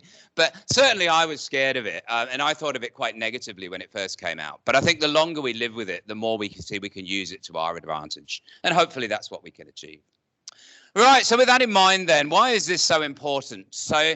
Well, firstly, the higher ed sector needs to consider the emerging impact of AI clearly now, especially with number two, where my particular course doesn't have invigilation now. It was an online exam in 2022. That causes all sorts of issues, as you well know, with AI potentially attached to that. And so I needed to find a solution. And this is where I went down the video path. Students and future employers are seeking unis that take a part in preparing students for professional careers. In my experience, most first interviews now, when students go for jobs, are essentially a video assessment, in essence, where they're often asked to create a 2-minute video on themselves as to why you should work at that particular company, why you're suitable for the role. And lastly, number four, communication skills online, as well as in face-to-face situations, are now crucial as employability skills. And as we know now, well, our students have to work online as well as face-to-face and communicate as effectively as possible. All right, so with that in mind, my approach, as I say, it was on the MCOM. I replaced the exam with a pre-recorded video assessment of 5 minutes duration. What I would strongly recommend with this, a genius in my department said, look, whatever you do, get them to do one for nothing first up, for 0%.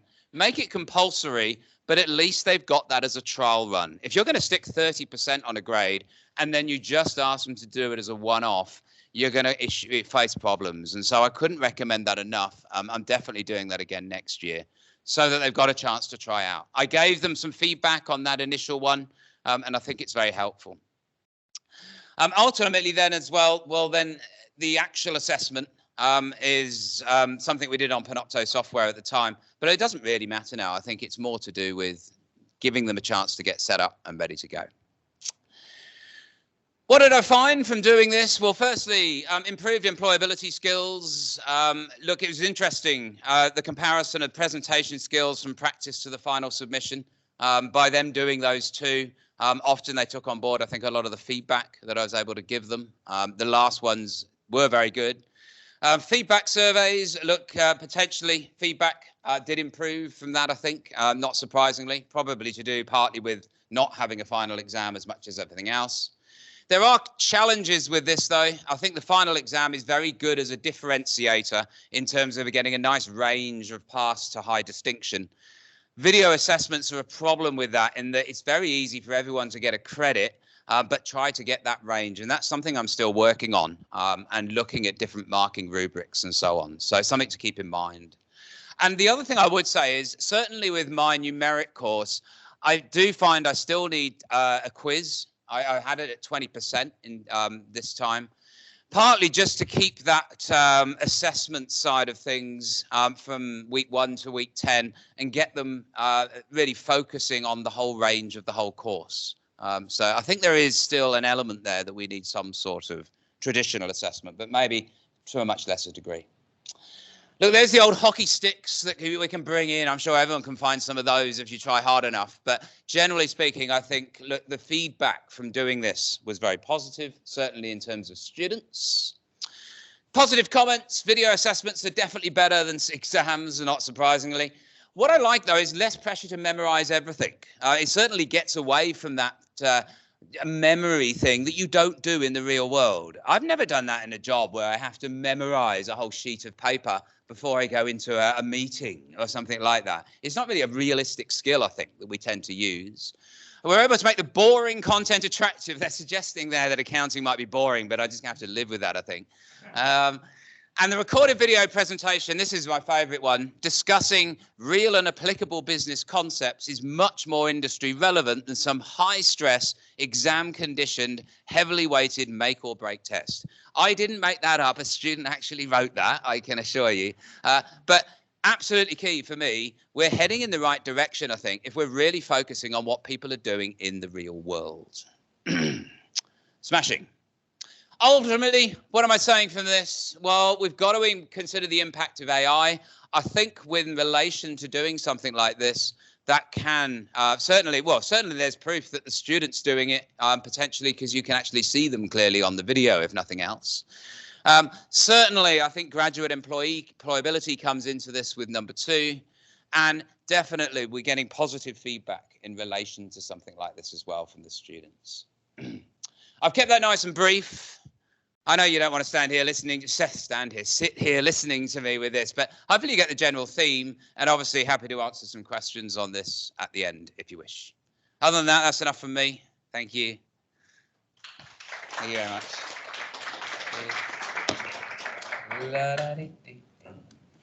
Cool. Thank you. Okay, thank you so much. I think we're so lucky to have such amazing presenters today. So we're going to go now to Normani. Are you here? Hi.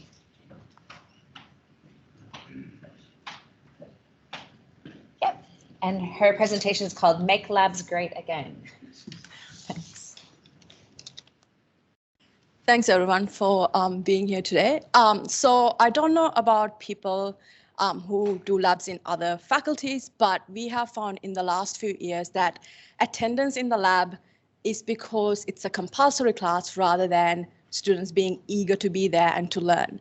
So this might be due to students kind of doing labs from home for a couple of years due to COVID, but there's not a lot of engagement or enthusiasm for the labs. And one of the reasons for this could be because The lower year levels, our labs are all quite disconnected. They come into the labs each week and they do something and then they leave, and they can't really seem to see the connection between the labs, even though there is a connection. So to try to get the students to be more engaged in the labs, I've decided to develop a group assessment, which is scenario based, that connects all of our labs together. So this is Andrea. She is a 35-year-old office worker, and she hasn't been feeling great for a few weeks. So she's gone to the doctor, and she's got the doctor has asked her to do a blood test, and the results have come back, and the doctor suspects that Andrea may have the metabolic syndrome. So metabolic syndrome is not a single disease, it's actually a collection of diseases. And if you are diagnosed with metabolic syndrome, it means that you are at a higher risk of developing type 2 diabetes and cardiovascular diseases.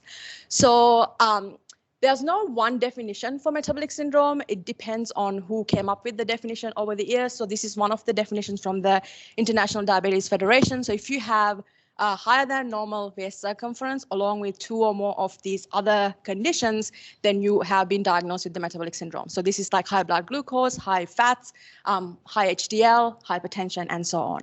So what the students are given is a blood sample from Andrea as well as a urine sample. And what they need to do is on a weekly basis, conduct different biochemical tests and then use that information to diagnose Andrea to see whether she actually has the metabolic syndrome or not. The students also need to develop an experiment where, assuming that Andrea has the metabolic syndrome and we want her to get better, they have to come up with a new diet that will help improve these metabolic markers. So they have to design that experiment on their own, and they need to do all of this together as a group of 4. So our lab program goes from week 1 to week 9. So in the first week, we introduce them to pipetting, which is one of the most fundamental skills in our lab program. And we still have students who make it all the way to honors without learning how to pipette properly, which is actually a huge shame. So we spend the first week of labs actually teaching students how to pipette properly, someone actually watching them perform it properly. We also had a biochemical calculations workshop, because that's another fundamental skill that they would need during the term.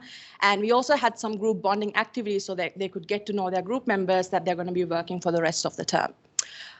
In week 2, we had a lab called measuring hemoglobin. So hemoglobin is a protein that's found in blood. It's not a test that's necessary for diagnosing metabolic syndrome, but we wanted to use this lab to teach them the technique of spectrophotometry, which is the technique that they would be doing throughout the term. So to do all the rest of the tests for diagnosis, they had to understand spectrophotometry. So we used this particular prac to teach them how that technique works, how to analyze their results, how to make sense of it, how to draw graphs. All of these things were completely new to them. So we had guidance towards that. So week 3 onwards, they're starting to do the real experiments to diagnose a person. So the first lab was measuring glucose. They had pretty minimal help and they had to just follow instructions and do it. And they had to submit that. It wasn't worth any marks, but they got formative feedback to see if they were on the right track, because there was an expected answer. So they could see if they got that. And if not, they could make improvements in the future labs. From then on, they measured other things like insulin, triglycerides, and so on. And they used all of the data from these different labs and submitted a diagnosis report. So they had to tell me whether Andrea had the disease, how they came to that conclusion, what are the limitations of these experiments, and so on. In week 7, they also submitted a draft version of their experimental design. I wanted them to have the ability to see each other's work, because when it comes to experimental design, there's no one single correct way of doing it. There's so many different ways. And I wanted the students to appreciate that there is no right answer. You can kind of see other people's and see, are there things that I can add to my own experiment based on their work? So each group got to peer review 3 other groups, and I also gave the students feedback, and they had to use all of this feedback together to do a final submission, which was a video. Along with those 2 tasks, there are 2 other things that they need to do. They keep a reflection diary, which is the individual component, where they reflect about their group work process, how they are going, what they think about group work, how the labs are going, and so on. And there's also marks for the teamwork process, for being a good team member, for actually attending the labs and doing the work as well. They're really easy marks to get as long as you're doing what you're expected to do in class. So the success of this whole lab program is dependent on students being able to work effectively in a group. And so this was really important to embed into my course, because if they can't work together, then it's not going to work. So I actually have a group work program that I embed into my course as well. It has things like group bonding activities, a conflict resolution workshop. I get them to write a group contract and so on. And they also get ongoing feedback. They do evaluations on each other, and they also do the reflection that I've just mentioned before. So the student feedback on this has been really encouraging. So this is a question that I asked my students just last week. What have you learned from completing the practical program and the group project? And these are 115 responses that I've got. I got ChatGPT to do its little thematic analysis for me because I didn't have much time to do that. So 56 responses mentioned that they improved lab skills, which is exactly what I wanted. So now they are very confident about pipetting, Excel, and biochemical calculations, which was great to see. They appreciated the repetitive nature of the lab because it allowed them to perfect their technique. And they are feeling a lot more confident about conducting experiments in the lab as well. A lot of students also mentioned the group work aspect of it, how working with other people can make the labs more enjoyable and fun and manageable as well. And also the importance of allocating early deadlines and things like that, and also leveraging each member's strengths and learning from each other. They also mentioned that they improved their communication skills because they had to deal with conflict, have to clearly articulate ideas, and perform active listening. They also talked about how important honest communication is in group work. They also mentioned that it increased their understanding of metabolic syndrome. So this is kind of being able to link what they're learning in class to real life, and understanding how what they've learned can actually be used to help other people in terms of giving them nutritional advice and lifestyle advice. That they improve their biochemical calculations and Excel. So biochemical calculations is one of the most difficult things that they do in the course. So that was good to see. They also mentioned they learn how to design experiments, how things like simplicity, precision, and how important it is to justify their choices when you're designing an experiment, and how that is important when it comes to interpreting the results as well. Some of the other things they mentioned was that they learned time management, critical thinking, goal-focused approach, self-reflection, and so on. So all the different skills that we want the students to understand and gain in our courses. This is a survey I did last year. This is an optional survey that I got them to do because last year was the first time I incorporated this into my course. And so I only have 40 responses. But one of the main things I wanted to get out of the lab program was for the students to really appreciate how biochemistry is relevant to real life. And the percentages shown here are students who either strongly agreed or agreed with these statements. So the group project helped me link the content learned in the course to real life. 95% of students agreed with that. They also liked the fact that the labs were connected to each other, so everything they did every week mattered at the end for the final outcome. So they were spending more time actually trying to refine their skills to make sure that they got the right diagnosis at the end. Overall, most of these statements about experimental design, working effectively in a team, those kind of skills, they were quite happy with, and they agreed that they'll learn that. The thing that they weren't that impressed with was the weekly reflection that I got them to do.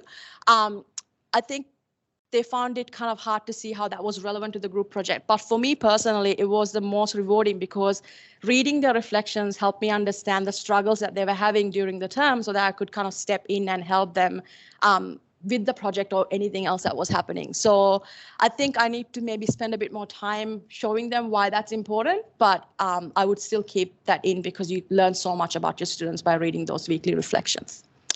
And that's it. Thank you very much. So much. This is great.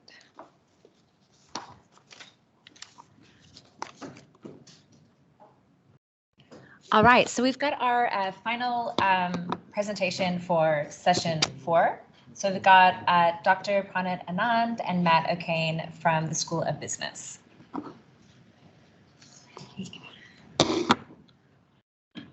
can either use that or that to push. Which one do you want me to use? I'll use this one. You use that one. Okay. Testing. Coming up? Yeah, this is for the online. And Okay. For the room. That's for the room, yeah, okay. Okay, so do you need to stand near here as well? in order to pick up. That's okay. Okay, cool. That's okay. Okay, so my name is Praneeth. This is Matt. If you want to get a copy of the rubric that we used, you can scan the QR code and you'll get a copy of the rubric. And while you're doing that, a quick thank you to the people who put together the CDI, Alex and the gang, the educational designers, Emina is sitting there. Thank you very much for helping put this together. And my partner in crime, Matt, over here. So thank you very much for that. So we're here to talk to you about interactive oral assessments. All right, so let's start this interactive oral assessment. Maybe you could tell us a bit about what is an interactive oral assessment? Good question, Matt. So it's a student-led conversation about what they have learned, right? It's often based on a scenario, such as a project that they have done previously, allows students to emphasize their strengths. What are they really good at? Interviewees can often nudge the conversation in a particular direction, and it provides an authentic way to assess, helping students develop various employability skills, increase student engagement, and offers personalization of assessment as well. But more importantly for me, is it provides a very high level of assurance. That's great. That sounds a lot like a viva voce. Could you tell us what an interactive assessment isn't? That's again a brilliant question. So it definitely isn't a viva voce. It certainly isn't an oral exam, and it's definitely not a presentation. So it's much more of a conversation that we have with our students about what they've learned. And it's always aligned with the learning outcomes, not so much on the content that we cover in the class. That's great. Look, that's really good. So why should we use interactive oral assessment?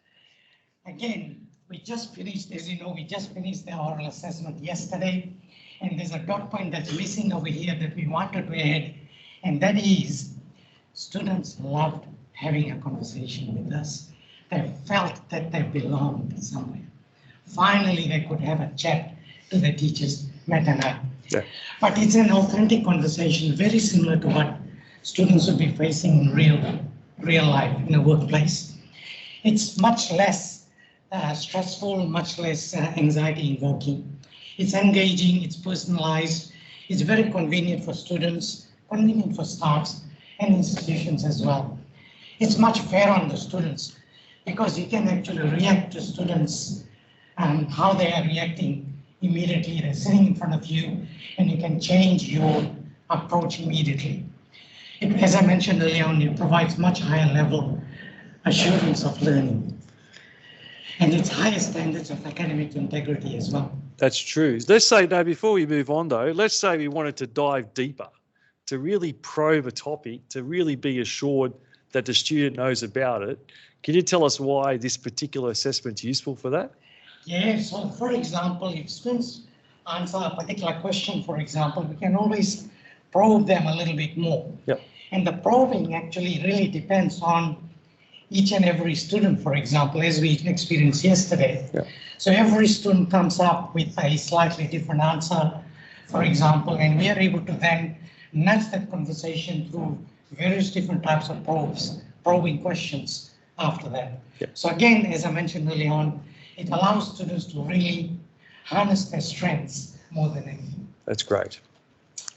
So let's say we want to scale this to a big subject. How do we go about making that happen? That's a fantastic question, and that is probably one of the questions that a lot of you are probably thinking about. So there are challenges, undoubtedly. We were fortunate that it was a very small class for us this term, only 17 students, brilliant. But it's quite scalable, and I'll talk to you about that very shortly. There's a couple of things that you need to do. First of all, you need to prepare the students. Most students have never done these type of assessments in the past, so you've got to prepare them appropriately, and we'll show what you can do a little bit later on. But importantly, you've got to train the markers as well. So for example, Matt and I are a bit of an expert now, so we could sit in with junior markers at some stage to help them guide along. But in terms of scalability, each interview takes about 15 minutes to conduct. You add another about 10 minutes to finalize the mark. In less than 30 minutes, you finalize the mark. What we did yesterday, for example, Matt, within 30 minutes, we marked it, we moderated our marks, we entered it into our system, and we had 5 minutes to spare for a quick drink. So in half an hour, everything was done. Marks were entered into the system. That's great. So what are the resources we need to make this a success? That's right. So this is the very important part of bringing this all together. The first thing is students need to see what an interactive oral assessment looks like. So like what we did, we created exemplar videos where Matt played the role of a student, I played the role of a teacher, and we interviewed each other. And then we shared that with our students together with the same rubric that you people have got. So the students were marking us using exactly the same rubric that we were marking them. So students are becoming familiar with how to grade this particular assessment. They were looking at an exemplar video, etc. As we move on, we'll be creating more exemplar videos around that as well. But importantly, moderating the rubric with your students and the markers. A rubric is just as good as the conversation that goes around it. So make sure you involve your students in that conversation. It's important to create a scenario. In our case, for example, the scenario was based on a group project that they had done early on. So you need to base your interactive oral on an existing scenario. It doesn't have to be always aligned to a previous assessment, but a scenario is very, very important. So the students come in imagining that they are part of a role. So in our case, cybersecurity analysts, CISO, those type of roles. So aligning that with an existing assessment often helps. Now that we have done it, I think we are feeling pretty confident to roll it out to larger courses. That's it.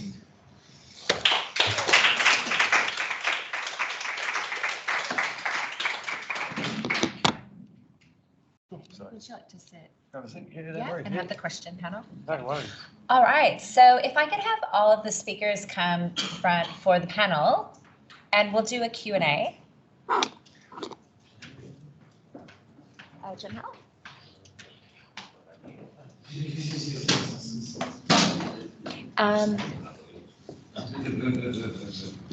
You're gonna do that? Okay, so do we have any questions from the audience? Yep.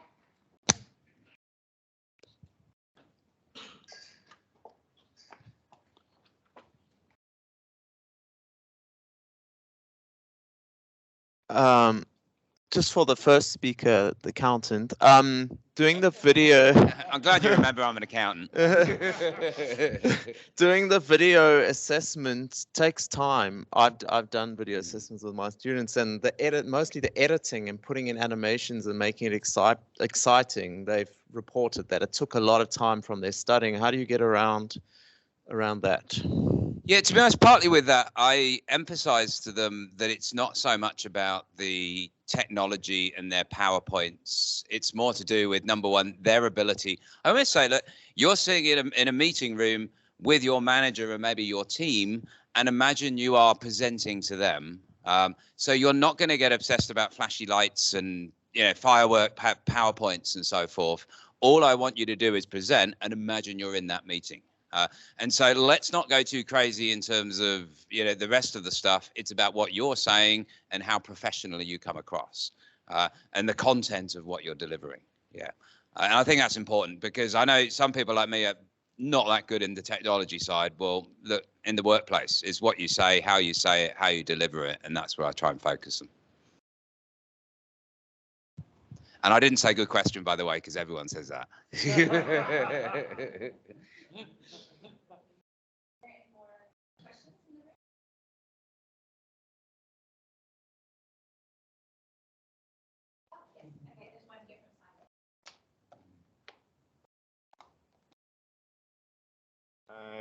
Thanks again, presenters. So to Pranit and Matt, I was curious, how many students are you conducting this with? Sorry if I missed that bit. Just 17. 17. So this term we had 17 because it was Goldilocks settings. We had a small cohort, we did 17. But next term, I'll have about 80 or so students. The plan is to roll it out for that as well. So hopefully next EdFest we'll come back and talk to you about 80 students. But as I said, once you have all the resources, it's quite scalable. I think it is. Yeah, I mean, we've been doing this for a little while in medicine, probably and at a bigger scale, 300 students, but it does take up a lot of resources, I think, as you increase the numbers. Yeah, I agree, but medicine, it's sort of like cybersecurity. There is an element of inherent judgment that's required. So part of us talking to the students is assessing their judgment as well. Absolutely. No, I think the assessment is really good. It is the scale will challenge you. I think. Might get some ideas from you later.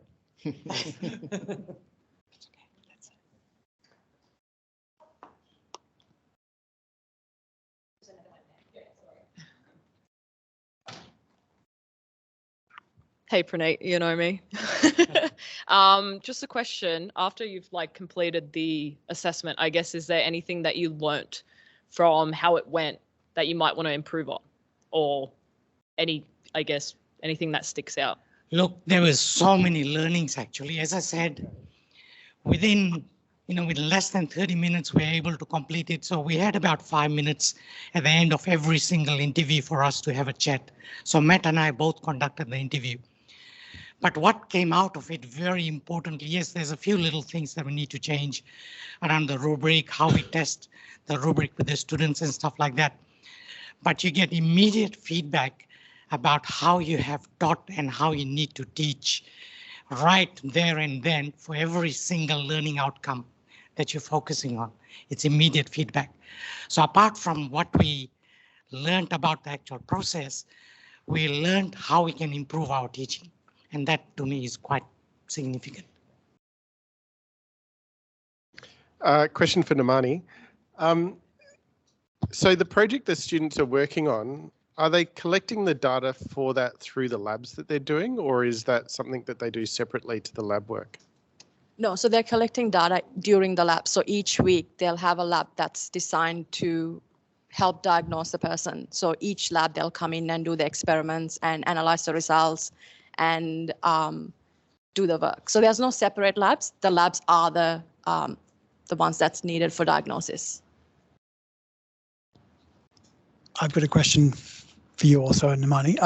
What do you think the challenges are for implementing this in other courses with labs? Because I've done the course you've done, but the advanced version, I think. Yeah.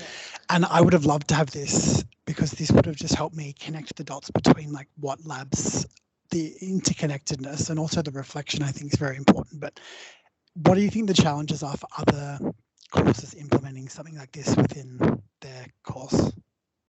I think I was sort of lucky in the sense with biochemistry, there was this, this metabolic syndrome that could connect the things together. Sometimes it's hard to find, I guess, something like that could connect all the labs, but that doesn't mean that it doesn't exist. It just means you have to put in the work to figure out what that thing is. And I guess the biggest hurdle for us is the time and not having enough time to kind of get to that point. So it took a while to find one that would work and then sort of try to connect it. But it's not impossible. I think it would be something I would be recommending to the school going forward, even for the advanced subject, because it definitely helps students care about it more because they feel connected to, they were mentioning Andrea in other things because they were like, is Andrea a real person? And that sort of thing. So that it's kind of like that storytelling aspect of it made them more engaged in it, I think.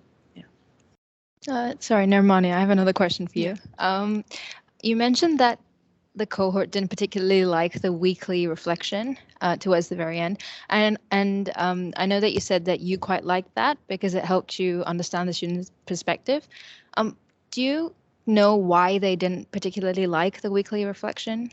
aspect of it? I think it was partly my fault because I got them to write the reflection, but I didn't give weekly feedback on the reflection. There was always a question at the end of the reflection. Do you have any questions or concerns? Which I did look at every week, and I addressed those specifically, like emailing the students. But all of the reflection components, other ones, I only sort of quickly glanced through it, but I didn't reply to them. So I think they felt like I wasn't looking at them, even though I was looking at it. So I think it's more me maybe putting in more effort to kind of acknowledging their work, sort of thing. I think that might be the reason. Some of them do like it. It's like they do appreciate, because it forces them to reflect on how they're going in the course, because the questions are around that sort of thing. Have you met this? Like, have you planned to meet this deadline, sort of thing. So, yeah, I think that was partly why. Okay, so we have one more here for Prana and Matt. What are the challenges that you had during the oral assessment? Yeah. I think that the challenges, that's a really good question. You want me to take it? Yeah, you say that one. That's hard. Look, I mean, whilst it's new for students, it's new for us as well. Well, certainly for me anyway. And I personally kept reverting when we were designing the questions. We are reverting to the exam type of questions. What does this mean? Can you answer this? And in interactive oral questions is very different. So for me, the challenge was to design the questions that closely aligns with the learning outcomes, but is not like an exam type of question where explain this, what does this mean, that kind of thing. So that there had to be, but I was quite fortunate that I had Matt with me, because Matt comes from the industry and he was able to then create this interview scenario whereby, so for Matt, that probably was more natural, wasn't a challenge, but for me, that was a challenge. So Matt was creating this really authentic questioning and interview setting that I basically went along with. I'm a cyber emergency responder, so I interview people as part of my function to investigate cases. And I found it emotionally demanding. And I think that that's normal for an interview, but it was emotionally demanding because we were switching students every half hour. And I didn't want to let on to a student if they've answered well or not. I wanted to be as neutral as possible. And I thought that encouraged them more, that drew them out more. And I felt I was calling upon my full range of my interview skills to do that. And it was tough. Yeah. I think there was one more in the back. Yeah.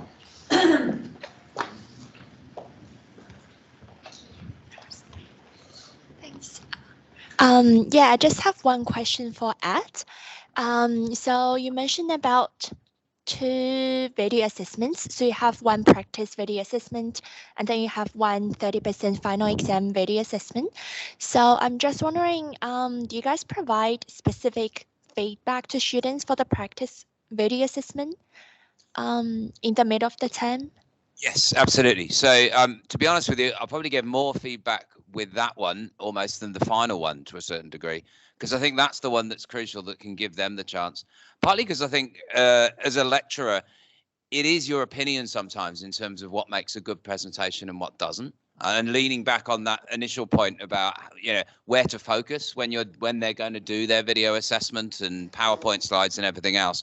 And so I think that's why it's so important to have that practice one, so that you can make it very clear what your goals are for them, and also then to be able to point out fundamentals like their head's not in the middle of the screen, for example, or you've got some dodgy things in the background when they've got their video assessment. I mean, it sounds like I'm making it up, but these are fundamentals that you need. So I think that's the main thing, is that feedback, I think, and it makes a huge difference then for the final one. Yeah. So just a follow-up question regarding your final video assessment. Does it happen during the final exam period, or students are supposed to submit their assessment way before the final exam period? So is it like interim assessment or during the exam season? Yeah, I actually, that's one thing that I'm still playing with in terms of when is a good time. I actually did it and had it in week 8 was when they were due to submit. so that they've got that out of the way. Because obviously I don't have a final exam, but then I'm well aware that other courses do. And so potentially they can focus in relation to that. But I'm still a big fan with that of trying to cut down on as much to a certain degree assessments as possible so that they've got time to focus with that. So I made a choice to have it not in the exam period, but before that. Well, I'm still debating with that, and any ideas and stuff. I don't think there's ever a perfect time, but yeah, so I don't have a perfect answer for that one, but that's what I did. It didn't work too badly. About week 8 was when they were due. Okay, yeah, it's really good to know because like our course is over possibly 1,400 students next term, and we're thinking to do video assessment in next term. So it's really good to hear your presentation. Thank you so much. No, I hope that helps. I mean, my experience marking wise and stuff is probably less than it is with a final exam and the marking there and so on. So in scalability wise, in some ways, it's actually a bit easier. But yeah, happy to chat to you about that if you want as well. All right. Thank you so much for our presenters. That was amazing. Thank you so much.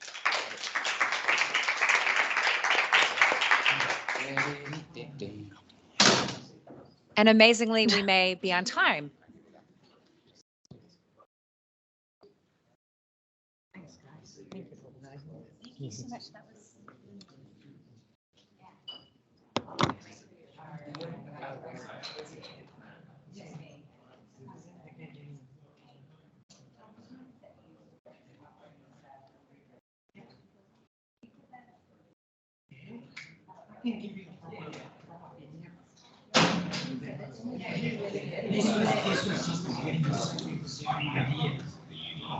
Okay, everyone. I think we'll move along to the last session for the day. So thanks everyone for coming to the earlier sessions. I know it's getting late, so the numbers are dwindling in the room, but there's still for those presenting. There's still a fair amount online. So now you've probably got a larger online audience than in person, But anyway, we're very pleased for those who are still with us. So thank you.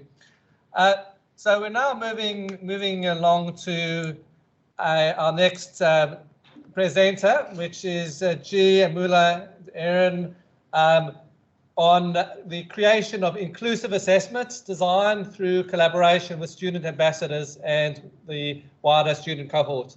So thank you. And just to let you know, yeah, that's the mic, or you can pass that. Yeah, that should be fine.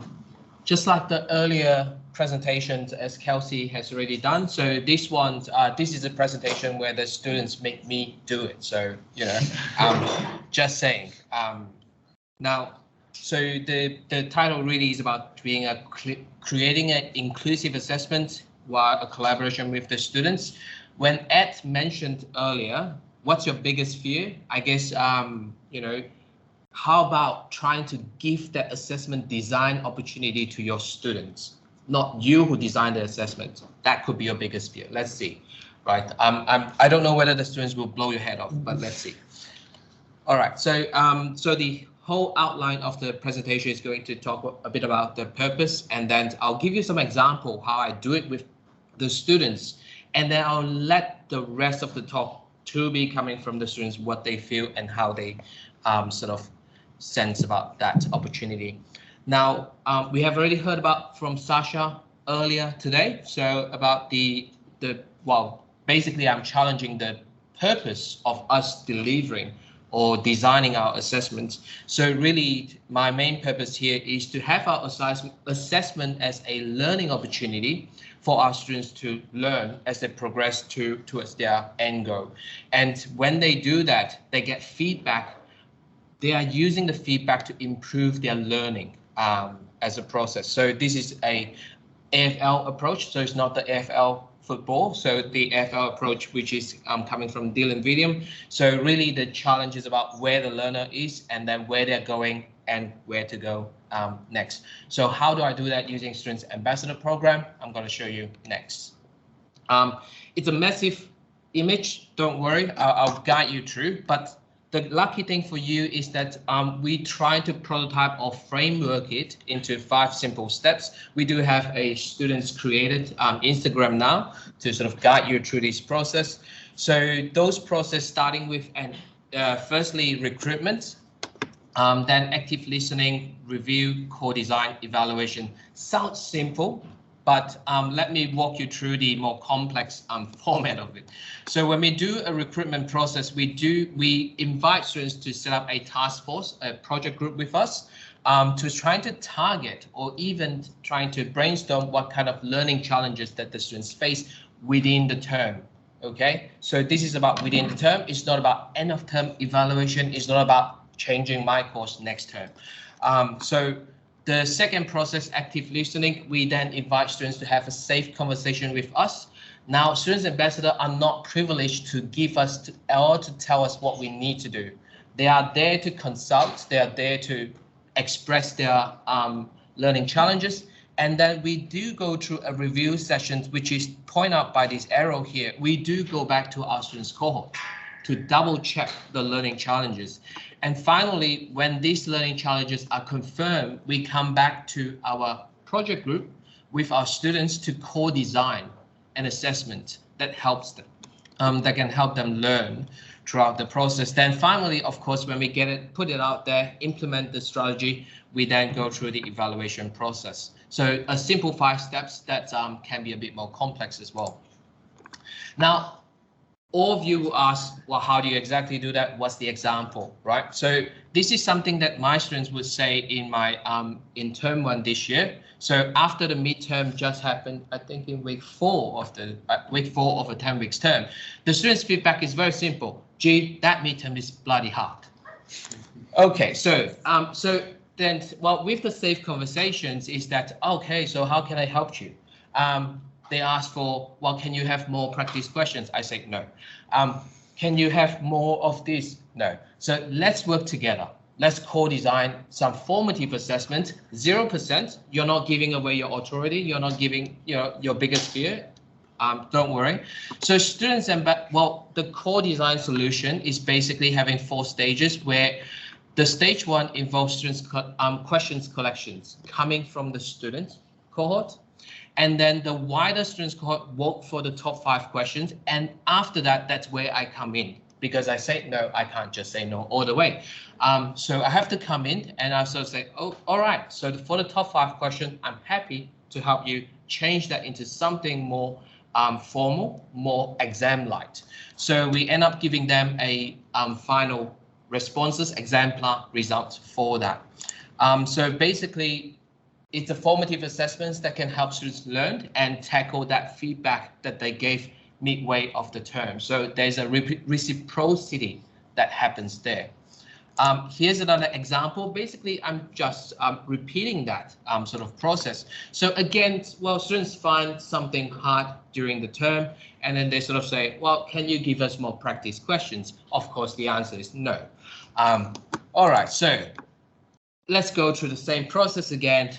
Well, you asked me to do something extra during the term. Obviously, I don't have the time to do it, but let's start with something from the students. So students start the questions.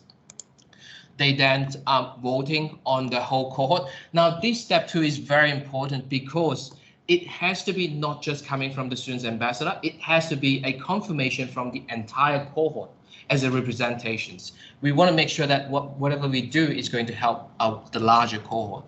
And finally, that's where G comes in, right? So I need to make sure I do something. So change it, adapt those questions from the students to be more representative of the actual questions that students are actually getting.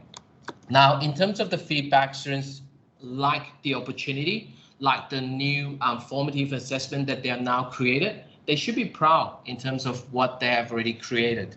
Some sort of feedback, do appreciate the mock final exam and also availability of the questions. And bear in mind that I did not write those questions, the students did. Some of the challenges, so this is for the academics on the ground or online.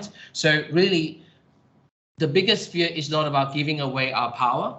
The biggest fear, well, it's not the biggest fear really, it's about the consideration. So the challenges that I do want to acknowledge is that we can make changes, but we have to consider that the changes that we make does not impact on some of the critical component, which is our pedagogical strategy, our feedback strategy, how about the alignment to the teaching material, consequences to our other assessment activity. We don't want to make changes that cause significant impact on that. Equity measures. That's pretty much what I have. Now I'll pass it on to our students ambassadors.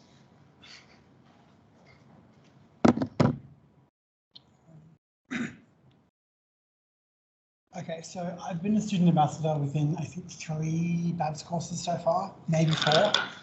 Thanks for reaching that up.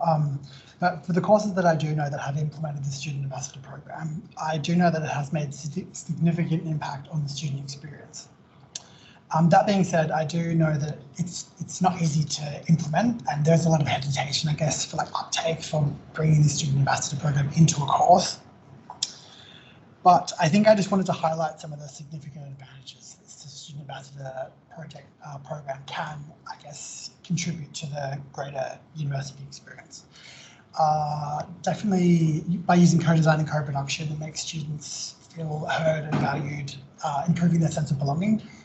It improves skills like leadership and accountability and task delegation, which are all very relevant for like industry and like later on when they finish their degree. Improves their mental health by indirectly providing students with assessment flexibility, which I love.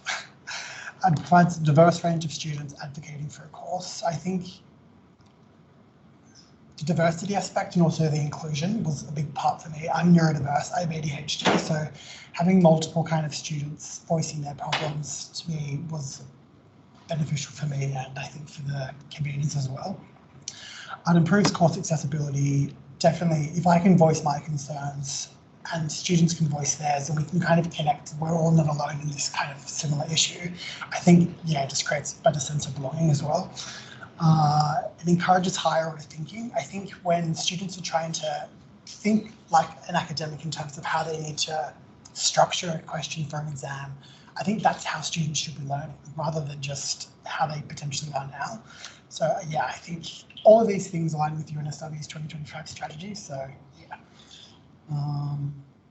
Okay. So within my role as a student ambassador within BIOP 2201, I actually surveyed 65 students due to the fact that we had an assessment due, a lab report due in week 9, Monday at like 5 p.m, which I didn't really understand at the time why this wasn't the case because it just didn't make sense. You either have it one on Friday or Sunday, but Monday just didn't make sense to me. So I went around to students because within the lab, I realized that some students who were doing different courses to me had 3 assessments during 1 week. And I was like, well, that's a lot for me. I don't have that, but that seems like a problem. Many students had this. Like I surveyed students to ask them if they would have liked an extension. So I originally asked them for an extension, if they would prefer an extension to the following Sunday of week 9, to like before midnight, basically. The things that we considered before asking them, or the things to consider, I think, before asking the initial deadline is like, what's the purpose of the deadline in the first place? Why was it at 5 p.m. on Monday? Like, I think these are the things that academics need to, I guess, understand and realize that, like, what's the purpose behind this deadline? Because students have many things going on at once, and it's like 5 p.m. just didn't make sense. I guess the consequences of an extension, I think from an administration point of view, there's things that I don't understand as a student, but I think you all potentially know those. I guess some students have like a full day of study. 5 p.m. deadline isn't really equitable to them unless they had prepared the day before. Some students leave things for last minute, so that's not really equitable for them. I think we also had to consider like grade transferability for like pre-exams. So I think students needed to understand their grades before they get into their final exam. And because we pushed the deadline back, it kind of pushed their marks back so they wouldn't know like their mark before the week 10 kind of lab exam that we did. So some students are a bit hesitant about that. I guess there's also institutional pressures or like administration pressures, like I said before. So out of the 65 students, 64 said yes, 1 student said no. And that was only because they didn't actually need it. They'd already done the assignment, which kudos to them. And one thing that we did make sure, so I had to ask the convener first before this, we just had to reiterate that there was no contact outside of after 5 p.m. There's no IT support on the weekends or after 5 p.m. So like the onus is on you to submit it on Sunday.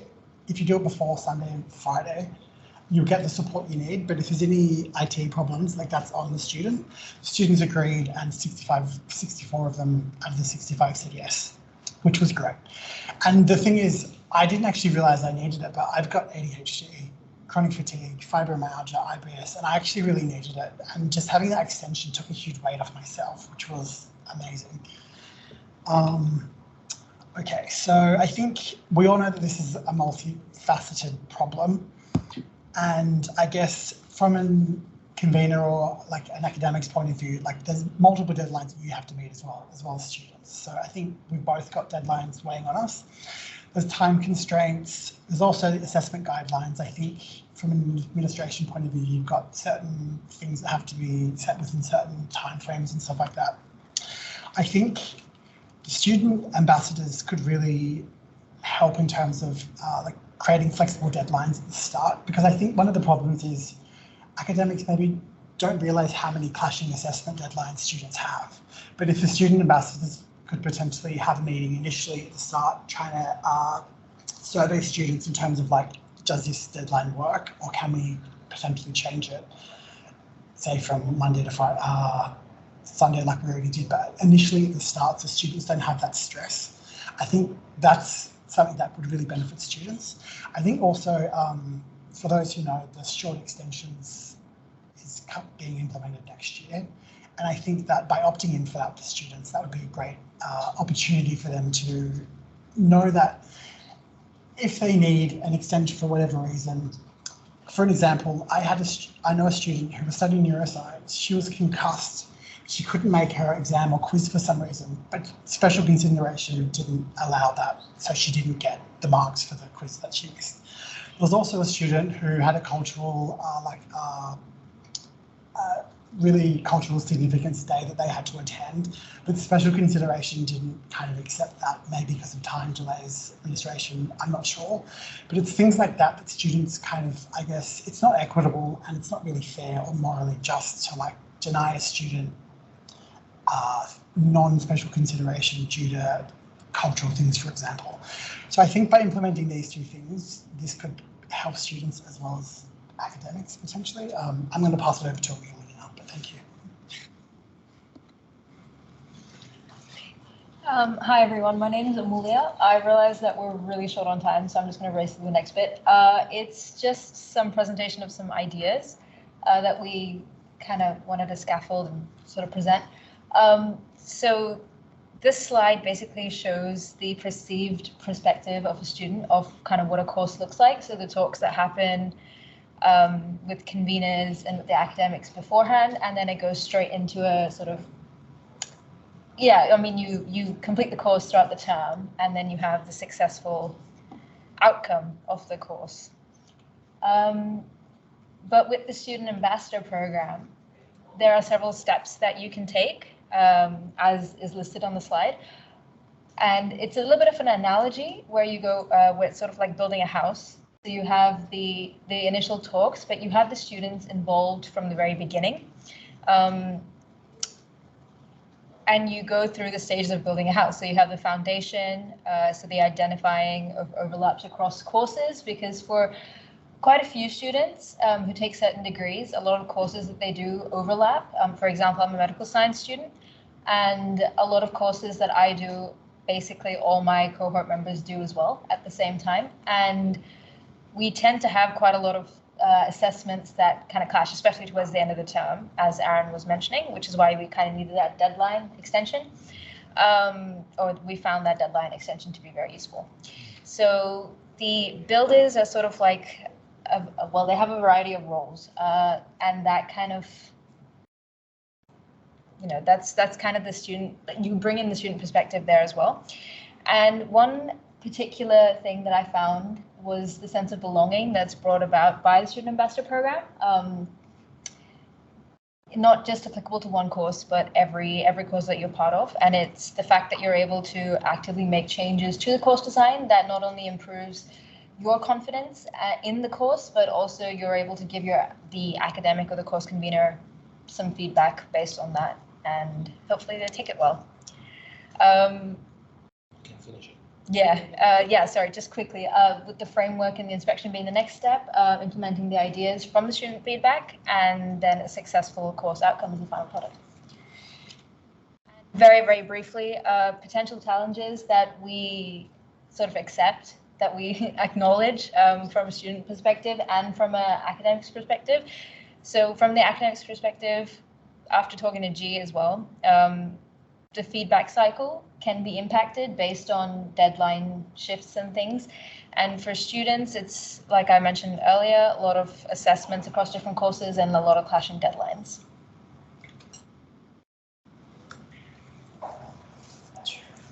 Okay, yeah, so just some quick key take-home messages. So the assessment design can be co-created with the students without taking away too much authority. And the Student Ambassador Program has the potential to enhance course outcomes and engages student interaction. The inclusivity in teaching practice promotes students' sense of belonging, and the promotion of quality education in alignment with UNSW's 2025 strategy, as Aaron mentioned before.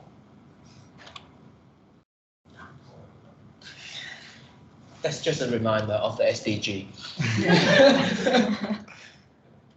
That's it. Thank you.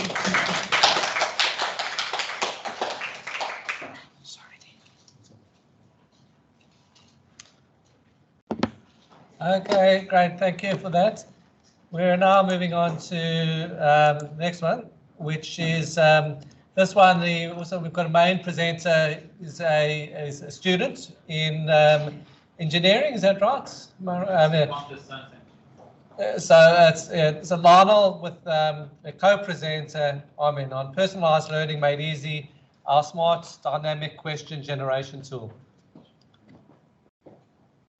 Yes, speaking. Thank you. Hello everyone, I'm Armin, and this is Lionel, my post amazing honors student. So today we're going to talk about dynamic, this project that we are working on, mostly my student. I just want to give you a background where the need for such a project comes from. So I was teaching term 1 and I was teaching the AI course, and we decided to go with multiple choice quizzes. And we found that the Moodle multiple choice quizzes is good, but we can do a lot better. It was not flexible, it was not dynamic, and that's where the idea, the need for such a project comes from. And now I want to pass it to Lionel to talk about the project that he's working on. Change slides. Yes. So automatic assessment systems have become increasingly more important in education, as they can help to reduce the amount of time lecturers spend grading assignments and provide students with immediate feedback on their work. Recently, there has been a growing interest in systems that can automatically assess mathematics-based questions. These systems are often based on the use of computer algebra systems, which are software programs that can perform mathematical calculations and solve equations. One of the most used systems for automatically assessing mathematical-based questions is Moodle Stack. It allows lecturers to create and manage quizzes, and it also provides students with immediate feedback on their work. Formative assessments are assessments conducted during the learning process, and its primary purposes are to provide feedback, monitor their learning progress, adjust teaching strategies, and engage students. Summative assessments are assessments conducted at the end of a course to evaluate students' overall learning. Unlike formative assessments, summative assessments are used to measure learning outcomes, assign grades, provide accountability, and give valuable insights to teaching strategies. Moodle Stack is a free and open source software platform that is particularly adept to handling mathematics-based questions. One of the system's most notable advantages is its ability to generate randomized questions, which is extremely valuable for creating formative assessments. The system accepts a formula that is used to calculate the correct answer using randomly generated input that are unique for each attempt. The system then compares the student's answer with the solution provided from the formula. Maxima is a computer algebra system and open source software for symbolic mathematics, which Stack utilizes. It is designed to perform symbolic computations, manipulate mathematical expressions, solve equations, and perform other mathematical operations.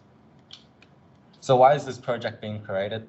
Currently, there are some computer science courses that have quizzes to assess students on theoretical content.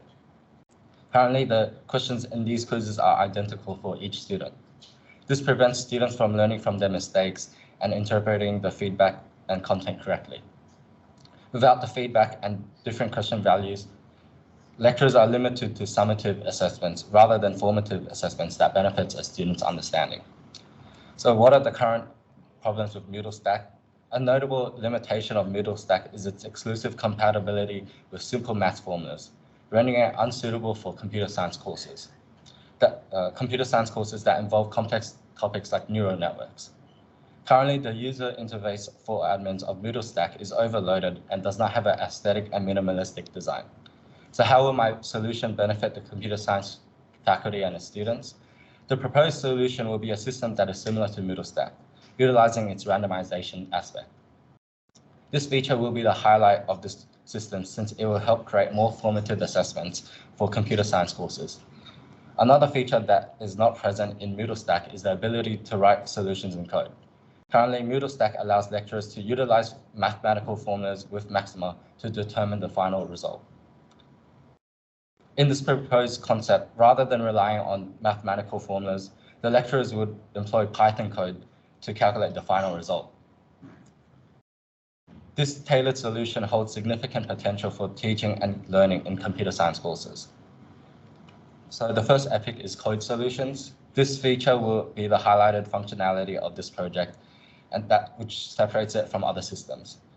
In their solution, lecturers would write a Python program that returns an answer while taking into account randomized variables. The stakeholders include lecturers. They are heavily involved with this feature as it gives them more freedom on the topics that they can assess their students with.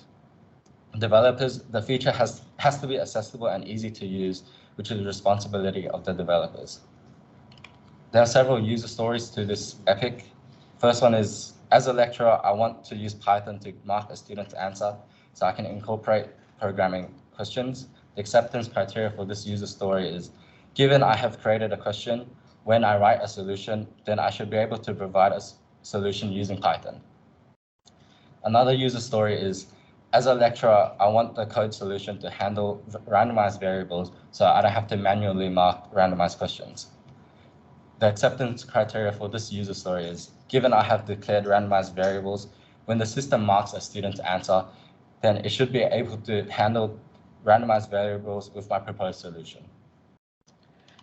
Meet Dr. Sophia Howard, which is just a user persona. Her goals are to introduce a new form of formative assessments for computer science, to use code to assess students' answers, incorporate randomized values in questions to ensure students have different questions. Her pain points include current systems don't have a contain the option to provide code as solutions, and there are no viable systems on the market that provide formative assessments for computer science.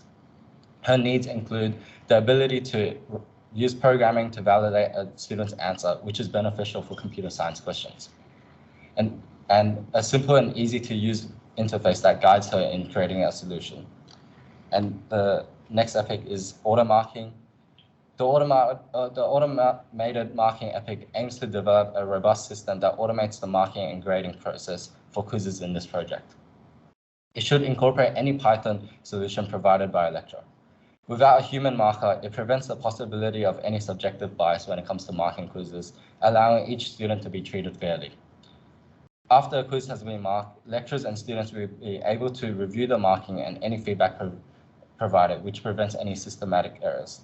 The stakeholders include lecturers as they provide valuable input on the desired features, grading criteria, and overall effectiveness of the auto marking functionality. Developers need to ensure that the system can perform reliably, efficiently, and accurately.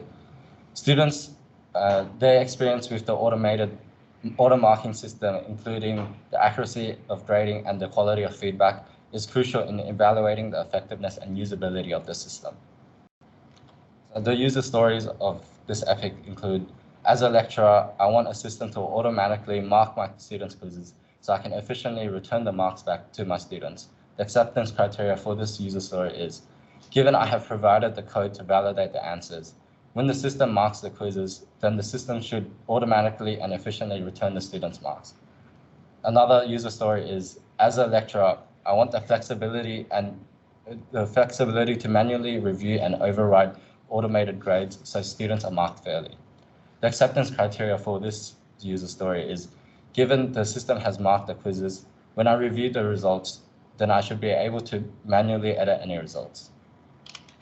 Meet Professor Michael Anderson, another user persona. His goals are to streamline the grading process and save time on manual assessment tasks, ensure accurate and consistent grading to provide fair and constructive feedback to students, leverage automated marking to promptly deliver assessment results and promote timely feedback, and suggest similar questions to struggling students. His pain points include spending significant time manually grading quizzes, ensuring consistent grading standards and avoiding human errors in assessment, balancing the need for timely feedback with the desire for accurate and detailed assessment, and overwhelmed from managing a heavy workload of teaching, research, and administrative responsibilities. His needs are an automated marking system that can accurately assess and grade questions, saving time and ensuring consistency, flexibility to assign partial credit for multiple choice questions, automated code evaluation for coding questions, assessing correctness and adherence to requirements, and finally, the ability to manually review and override automated grades when necessary, ensuring the accuracy of assessment.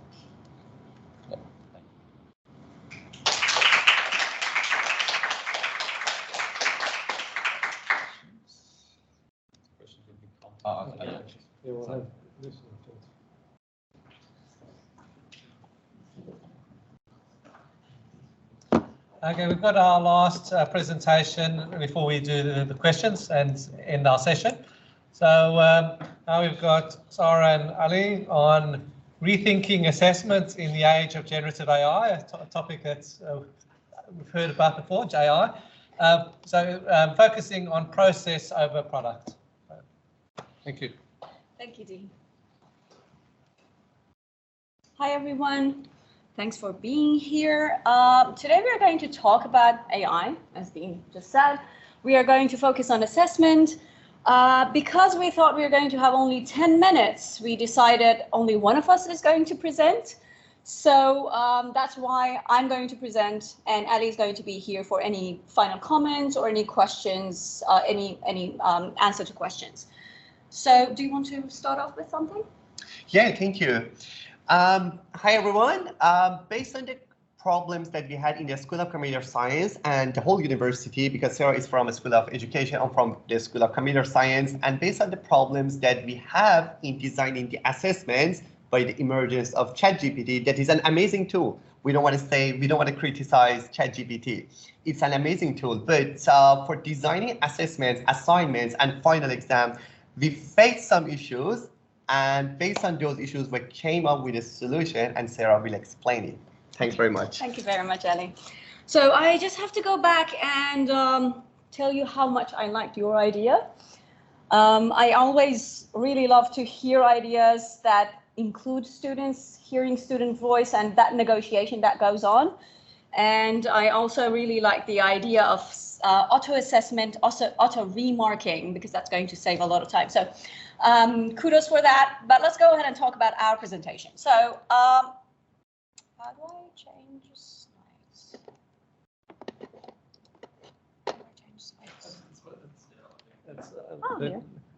The mouse on there or the keyboard underneath here. Oh, that's here. I was trying that one. Okay. So first, I know there's not a lot of time for interaction, but what is effective assessment? Any ideas? What would you say is the purpose of assessment? Yes, please. Thank you. Sorry? Drives learning. Drives learning. Very good. Thank you. I was looking for that word. I was hoping someone talks about learning. Anything else? To measure how much students have learned. So yes, learning is key in any type of assessment. And I was hoping that other people agree with me, which seems yes. So so far, like before 2023, we were happily doing our assessments. We had assessment of learning, which lots of courses were using, because in some courses, the data coming from students' results was not really used to improve teaching and learning. So that's assessment of learning. We have assessment for learning, which is getting more and more popularity. And we also had assessment as learning, where we are trying to empower students to become active learners, which is why I really liked your presentation. So we were happily doing our assessments. What happened? At the beginning of this year, in I think it was late January, early February, we heard lots of us, for the first time, we heard ChatGPT and what it does and how it does all the work for you. So we started getting more and more anxious about this, those of us who are teaching and assessing students. So what if we can't tell if this is our students' work or not? What if the student just puts in a question and then they have a whole essay? How can we really evaluate that kind of assessment? Is there any point in evaluating that assessment? So we were not sure if students' product is actually their own work. Now, what is the solution? The problem I see with this type of assessment, which I never really liked, but I understand why we were using it, is that we are giving our students a task and say, off you go, do all your work, come back, give me the product. Don't show me anything. It's not important for me what you're going through. But I would say, if we make the process visible, then we are not going to have any problems with ChatGPT. And as Ali said, we can use it as a very useful tool. And really, we can never stop using technology. We cannot resist it. It is going to do its work. So we were thinking over long discussions what we want from assessments. We want assessments to enhance self-awareness and critical thinking of students, and metacognition and agency and autonomy of our students. We want active learning. We want students to be part of the learning process. We want dynamic learning process. We want more engagement with subject matters. We want to empower our students to take ownership of their own learning, the idea of assessment as learning that I talked about. And at the same time, we want to, as educators, to ensure that the authenticity, that the work our students present to us or submit to us is authentic and it is original. So it is actually their own work, because otherwise, what is the point of us going through it, giving feedback and assessing it? So we came up with this solution. Whatever we want to do, it should be focusing on a process-oriented assessment. So it should take the focus from product and focus more on process. So what is one way of doing that? That was our question. And we came up with critical reflective timeline. So this is an idea that we developed, but I used it in one of my classes. So I teach in the School of Education, but I also teach in UNSW College. So I decided to trial this in one of my classes and see how it works. To choose what assessment I want to trial this on, I went back to one other research project I had, which was about different social aspects and educational aspects between different countries. This is mainly focusing on the differences between China and Australia. If you have taught Chinese students, you probably have seen a lot of differences. And those differences are not because students from China are different people. It's because the social, cultural, and educational background is so much different from what we have in Australia. So what I remembered was I had an interview with students about their assignment tasks. So I went back to those interviews and I started reading the quotations from those interviews. And I came up with these three. So in China, when we are asked to write or present, we are given a topic and there is always only one correct answer, which is given to you by your teacher, and you're supposed to write based on the correct answers your teacher gives you, whether you agree or not. So it's basically just informative kind of presentation. your teacher teaches you something, you repeat it to the class. And there's only one correct way of doing it. Then another quotation was, we are never asked to do independent tasks. And one of the most difficult things for me in this course was choosing a topic. So I thought the assessment we are going to work on is going to be something that is independent, and it is something that our students need to choose their own topic to make it deep enough for a critical reflective timeline. So this is the assessment we worked on. So in UNSW College, we have this assessment where it is a research project, but there are different assessments attached to it. So they start with choosing a topic related to their future field of study, and then they start narrowing it down to a problem solution purpose statement. Okay, so they have to say what problem they are analyzing and what solutions they are evaluating for it. They start with an annotated bibliography. They choose 3 academic sources to annotate to really learn more about that topic. And then they are going to have a presentation based on that topic again. And at the end of the term, and they have to present an essay plan followed by a full essay, problem solution essay. So this, what I'm going to talk to you about, is a 4-week period. Week 1, mainly focusing on background reading, just trying to decide about the topic. So they have to finalize the topic, fix the topic in week 3. So week 4 would be mostly reflecting on the process more deeply and thinking about, okay, what could I do better? What was not working? And the tool we used is an application called Notion. I don't know if you are familiar with it, if you've used it. Of course, you can use Padlet, you can use many other applications, but this is what we used. And it is quite easy to use. So this is the framework that I went through with my students. So here we talked about the experience. So self-awareness. What are you doing? Why are you doing it? Be aware of what you're doing, why you're doing it, and how you're doing it. Then think about the experience, self-improvement. What worked well? What didn't work well? If it didn't work well, why didn't it work well? And how can I improve, right? Which leads to the next part, which is learning from your experience. And it is empowerment. So again, going to that idea of assessment as learning, where we want to empower our students to be agents for learning, not just receivers, students who make decisions. So these are some questions that through brainstorming, we thought, okay, what are the questions that we can give them to kind of at least guide them?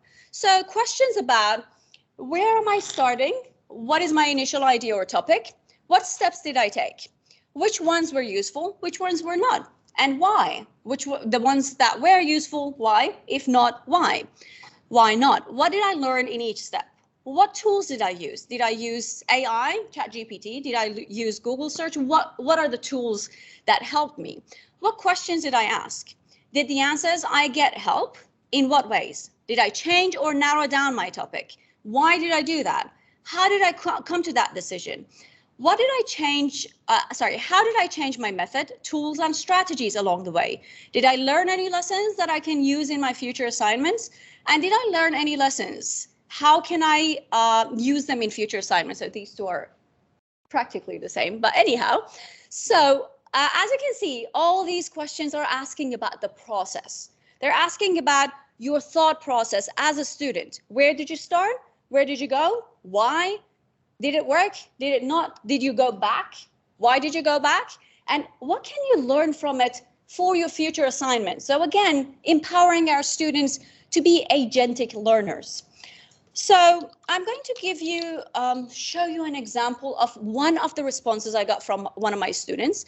Again, this is just 4 weeks. We didn't have a lot of time preparing our students. So this is one of my good students. So I chose this because I wanted to show you the potential. There were so many that needed so much more work. So you can read this. I just changed the color to red on those parts I want you to definitely read. I was aware that choosing this topic is going to be very important for my final results. I read about different issues in law I thought might be interesting, but there were too many. So see, the self-awareness, the critical thinking, why this is not working, because there are so many issues, I cannot really simply choose one. So what should I do? Week 2, so this is, most of the work was done in week 2 and 3. You have too general and so I used ChatGPT, but the results I got were too general and confusing. And she included some screenshots from ChatGPT saying, and I completely agree, this is too general, it's too difficult for a student to choose from. Because these are not actually issues. So the student asked, what are the issues in law? But the ChatGPT is answering by giving very wide areas of law. So they were too general and confusing. I didn't understand them. Too many items, they were too difficult and overwhelming for me. I talked to Sarah, and that is key because this shows our students knowing when to ask for help. So that is also self-awareness. Found that narrowing down before I use ChatGPT could help. I got the suggestion that I have to first choose what area. She asked me what type of law am I interested in, but I didn't know. I even haven't thought about it, and I didn't know what are the different types of law. So again, that kind of self-awareness and critical thinking and self-evaluation.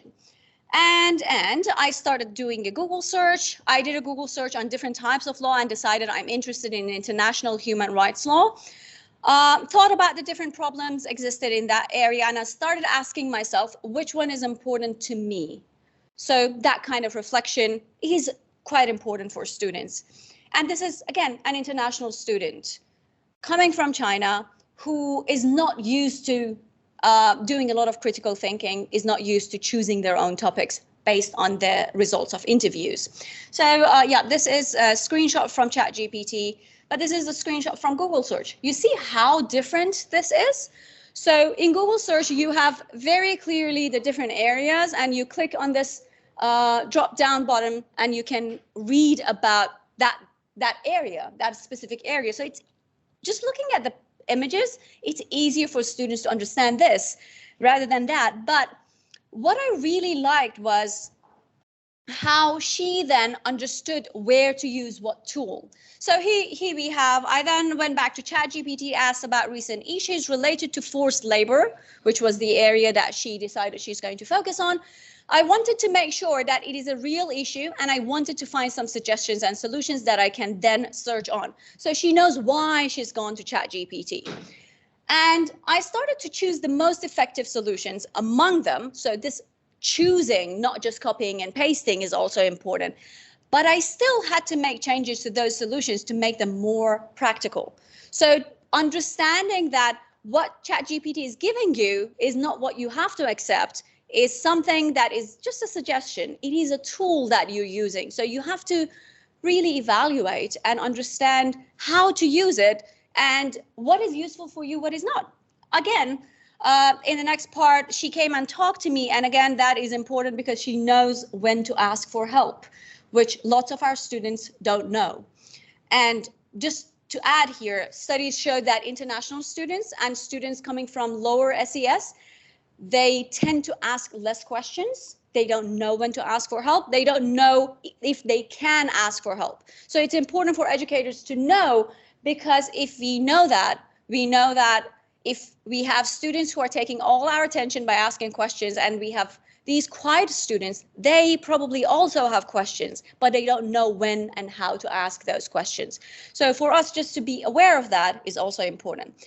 And then, as I said, week 4, so they fixed that topic in week 3, went on to week 4, mostly reflecting. I learned that using ChatGPT also needs me to think and decide. And this is something that I hope all our students know. And that every topic or every question is not suitable for ChatGPT. Again, that's very key. So knowing that you cannot just give ChatGPT questions and expect to get exactly the kind of question that your educator is expecting from you to produce. And if I ask the wrong question, it can just make things confusing for me. So understanding when to use what tool, understanding to evaluate the responses, understanding what kind of question is suitable for what kind of tool is very valuable.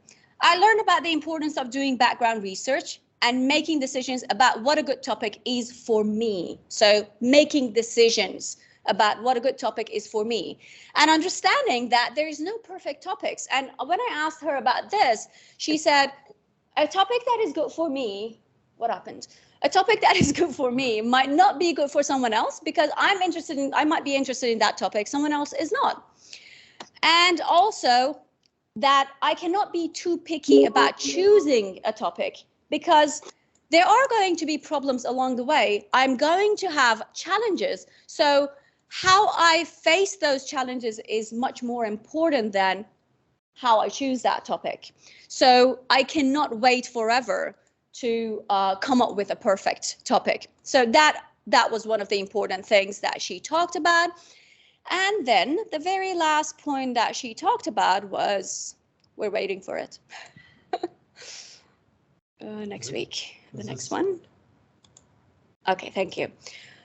Okay, I also learned about why and how to use academic research and how I need to use it in my project. So again, not overgeneralizing, being understanding when and how to use a specific resource in a specific situation for your purposes is very important. And also understanding that I still need to learn a lot more. So again, that self-awareness. So I read over these and we were thinking about, okay, we had a checklist at the beginning. What happened to that checklist? So going over the responses we got, myself and Ali were looking at these things that I talked about at the beginning. Enhancing self-awareness. I think we saw some examples of that in the comments from the students. Critical thinking, yes. Metacognition, she was constantly asking herself, why am I doing this? And learner agency and autonomy, active learning, dynamic learning process, engaging with the subject matter. So I think we can see all of those things in that critical reflective timeline. Empowering students to take ownership of their learning. Yes, so it is basically ticking all the boxes, plus it is helping us as educators to see what the student has gone through and also how they've changed, how they pivoted their project, what they've learned from it. Because as you said at the beginning of this presentation, learning is key to assessment. So our purpose for any assessment, I would argue, should be learning. Otherwise, what is the purpose of assessment? So if it is helping us achieve all this, I would say this is something that can help us in assessments in university. And it is going to solve a lot of these problems we're facing these days. Is this piece of assessment, is it authentic? Is it original? Is it really what my student did? Because you see in Moodle, we have this AI similarity, but we know it's not accurate. We know there are lots of problems with that and deciding whether or not our students have done this. But if we have something like this, we can ensure that it is our students' work, but we can also ensure that our students are even learning better. They're more engaged. And they are becoming more and more agentic, and they're taking more decisions about their own learning. So I hope I kept it to 10 minutes, but let's see, do we have any questions or do we have any comments? Okay. Well, what we'll do is we'll get all the presenters to the front, and then we'll have our last Q&A session. All right, okay. So you can take that to the over there, and we'll get our panel.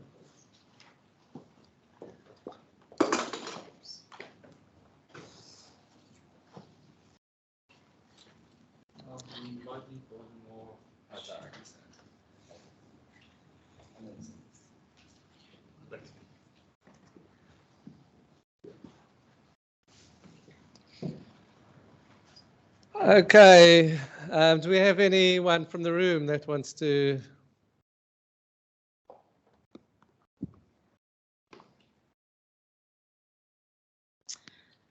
This question is for Sarah. So thank you very much for that presentation. It's very interesting. I'm wondering if you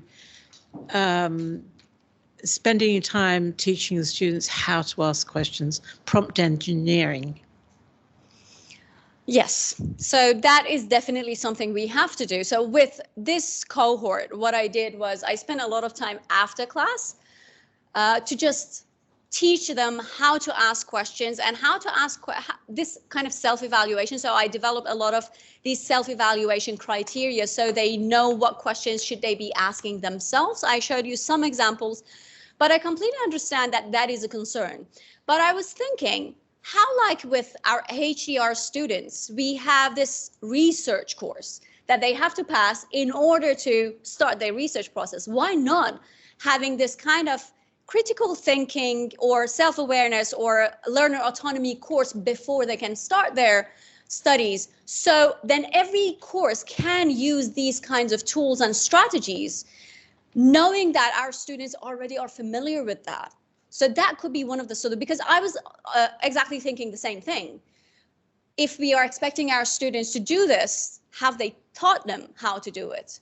But I would say that is something that we should be thinking about, teaching our students how to do it and exactly what we're looking for, so that then every course can use these strategies, knowing that our students have already been working on these issues and they know what kind of questions they have to ask themselves. Thank you. No worries.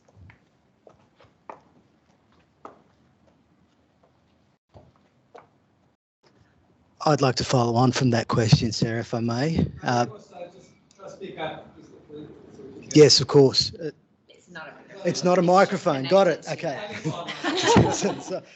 So, at what stage of the students' development and learning do you think would be the stage where you would impose or start to bring in reflective assessment and that element of critical thinking? I'm coming from a business school perspective where we usually start and implement that in final year subjects, and I know in other schools, after looking at other criteria, that I know it's done a lot earlier. And I'm trying to kind of gauge as to when is that stage the ideal stage for a student to remember and learn versus started to critical think. Okay, for that, I would go back to Piaget's steps of development, cognitive development, and I would say students in high school are good for critical thinking. So they can do that potentially if they know how to do it. So what I found was I shared just a glimpse of my research on social cultural differences. And I found that in countries like China and with the wider research I did in non-democratic countries, there is less teaching on critical thinking because the governments don't want people to think critically. That is one of the reasons. But anyhow, we have lots of students, and this could also be cultural. So with Eastern Asian countries, we have less critical thinking. It's not because these people are different people, because they are not taught to think critically, okay? So I would go, to answer that question, I have to see what cohort I'm teaching. And for university students, I would say definitely critical thinking is something that they should know about, or at least they should learn about, and they have that cognitive capacity to do it.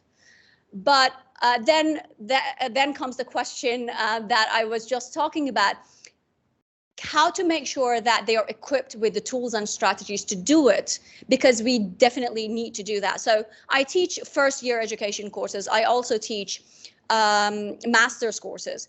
So I see differences in our students in terms of critical thinking and how they analyze different tasks and questions. So with first year students, we need more scaffolding. We need to break down everything we're asking of them to make sure that they know what their expectations are at university level and what exactly. So we should break it down first. We should show them samples, good samples, and not just show them, but also analyze the sample, tell them what is working well in the sample, what is not working well.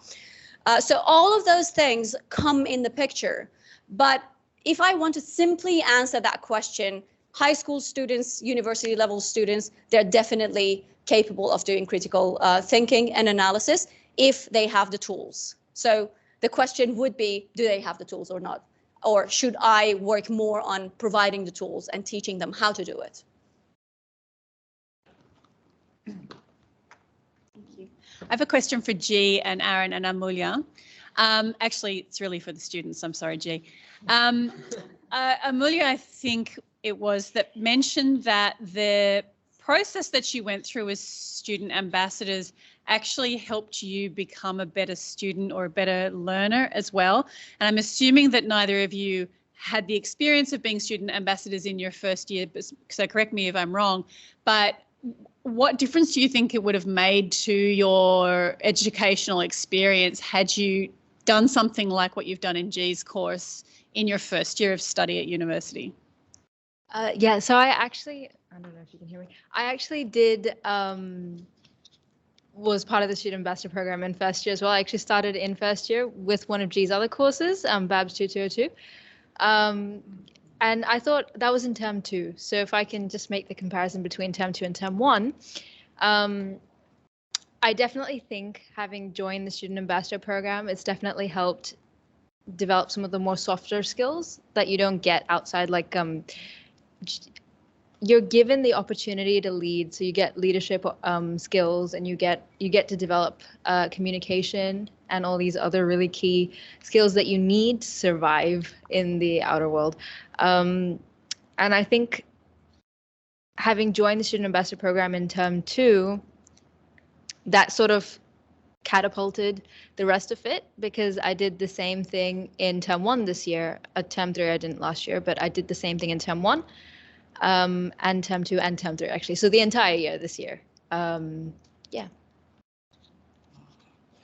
Great question. I think if I had this in my first year and had the ability, I guess, to be, I don't know, to know how to approach academics and not be so scared of them, I think the student ambassador program bridges the gap between like academic and student. There's a power dynamic there that most students are scared of.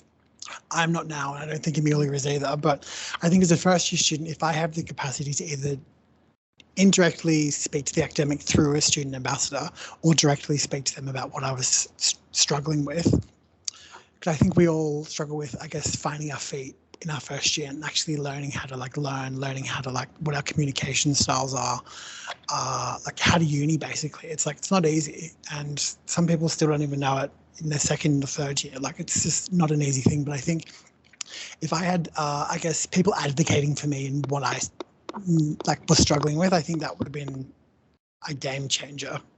Yeah. I guess I'll just quickly add one last thing there, right? Not speaking from the student's perspective, really. So I guess I've had students ambassador coming from third year as well in my third year courses, and the conversation, the safe conversation that I have with them is basically they telling me that, gee, I'm in my third year, third terms, who cares? Well, I'm lucky to have them in first year. So they get to make a change in their first year, they get to make a change in their second year and possibly third year of their program as well. So that makes a change. Yeah.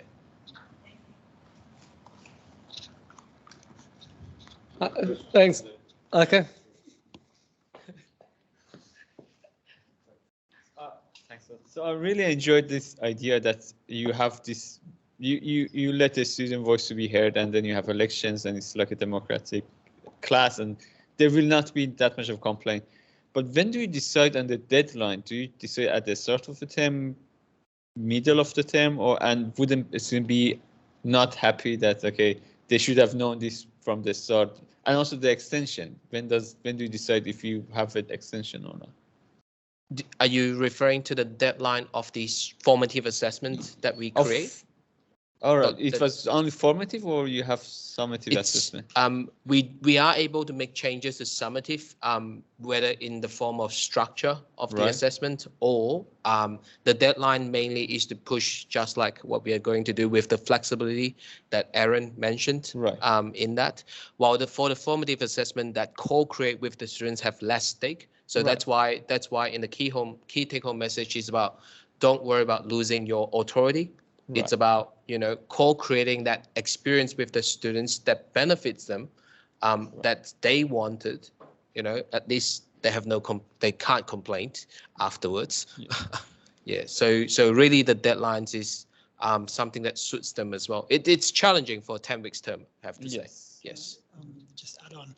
So I think if the student ambassador program started a bit earlier, sometimes it starts in like week 3 or week 4, which can be a bit late if we wanted to like sort flexibility in assessment deadlines and stuff. But not only have we like pushed deadline extensions, which we all, I guess, appreciated, we actually found that students were struggling with like time management with their in their exams. So we reduced the number of questions we had, so they had a bit more time up their sleeve to like actually not have as much pressure, which was something we're lucky to have G. G's a very great academic, and he's very, I guess, enthusiastic about the student ambassador program. So I guess it depends on the academic as well, but I think, yeah, extensions, but also like understanding what students say from the midterm, students are struggling with time. So we looked at that and then we were like, okay, how is this going to actually impact the final exam? So if there's going to be a similar issue, then potentially we can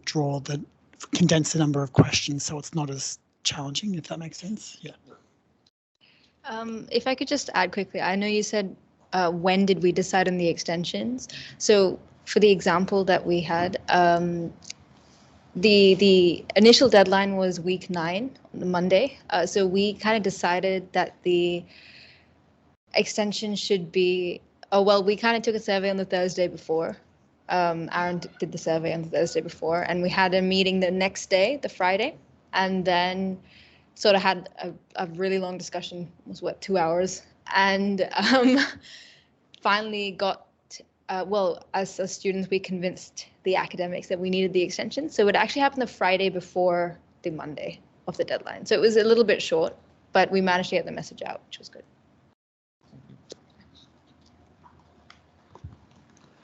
Okay, thank you everyone. So and thank you everyone for coming. And so yeah, you could take your seats. Well, I will just do a final thank yous to everyone. Maybe I'll get into the frame here so people online can see me. So yeah, thank you all the speakers for today. Thank you, a great panel here. A lot of great to see students being part of the presentations, and commend everyone who's presented. So thanks everyone from all the presenters, the participants, everyone who's asked questions and has come either in person or online, and also for everyone who's helped organise this event. So Meredith was a co-organiser as ADA reps on working with other faculties to help create this day.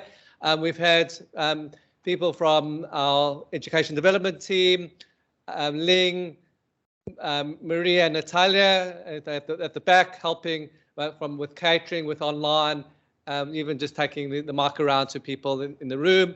So thank you everyone. It's been a great team effort, and we appreciate everyone's participation and support in making this a successful event. So thank you. Thanks for staying a bit later than the timetable, the schedule said, and we hope you got a lot out of it, and that you will continue to improve, and we'll hear more successes in events to come. So, thanks everyone.